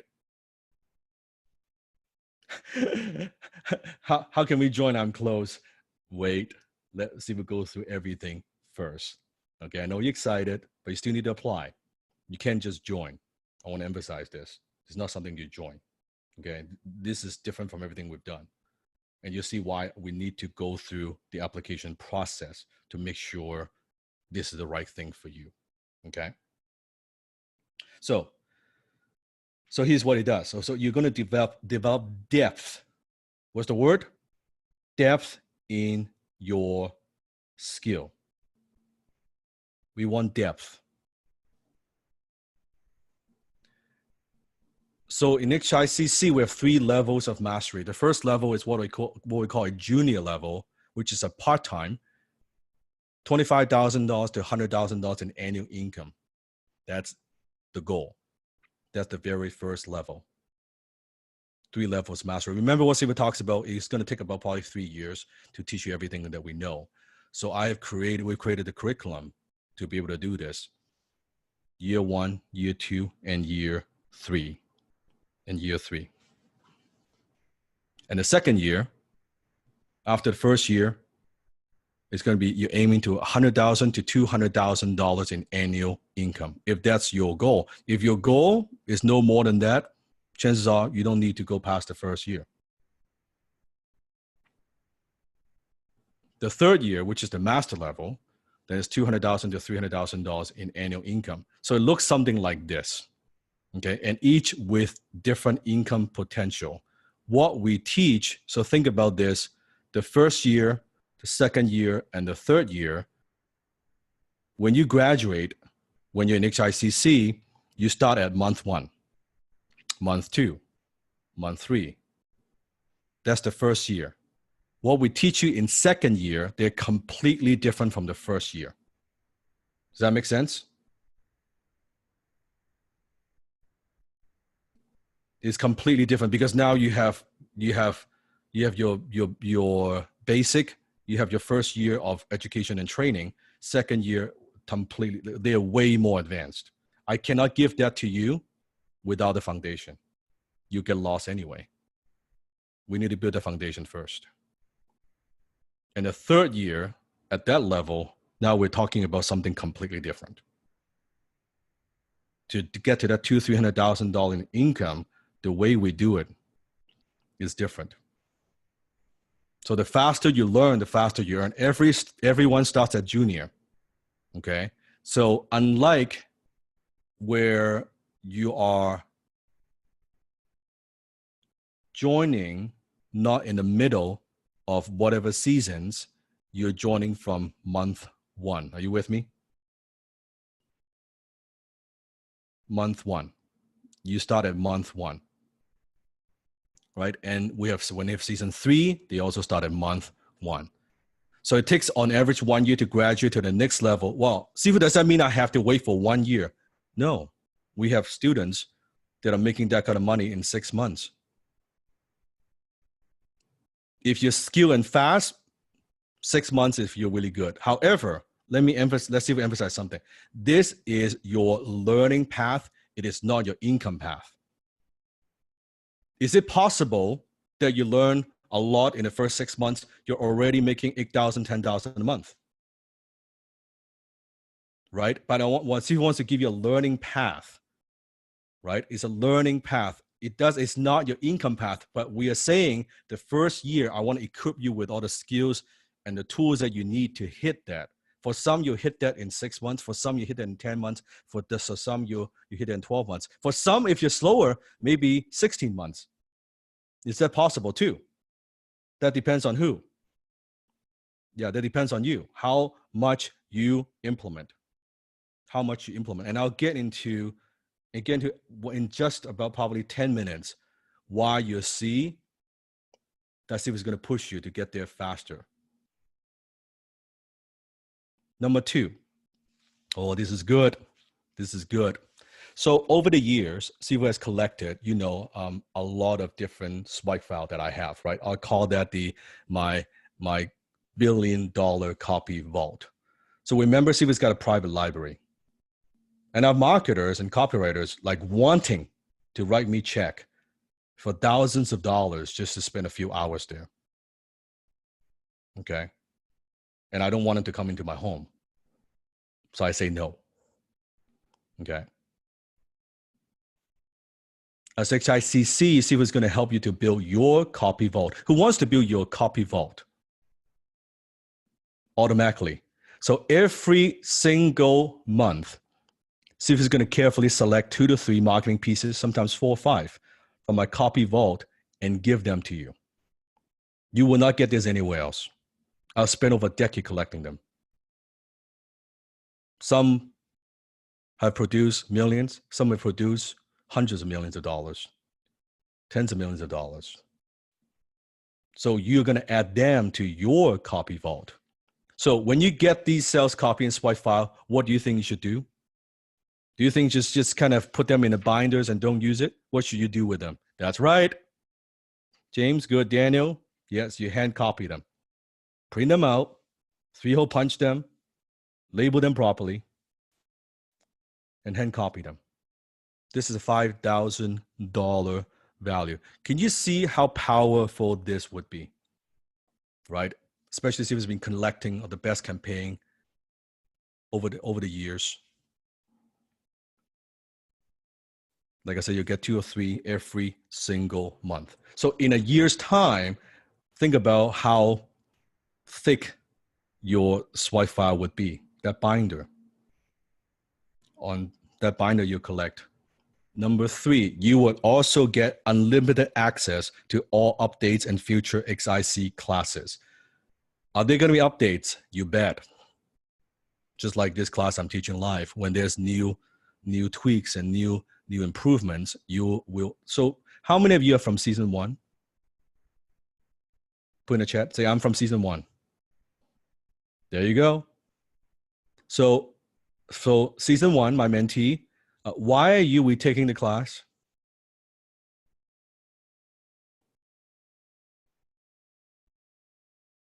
Do we learn, Tom? Yes. Do we learn?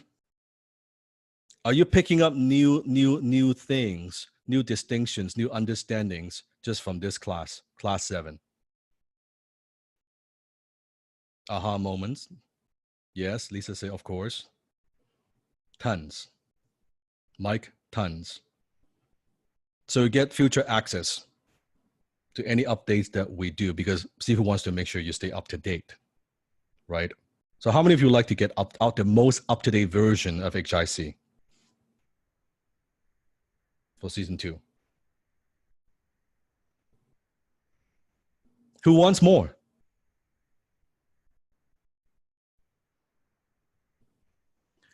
Number 4, privilege number 4. Oh, this is also good. When you accept it as HICC, you'll be granted access to our private copy critique room. So not just getting critique from the team, but what if you want to look at each other's work? You'll be able to jump on Discord and say, hey, can you like, you talk to your brothers and sisters. Can you give me some feedback? I'm stuck with an email here, right? I'm stuck with a headline, or I can't quite finish the call to action, right? It's something it's missing. Can you help me out, right?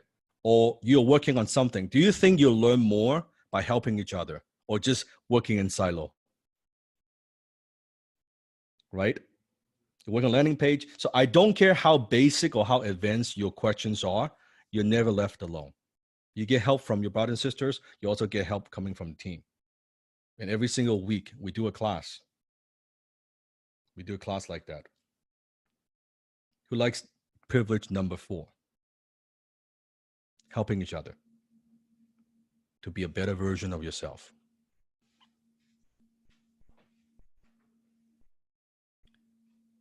Privilege number 5. Local verse Sifu Dance Shoulders. That's a $15,000 value. This is a $15,000 value. So here's how this works. Okay. And this, because you don't know this yet, Sifu and the team, we're actually moving to a new office in about a month's time. Actually, we're moving in 2 offices in about a month or so. Okay. Which is in downtown Vancouver. One, it's going to be the headquarters. The other is actually the Denlon marketing media offices. And then we're building a studio for filming and things like that. And so we are within the office. We're going to have the media team. We're going to have camera. We're going to do a lot of filming in there. But one of the things that I want to do, and we're just setting this up, you'll see, how Stephen was talking about, we have like 2-3 initiatives that we're doing right now, like the new things, the new initiative, the new projects, right? So imagine that for a second, that let's say Sifu is launching a new division, a new product, right? A new initiative. From the very beginning, that you'll be able to see the entire process. I'm talking about from selecting the niche to choosing the name, the brand, okay? From writing the copy, coming up with the angle, coming up with the hook, the revisions of it, to finalize the web page, to finalize the ads. Think about, you can see that from A to Z. How much would that be worth to you? Now, however, I want to say this, these videos are not going to be polished. Like, we might be having a meetings, right? It's going to be confidential because it's just for internal, but you're my student. I'm going to have you kind of be a fly on the wall. I'm going to just have maybe the production team. Okay, let's turn on the cell phone camera, which is going to film it. Okay, it's going to be raw. It's not going to be like super well light and production. This is not YouTube video. Does that make sense? Right? It's just that you only see, like, sometimes they could be 20 minutes long. Sometimes they could be an hour long. Like, depends on what we talk about. We're just going to film it. We're going to show you, here's what we're working on. Here's what happens. And then we can show you. Now we're at a different stage. Now it's the next phase. Then we're going to do this. We're going to show that. Is that cool or what?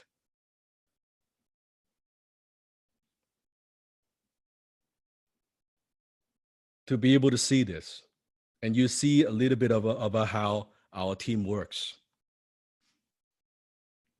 And Ed and Stephen could definitely tell you, those brainstorming sessions, That's probably the best what we do. Like those are the pretty, those are very, very powerful, because that's when I provide kind of feedback to the team, and that's where they grow the most.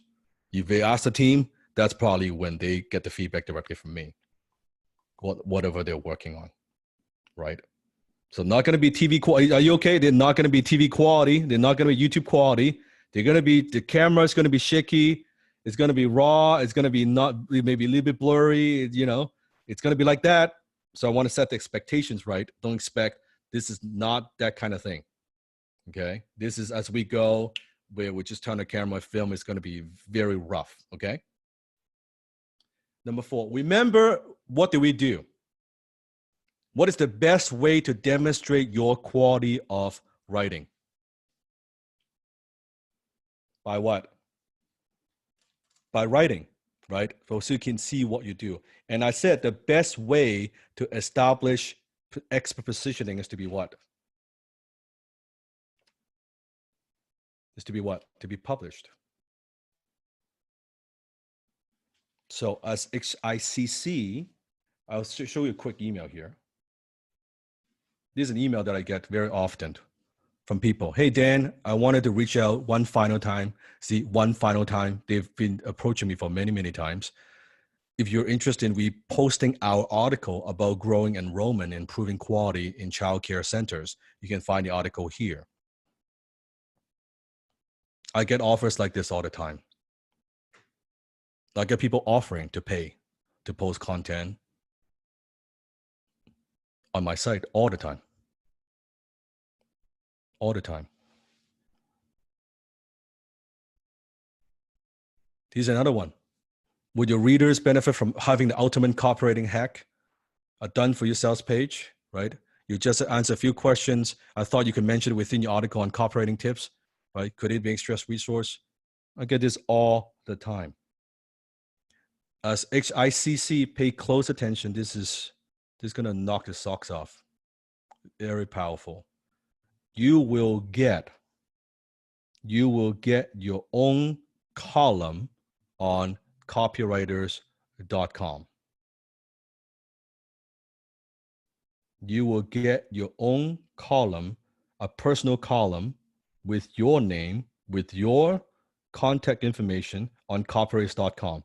So you can showcase your writing skill and expertise to the world. To the world. So what he means is this, that Sifu is going to drive the traffic. We are going to drive the traffic, and we are driving the traffic to copywriters.com. So when the client wants to hire you, they simply click into your profile and they could hire you. You can go to see. Don't do it now. Focus in class, but you will see. And they click and they could hire you. They will know you wrote that article. They will know that you write that piece. Who likes that idea? Who's excited? You see how Sifu is creating the HICC so that it's impossible for you to fail. You get the training, you get the support, you get the feedback loop, you get the coaching, you get the critique, you get the positioning, you get the brand without dealing with all the bullshit. So you focus on what you do best. And we're not done. Besides your personal column, besides thousands of potential clients viewing your writing and your work, and they can hire directly from the platform, also your expert positioning by association with the brand. But wait, that's right, there's more, Sandra. Not only you publish your own articles, for the best articles, you also have you potentially feature your post on our front page. Front page with the best articles. You also have access, because you may think, well, Sifu, I don't know, because we've talked a little bit about it, but could you train us on how to write better content, you have access what Stephen has developed, Simple Money Mastery Program. Actually, Stephen, can you talk a little bit about the Simple Money Mastery Program, since you're the leader of the project? Yeah, sure. So with Simple Money, we talked about how it's a great way to get started, and the students from HICC, they already know like this is huge. It's a great way to be able to just improve your writing on all levels and improve your copy as well. So it's an A to Z. It almost gives you, to me, like a whole new high income skill. It's almost like a variation of your current one of being a high income copywriter, and you'll be able to understand how to write SEO content, blog content, and a lot of other exciting things. That's what it is. It's a very, very, very deep and actually pretty long training, but I'm sure you. Thank you. Thank you. So the Simple Money Mastery Program, you learn step by step on how to write persuasive content better and faster. And we're adding more training to that, right? To help you to earn that, because that's the easiest way. Simple money. Who wants some simple money? Don't make it so complicated. Privilege number 7. Sifu, what if I am an introvert? Right?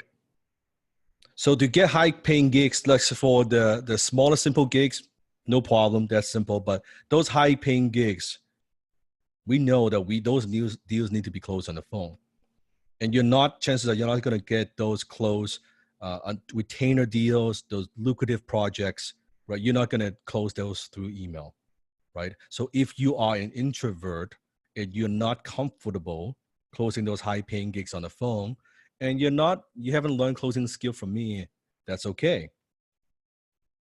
Because Sifu happens to have a different division, which is the high ticket closers.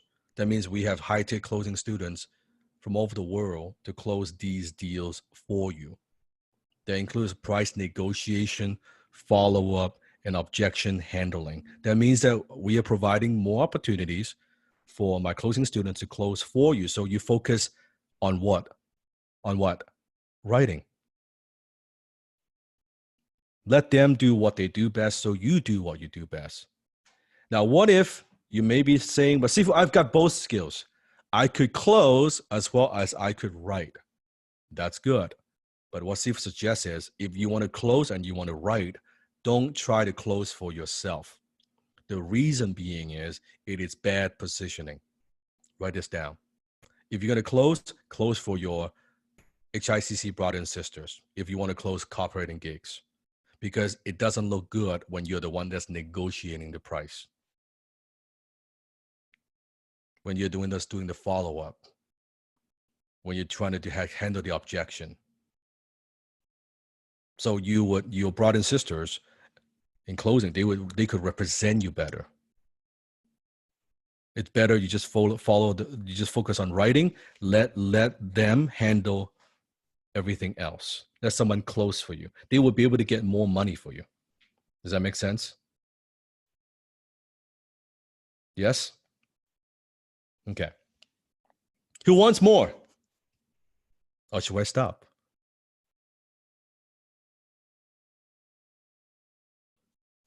Sifu, I think we should stop. I think they've had enough. They've had enough. Okay, that's it. Let's wrap up. All right. Good night. Thank you for Have graduating. a good night. Yeah. Privilege number 8. You also get exclusive access to our HICC private Facebook group. The difference between the HICC Facebook group, well, it's very, very different. Let's put it this way. Okay, very, very different, because it's every single person that's in there, they are already graduates. So you see where this is where you share your ideas, you bounce copy ideas with each other, and you see that we do a lot of, like what Ed was talking about, the new initiative, adding the Loom, adding the kind of a screen capture video, going through different critiques. How many are we uploading on a weekly basis now? Well, usually 3 a week right now. Yeah, we're doing 3 a week right now. So you're That's with. going to be scaling up very, very soon.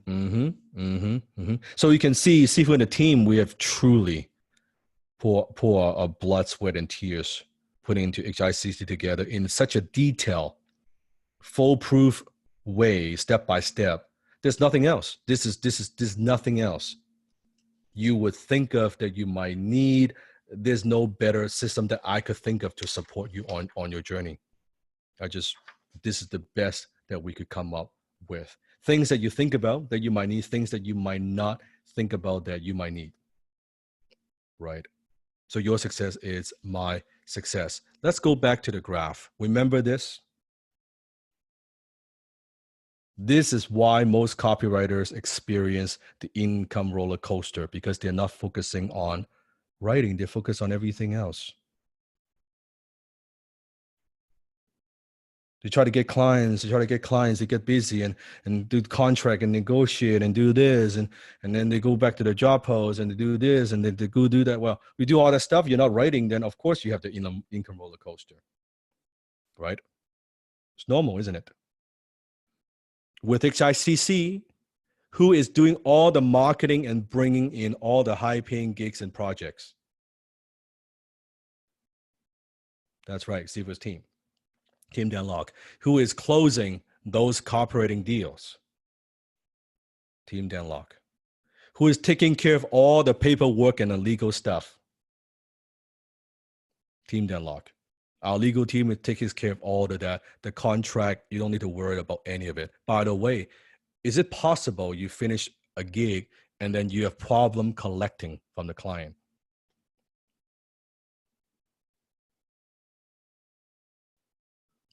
Instead of you trying to collect, and if you try to push them too much and you sound desperate, although they're the ones that late, what if we handle all the negotiating, all the collecting, all the accounting, all the invoicing?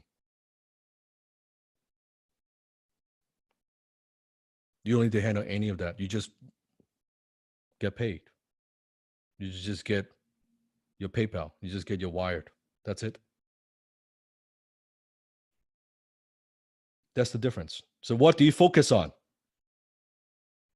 What do you focus on? Here's what life looks like with HICC. Everything I mentioned, Tifa's team, Team Denlock handles all of those because that's what they're good at. And if there's an issue with a client, we have the team to handle all of that. That's the difference. Now, you don't have to, by the way. It doesn't mean that you cannot, if you want to go out to the freelance website, what Steve suggests, get the first dollar, right? Get the first sale. Could you do that while we are doing this? Absolutely. Absolutely. But that's a system that we have set up. So you're not just getting the training, but truly you're getting the support that you need, because we already have to. So partially why Steve was getting a new office, so that I could have a bigger support team in the office to be able to help all the students that we have. And it's growing very rapidly, right? Does that make sense? So Sifu, I want to be in HICC badly. What is the investment I need to make in myself and my future today? How many of you agree everything that I've Sifu shared with you? 1 year of mentorship, just for the first year, is easily worth $100,000 of real value. No exaggeration. Everything that we're providing, or just paying for the team, is more than that. And you focus on high income producing activities. And this is the highest level of mentorship that we offer for copywriting. And it is, I believe, probably the most expensive copywriting mentorship in this country. Right? And Sifu charges $25,000 for HICC. And I've had people say, that's a lot of money. How many of you agree that's a lot of money? 25K. Right? How many of you want to be an HICC, but 25K just out of question right now. So let me ask you this question. If Sifu could teach you how to make $100,000 a year for the rest of your life, so you have a skill set that could generate income at will, so it could take care of your family, are you willing, here's the question, are you willing to pay me 25% of what you earn? If Sifu could teach you how to make $100,000,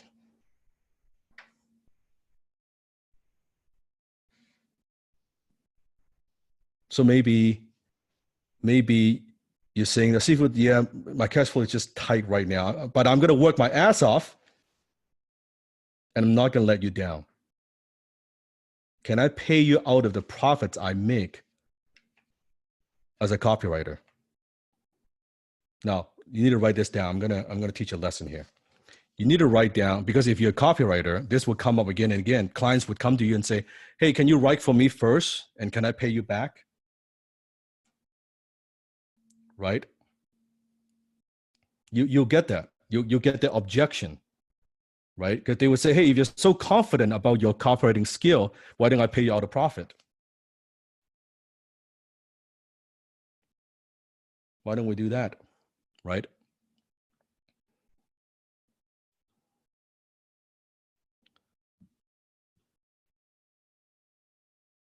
I'm so confident that I know two things. Number one, I know that if you had received this for free, you wouldn't learn a damn thing. When there's no skin in the game, there's no game. How many of you already learned that? You just absorb, but there's no commitment, right? There's no commitment. So I'll tell you what I will do. So if today money is no object and you could invest a 25K, how many of you would invest a 25K to be in copywriter circle? Here's what Sifu would do. And you said you have no problem. If Sifu gets you to 100K, if I could get you to 100K, you have no problem paying Sifu 25K, yes? You sure? Okay. Here's what I would do. I would do that.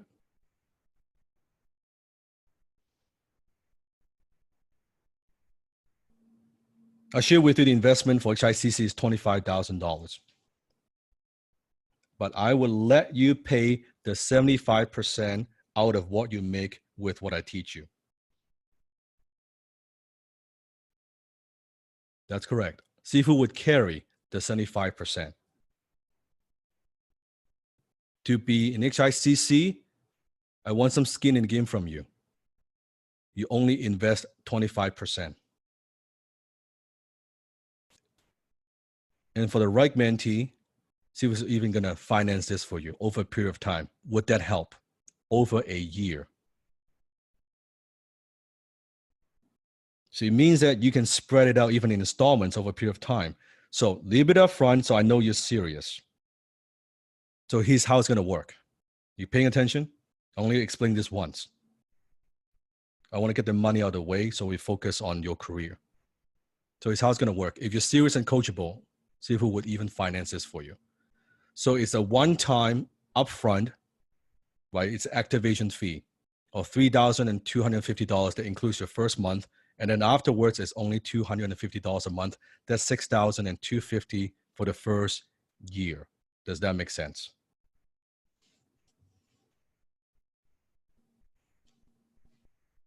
The rest of the $18,750 that Sifu is carrying, which you won't pay a dime if this doesn't work for you. This is all you invest in. You only, Sifu and I, we are partners. So it means the more money you make, the more money we make. So let me ask you this. Do you think Sifu is anxious? When I said it before, do you think I'm anxious to make sure you get to that six figure?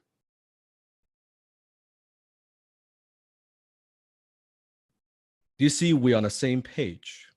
that your success is my success. It's not just, oh, it's a nice thing to say. No. In order for Sifu to get my 25K, I need to get you to that 100K. Otherwise, what you're investing, this just covers our cost. Can you see this just covers just running, just be providing a team for you, for all the students, for copywriters.com, everything that we do.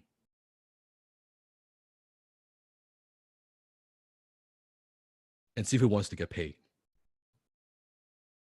So can you see how it's in Sifu's best interest to help you to earn as much as possible and become as successful as possible? Now, here's the question. I want to make sure you and we are on the same page. I have your commitment. If you kind of slack off, do I have permission to come up, kind of push you a bit? You have those lower self moments, can I bitch slap the lower self for you? Because I'm going to push. So you've got 2 guarantees here. How many? 2 guarantees. I'll walk you through it one more time, right? The first is the 25K, which I'll finance 75%. If it doesn't work, the 18,750, you don't owe me anything. That's number 1. Number 2, if it works, and know it's going to work, if you put in the work, you only give me a percentage of what you earn with what I teach you. So basically, it's a 75% and 25% split, meaning this. For Sifu to get paid, you have to make at least $100,000. For Sifu to get paid, you need to make how much? $100,000. So how many of you are willing to pay Sifu 25K if I could help you to make $100,000 a year? How many of you are willing to pay Sifu 50K if I could help you make $200,000 a year? And how many of you are willing to pay Sifu $100,000? Now, please don't say it so likely, like, because we're gonna shake hands on this. $100,000 will help you get to $400,000 a year. Maybe not the first year, but let's aim there for the second or third year. Do we have an agreement on that? Can we put that in paper? That's how confident that HIC is going to work for you. I will take the risk. I'm counting on you that you will perform.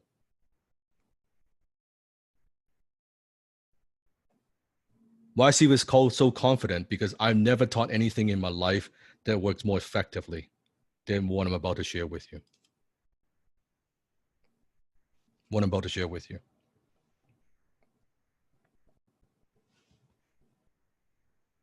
And Sifu is looking for more female copywriters, and we need female co-instructors. I would love to see that in the future classes where we have more female copywriters, you get more experience to have you co-teach with me, because I think you bring a whole different perspective. Who wants to co-instruct with Sifu? Just like Ed.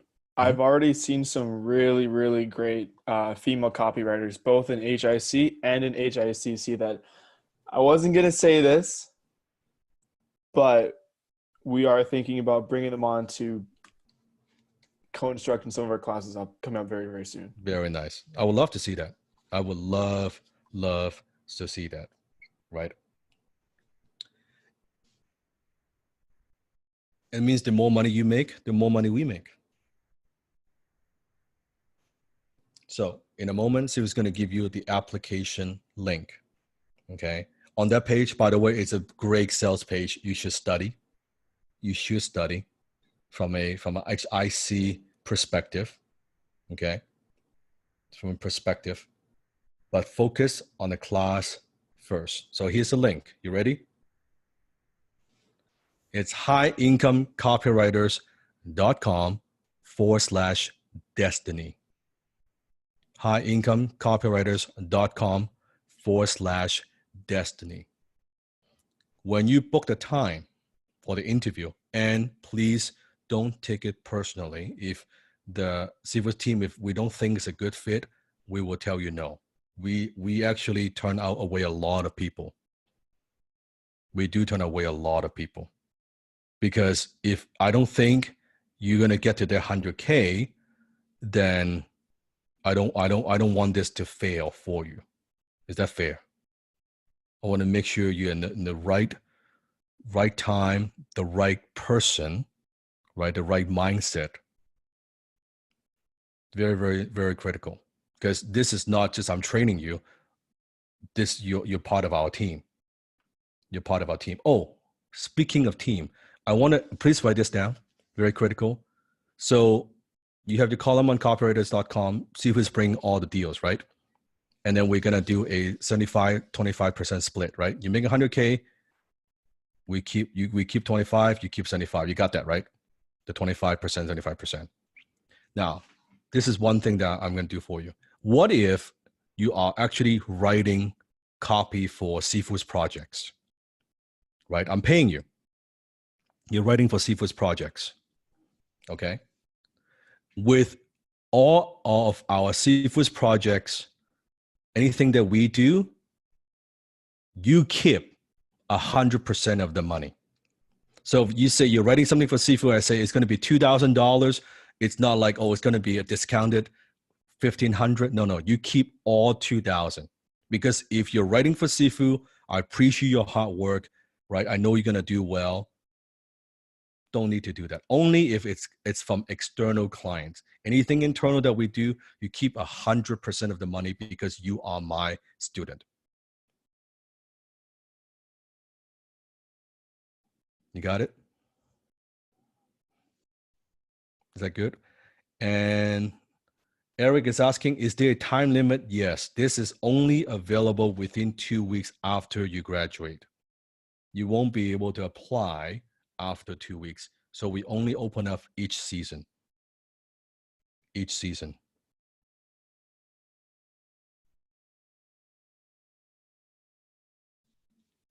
With all the different projects that we have, and like Stephen talks about, we have budgeted 6-figure a month just to hire my students. Because why would I go to outside copywriters when I could hire my students who I know, you know what we do, you've gone through Seafood's programs, and you know the impact that we have.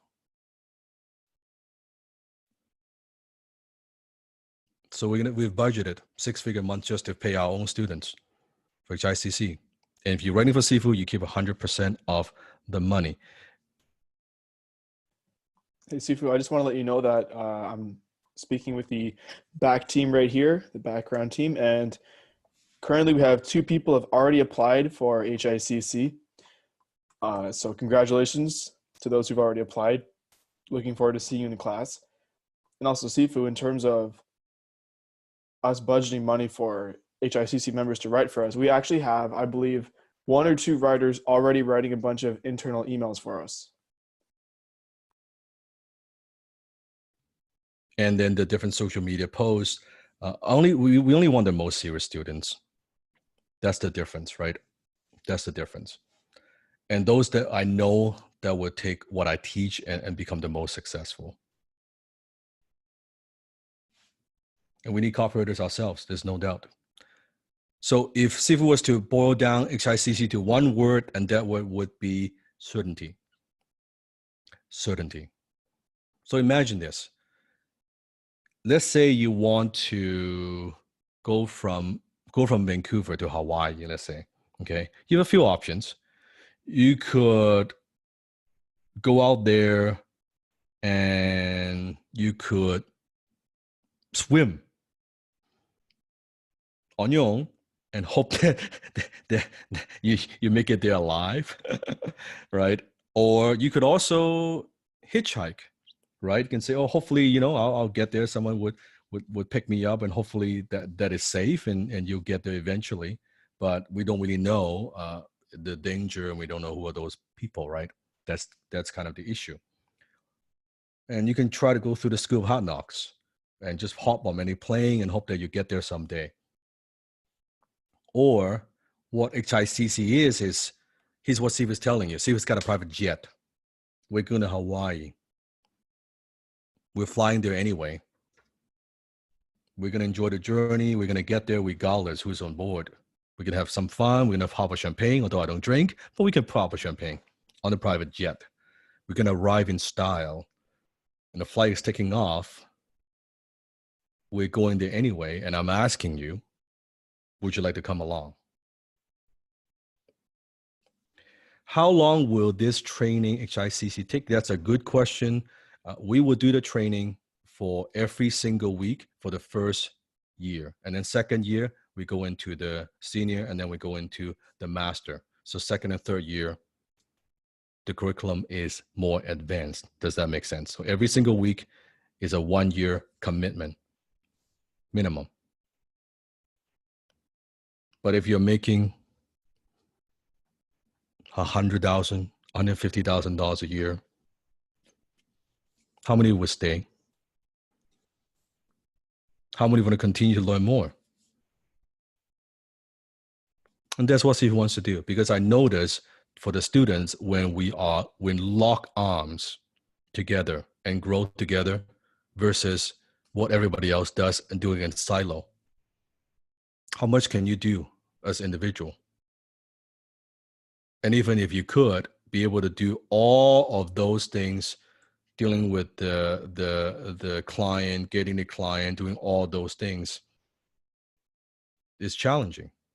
This is why Steve set up the HICC in this way. But again, you don't have to. If you don't want to, it's not a problem. We have students that are doing okay without HICC. It just, if this is what you want to do. Now, what if you want to learn, how many of you want to learn copywriting just for your own? Like, you're not thinking of doing it for other clients, you're just doing it for your own. Like, you want to continue to learn, right? Who falls in that category? Yeah. So Dan, Paulo, Jenny, and a little bit of both. So for those of you who want to do that, then your commitment really just to cover some of our cost, which I talked about, is just the 3K, the 3,250 activation fee, and then $250 a month. That's it, to cover some of the cost. And you will get the same training that we do. And you want to utilize the column, order that a little bit later, you could. But if you don't, that's perfectly fine. So if you just want to learn from the team, learn from Sifu, you could do that as well. Does that make sense? Alex is asking, is there any chance we can visit you in person in your office sometime in the future? I will answer exactly that within 10 minutes. What if there is? Who wants to come? Visit me, visit the team.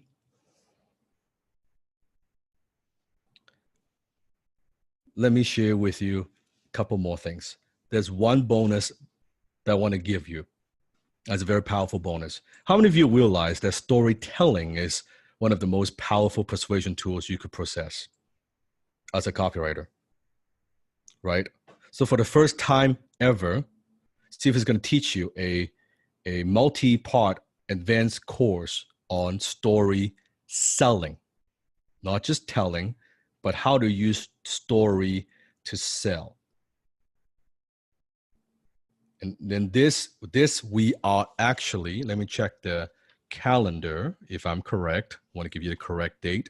We are starting the first class for story selling secrets this Friday, January 31st. Thank you, Tom. January 31st. We're going to teach it live like this, just on that. Probably it's going to be 3, I would say it depends on how many questions that you might have, but 3 to 4 questions, 3 to 4 parts, right? If I can finish it in 3, I'll finish in 3. But if we need to do one bonus class, I would do that to make sure that you get it. This is, once we finish the training, this will be actually offered at Dan Lok Shop at $10,000. But you'll get it as a gift, as my gift to you as HICC. Isn't that pretty incredible? There's so many gifts, so many things I want to give you, because as you're my students, I want to give you every tools that you need to succeed. Again, your success is my success. I don't want you to just make $100,000.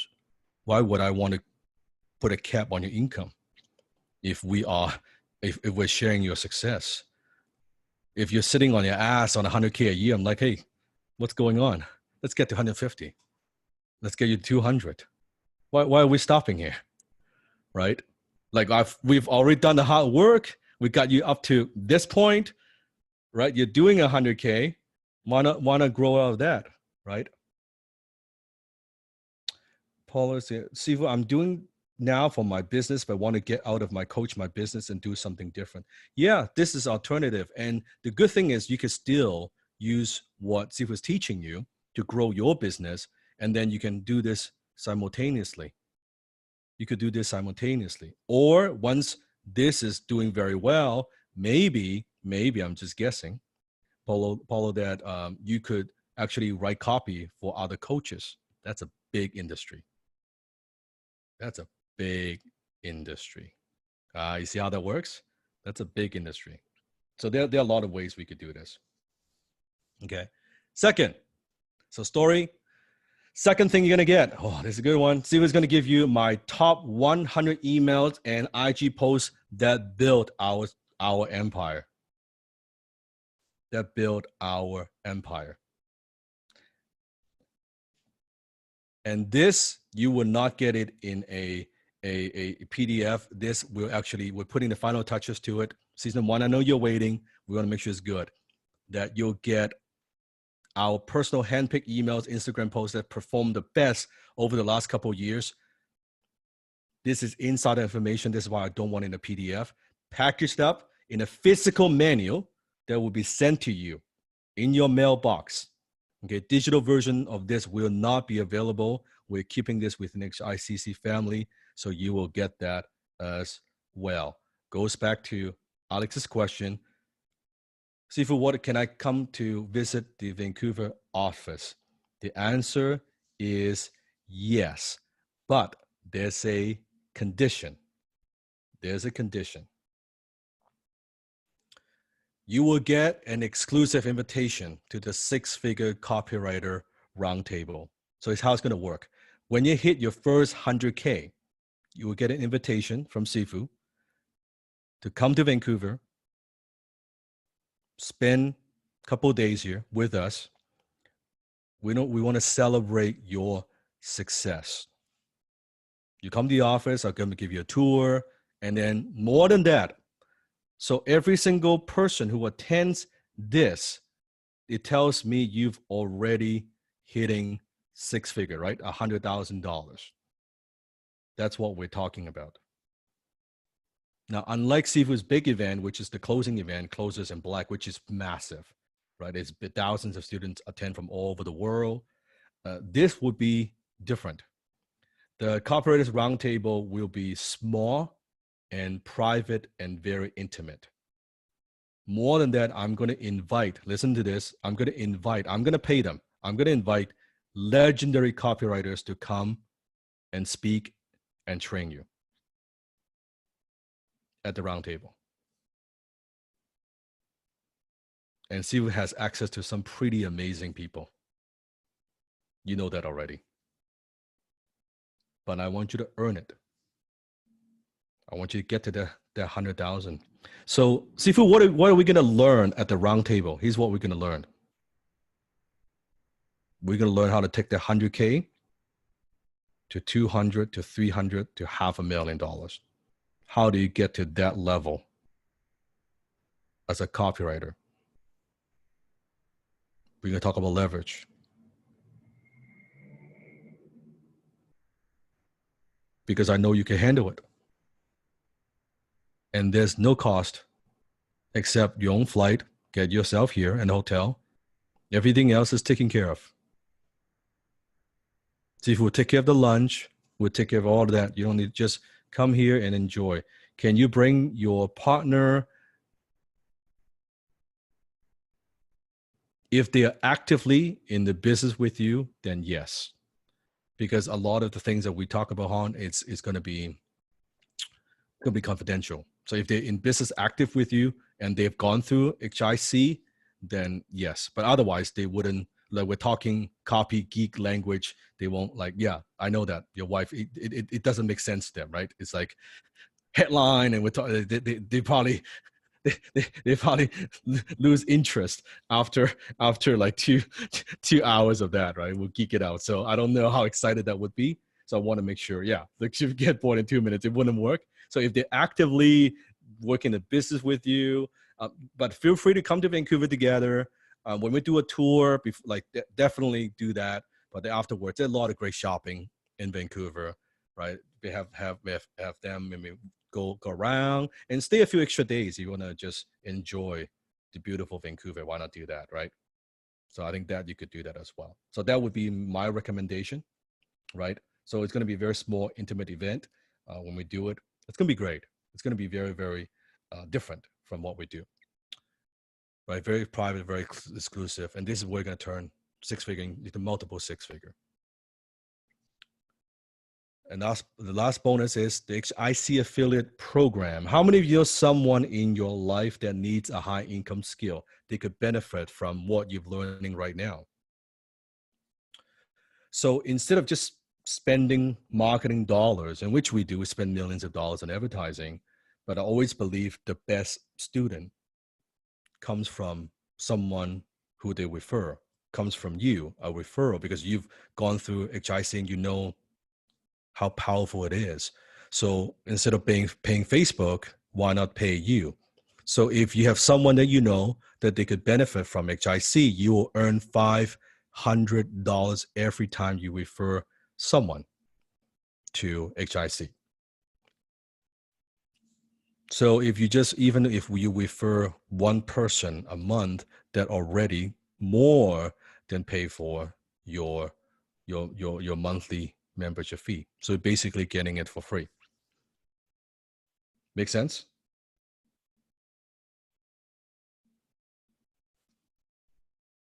All right, one more time, apply at highincomecopywriters.com/destiny. I know I can see we're getting a lot of applications. I know it's already booked up because I know you probably, who wants to join the Friday class for story selling? Our first class.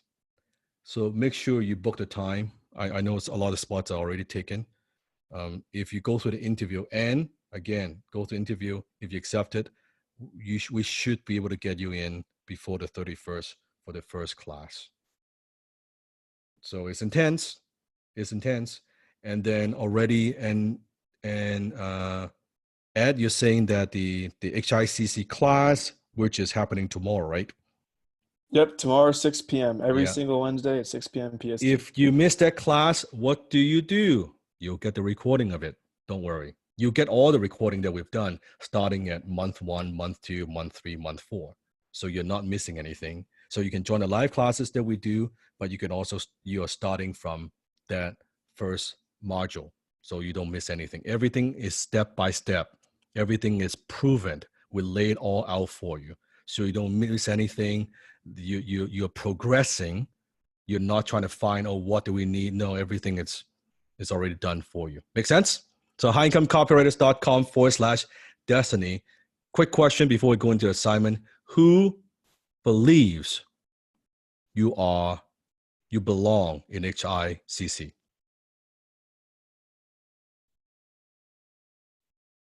Alice, Dan, Blake, Sandra, Patrick, so fast. Nicholas, John, Paulo, great. And Sifu's looking forward to help you. It's going to be incredible. It's very, very personal, dear to my heart. And I have a very unique relationship with all my inner circle and copywriter circle students, just because we work together very closely. And you'll learn a lot from just a business perspective. Sifu, you're so amazing at selling. I really want to learn this from you. Well, if Sifu is a closer, if Sifu is a world-class copywriter, everything we do, I walk the talk. Remember, earlier in the lessons, last few weeks, we talk about irresistible offer. Remember irresistible offer? We talk about how critical that is. Can you see how Sifu has put together, from a copywriting perspective, an irresistible offer? Right? You see the how we build incredible value, incredible guarantee, incredible support, right? And that's how selling should be. It should be it shouldn't be a difficult thing. When the value is clear, it's easy to make the decision. It's a no-brainer, and you will get so much more than what Sifu is promising here. Like the new 3 critique videos, 3 video critiques a week. We didn't have that before. There's so many gifts that you'll be getting from Sifu. You don't even know it yet. You don't even know it yet. We just keep adding value, because I want you to get good. In order for you to get good, I need to give you all the tools, all the training that you need, right? And it's exciting, and it's excited.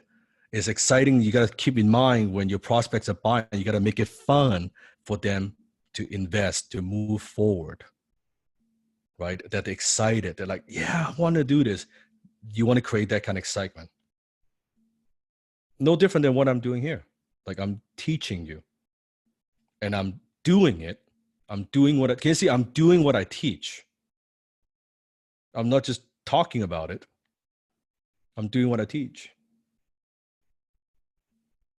Make sense? All right. Homework. This is it. This is the last graduation week, but there's still homework. There's the homework. Number 1, continue to read the creed and affirmations. Hand copied HIC creed, once a day. Your identity as a high income copywriter, that's how you shaped it. That's how you craft it.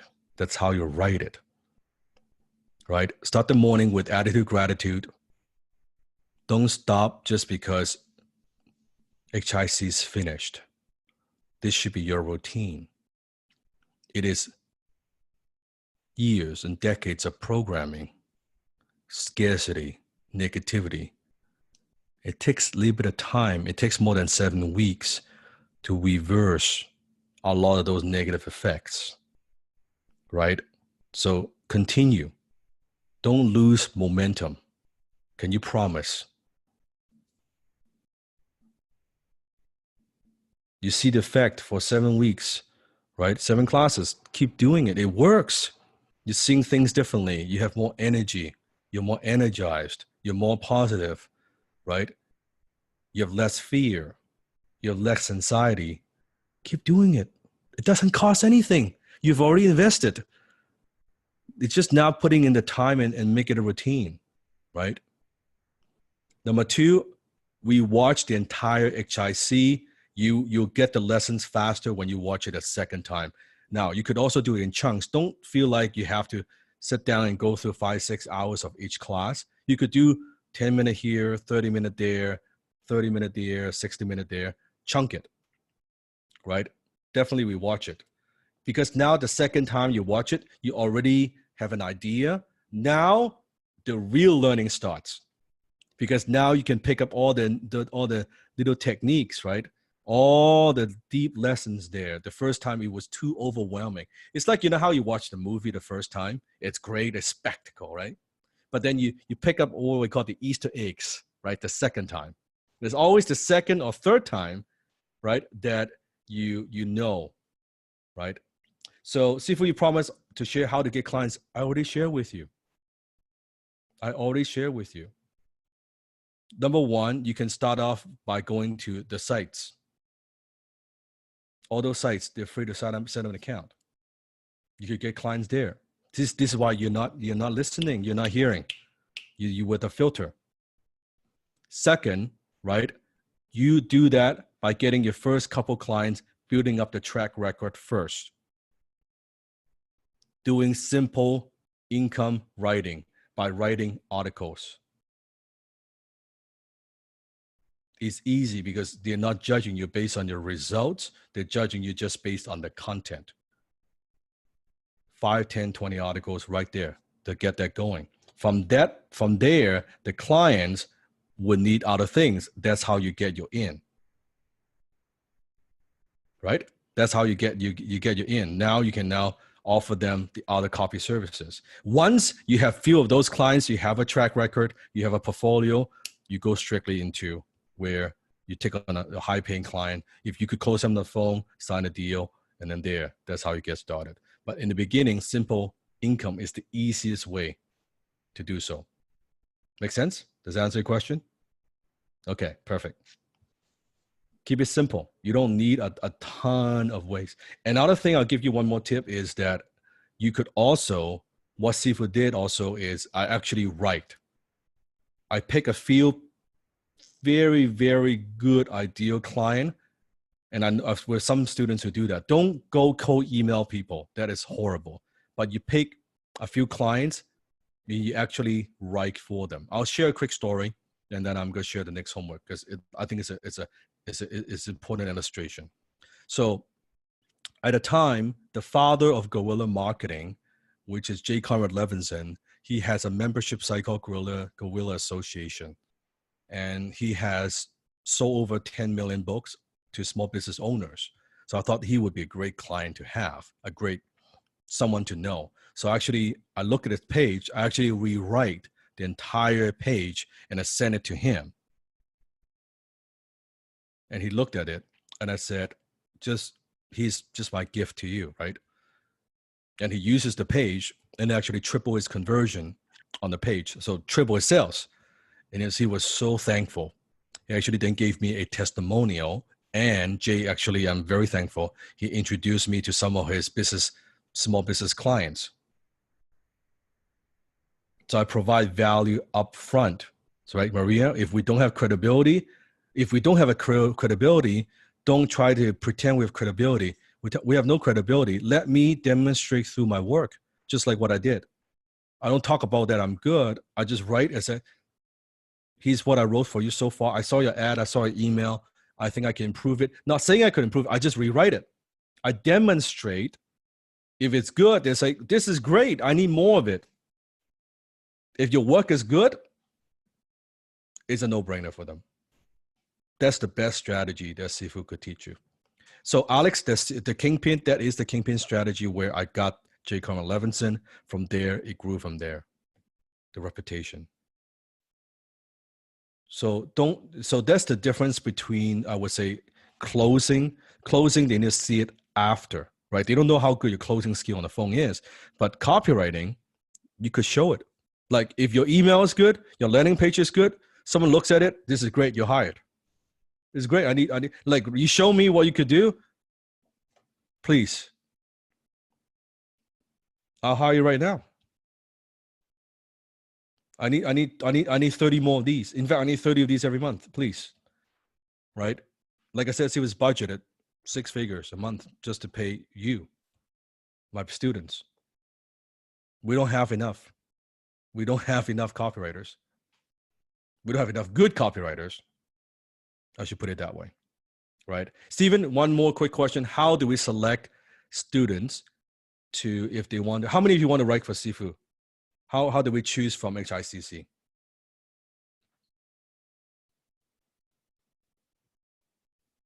All right, yeah, so I can go over all that. So we got a process where we're going to be posting a couple of tests, just very small assignments, like 1 email or a few Facebook ads or something like that. Mm-hmm. And we essentially would go through all of them and we pick the best ones. And that's one way. Second way is that when you're writing for copywriters.com, after you go through the Simple Money Mastery, you can write for copywriters.com, get your own column, right? Whenever you submit anything, you're actually getting graded. So we give you an entire grading system and you can actually self-grade before you submit. So you know exactly what we're looking for, right?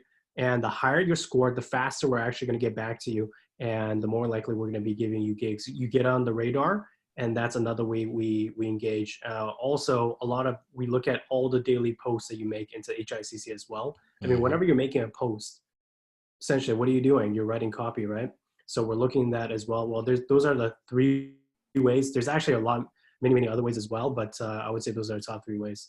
Yes. We're always looking. We're always looking. Every day. Always looking. And when I see something, I also text Steven. I say, Steven, this particular student, I think she's exceptional. I think we should hire her. So we have that, right? Let me answer questions. Sifu, what if I do not want to join HICC and want to write for you? Sifu only hires HICC to write for my team. Not that I don't love you, because I know they are better trained. Because I'm training them every single week, providing critique every single week, 3 times the loom. I just know they're better trained. There's no way you'll be a better copywriter if you're going to write for me, you got to be the best. This is why I only select HICC. Make sense? Right? Because I know they're more equipped to do it. And can I clarify for the copywriters.com, you will have ready job available? Yeah, we have. We are driving gigs all the time. But clients are picking you based on what you write on your column as well. And also depends on who are performing well. Within the funnel, we also refer those clients, the best copywriters that we have. Focus on the skills. Alex, we will get feedback on our blogs on copywriters.com. Yeah, you go through the process. You have a self-grading system. And then second, we actually have another rating system. It's like a 2-step process. Is copywriters.com only for HICC at the moment? Yes, because we are growing very rapidly. We want to, because again, those are the best copywriters that we have, right? Those are best copywriters that we have.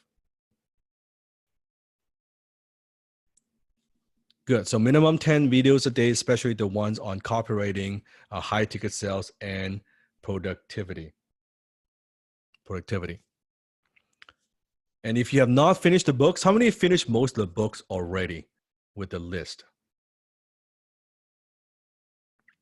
Good. If you haven't, make sure you finish those in the next few weeks, because that's your foundation. So by the time this list, you should finish it pretty closely, right? Number 4, hand copy at least 30 minutes a day. What do? We write our own destiny. So it's getting the habit of writing at least minimum one time a day. 30 minutes, I think, is the very bare minimum of to maintain and grow your skill. If you're serious, are you doing the minimum or you're doing a little bit more? All right, this is the bare minimum. Right, 1 hour, which is good. I love 1 hour. I think it's a great habit to have. Marco, 1 hour, great job. Hour and a half, Alex, good. 2 hours, Tom, wonderful. So I think minimum 30 minutes, ideally 1 hour, 1 hour a day, right? And when you get the copy vault from Sifu, I would every single month make sure you do that as well, right?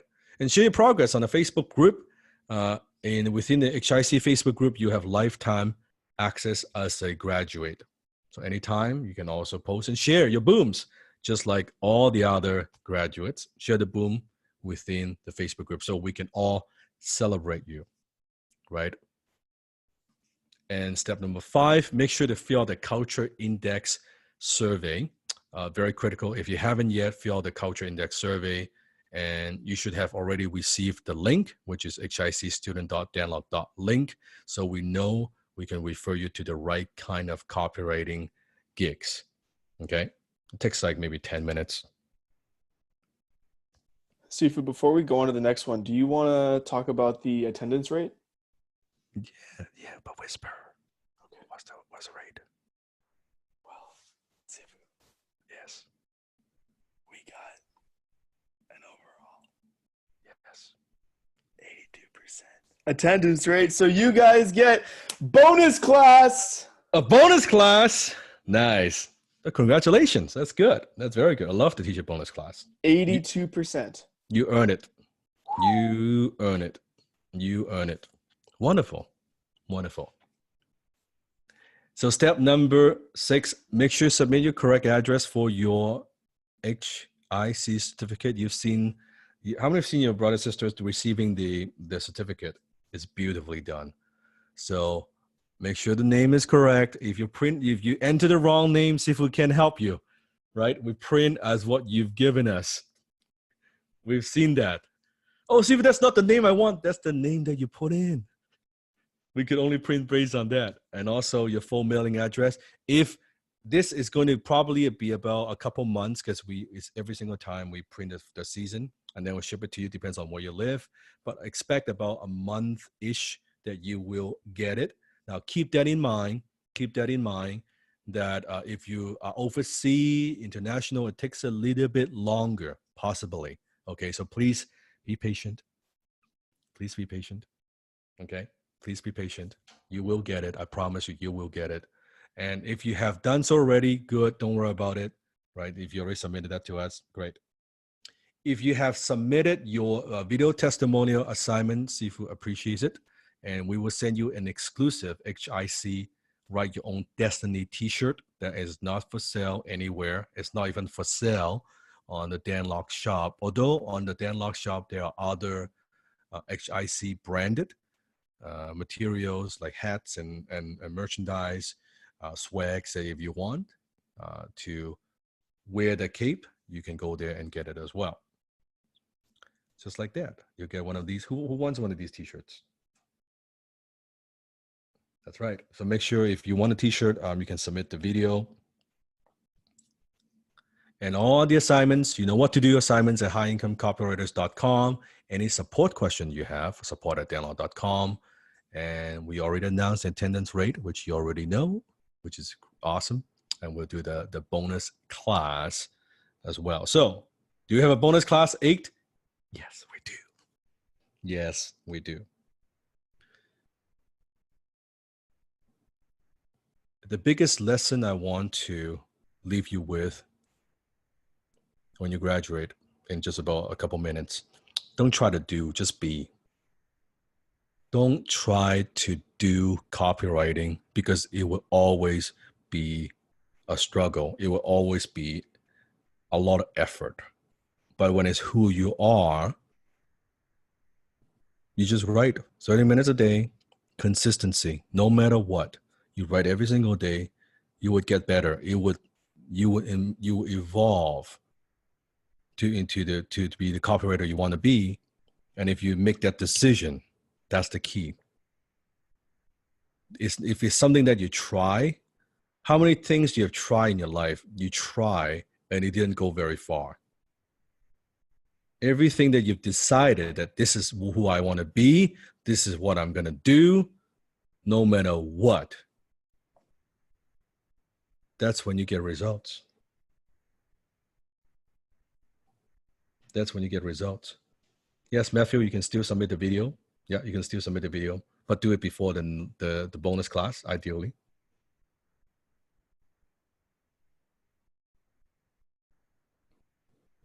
And Patty is saying, yeah, I mean, Patty, it's not just the skills. When you combine the skills with the heart, that's when selling is effortless, because your prospects, when you're selling, your audience, your customers, they will know. They always know. They know, especially now with the age we live in. We need to be authentic. Nothing wrong with offering a product or service in exchange of, it's a value and investment exchange, but we need to come from the right place.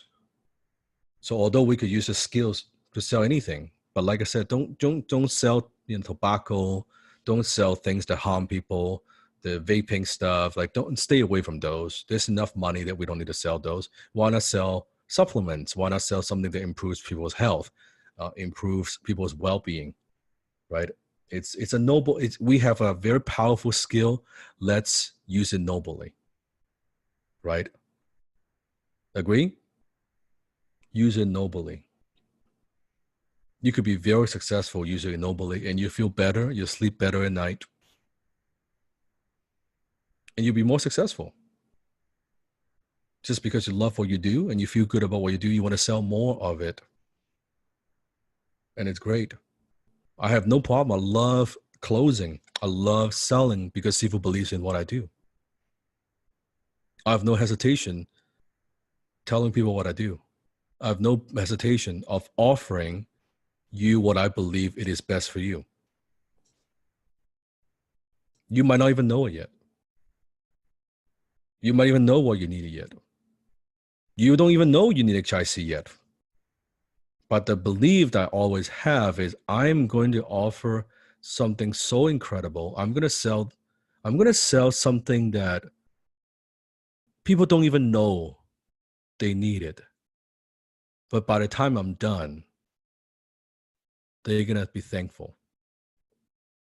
They're going to be thankful that I use my skill to make that sale, because they wouldn't have the transformation they have if I didn't make that sale. That's what we want to do. So you are now a high income copywriter. Congratulations. Wonderful. 7 classes. Amazing. And for season 1, you'll be living it. Celebrate. Because the second time is always more powerful. It's not easy. And I know it's not easy. It's a lot of work. It's a lot of learning. It's intense. And I want to say that I am very proud of what you've accomplished. That I want to thank you. I want to thank you for investing in yourself and committing to be a better version of yourself, and allowing me to live my purpose, to teach, which is what I love to do. And 6-hour class, and I wouldn't do it if I don't like it. I'm a stage of my life. I don't need to do anything I don't want to do. And there's nothing I want to do more. There's nothing makes me happier seeing, thank you. I can see your message. Thank you so much. And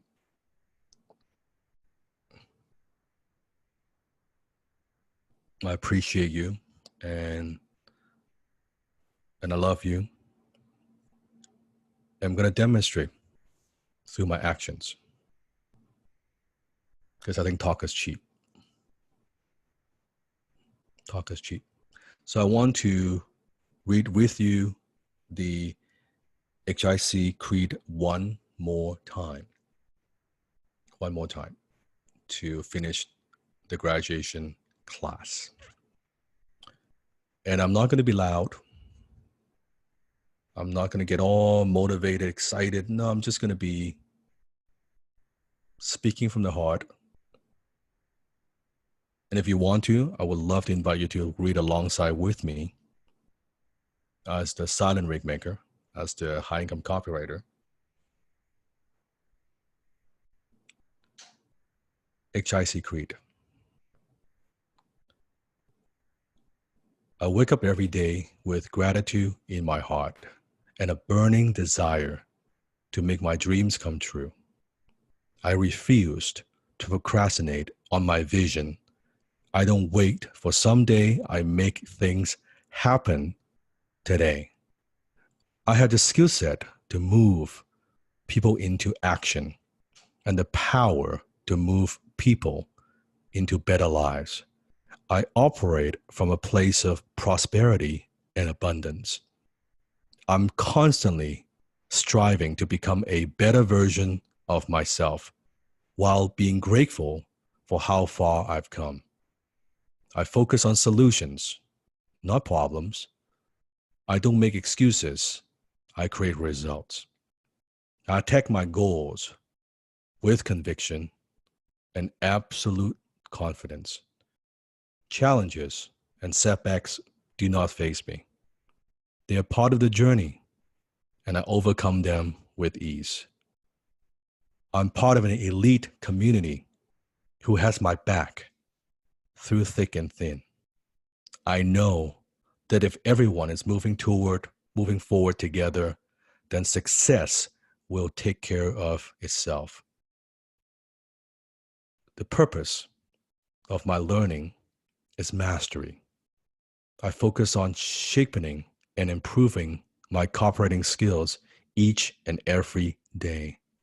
I'm a student of human psychology and behavior. I only use my powers for good.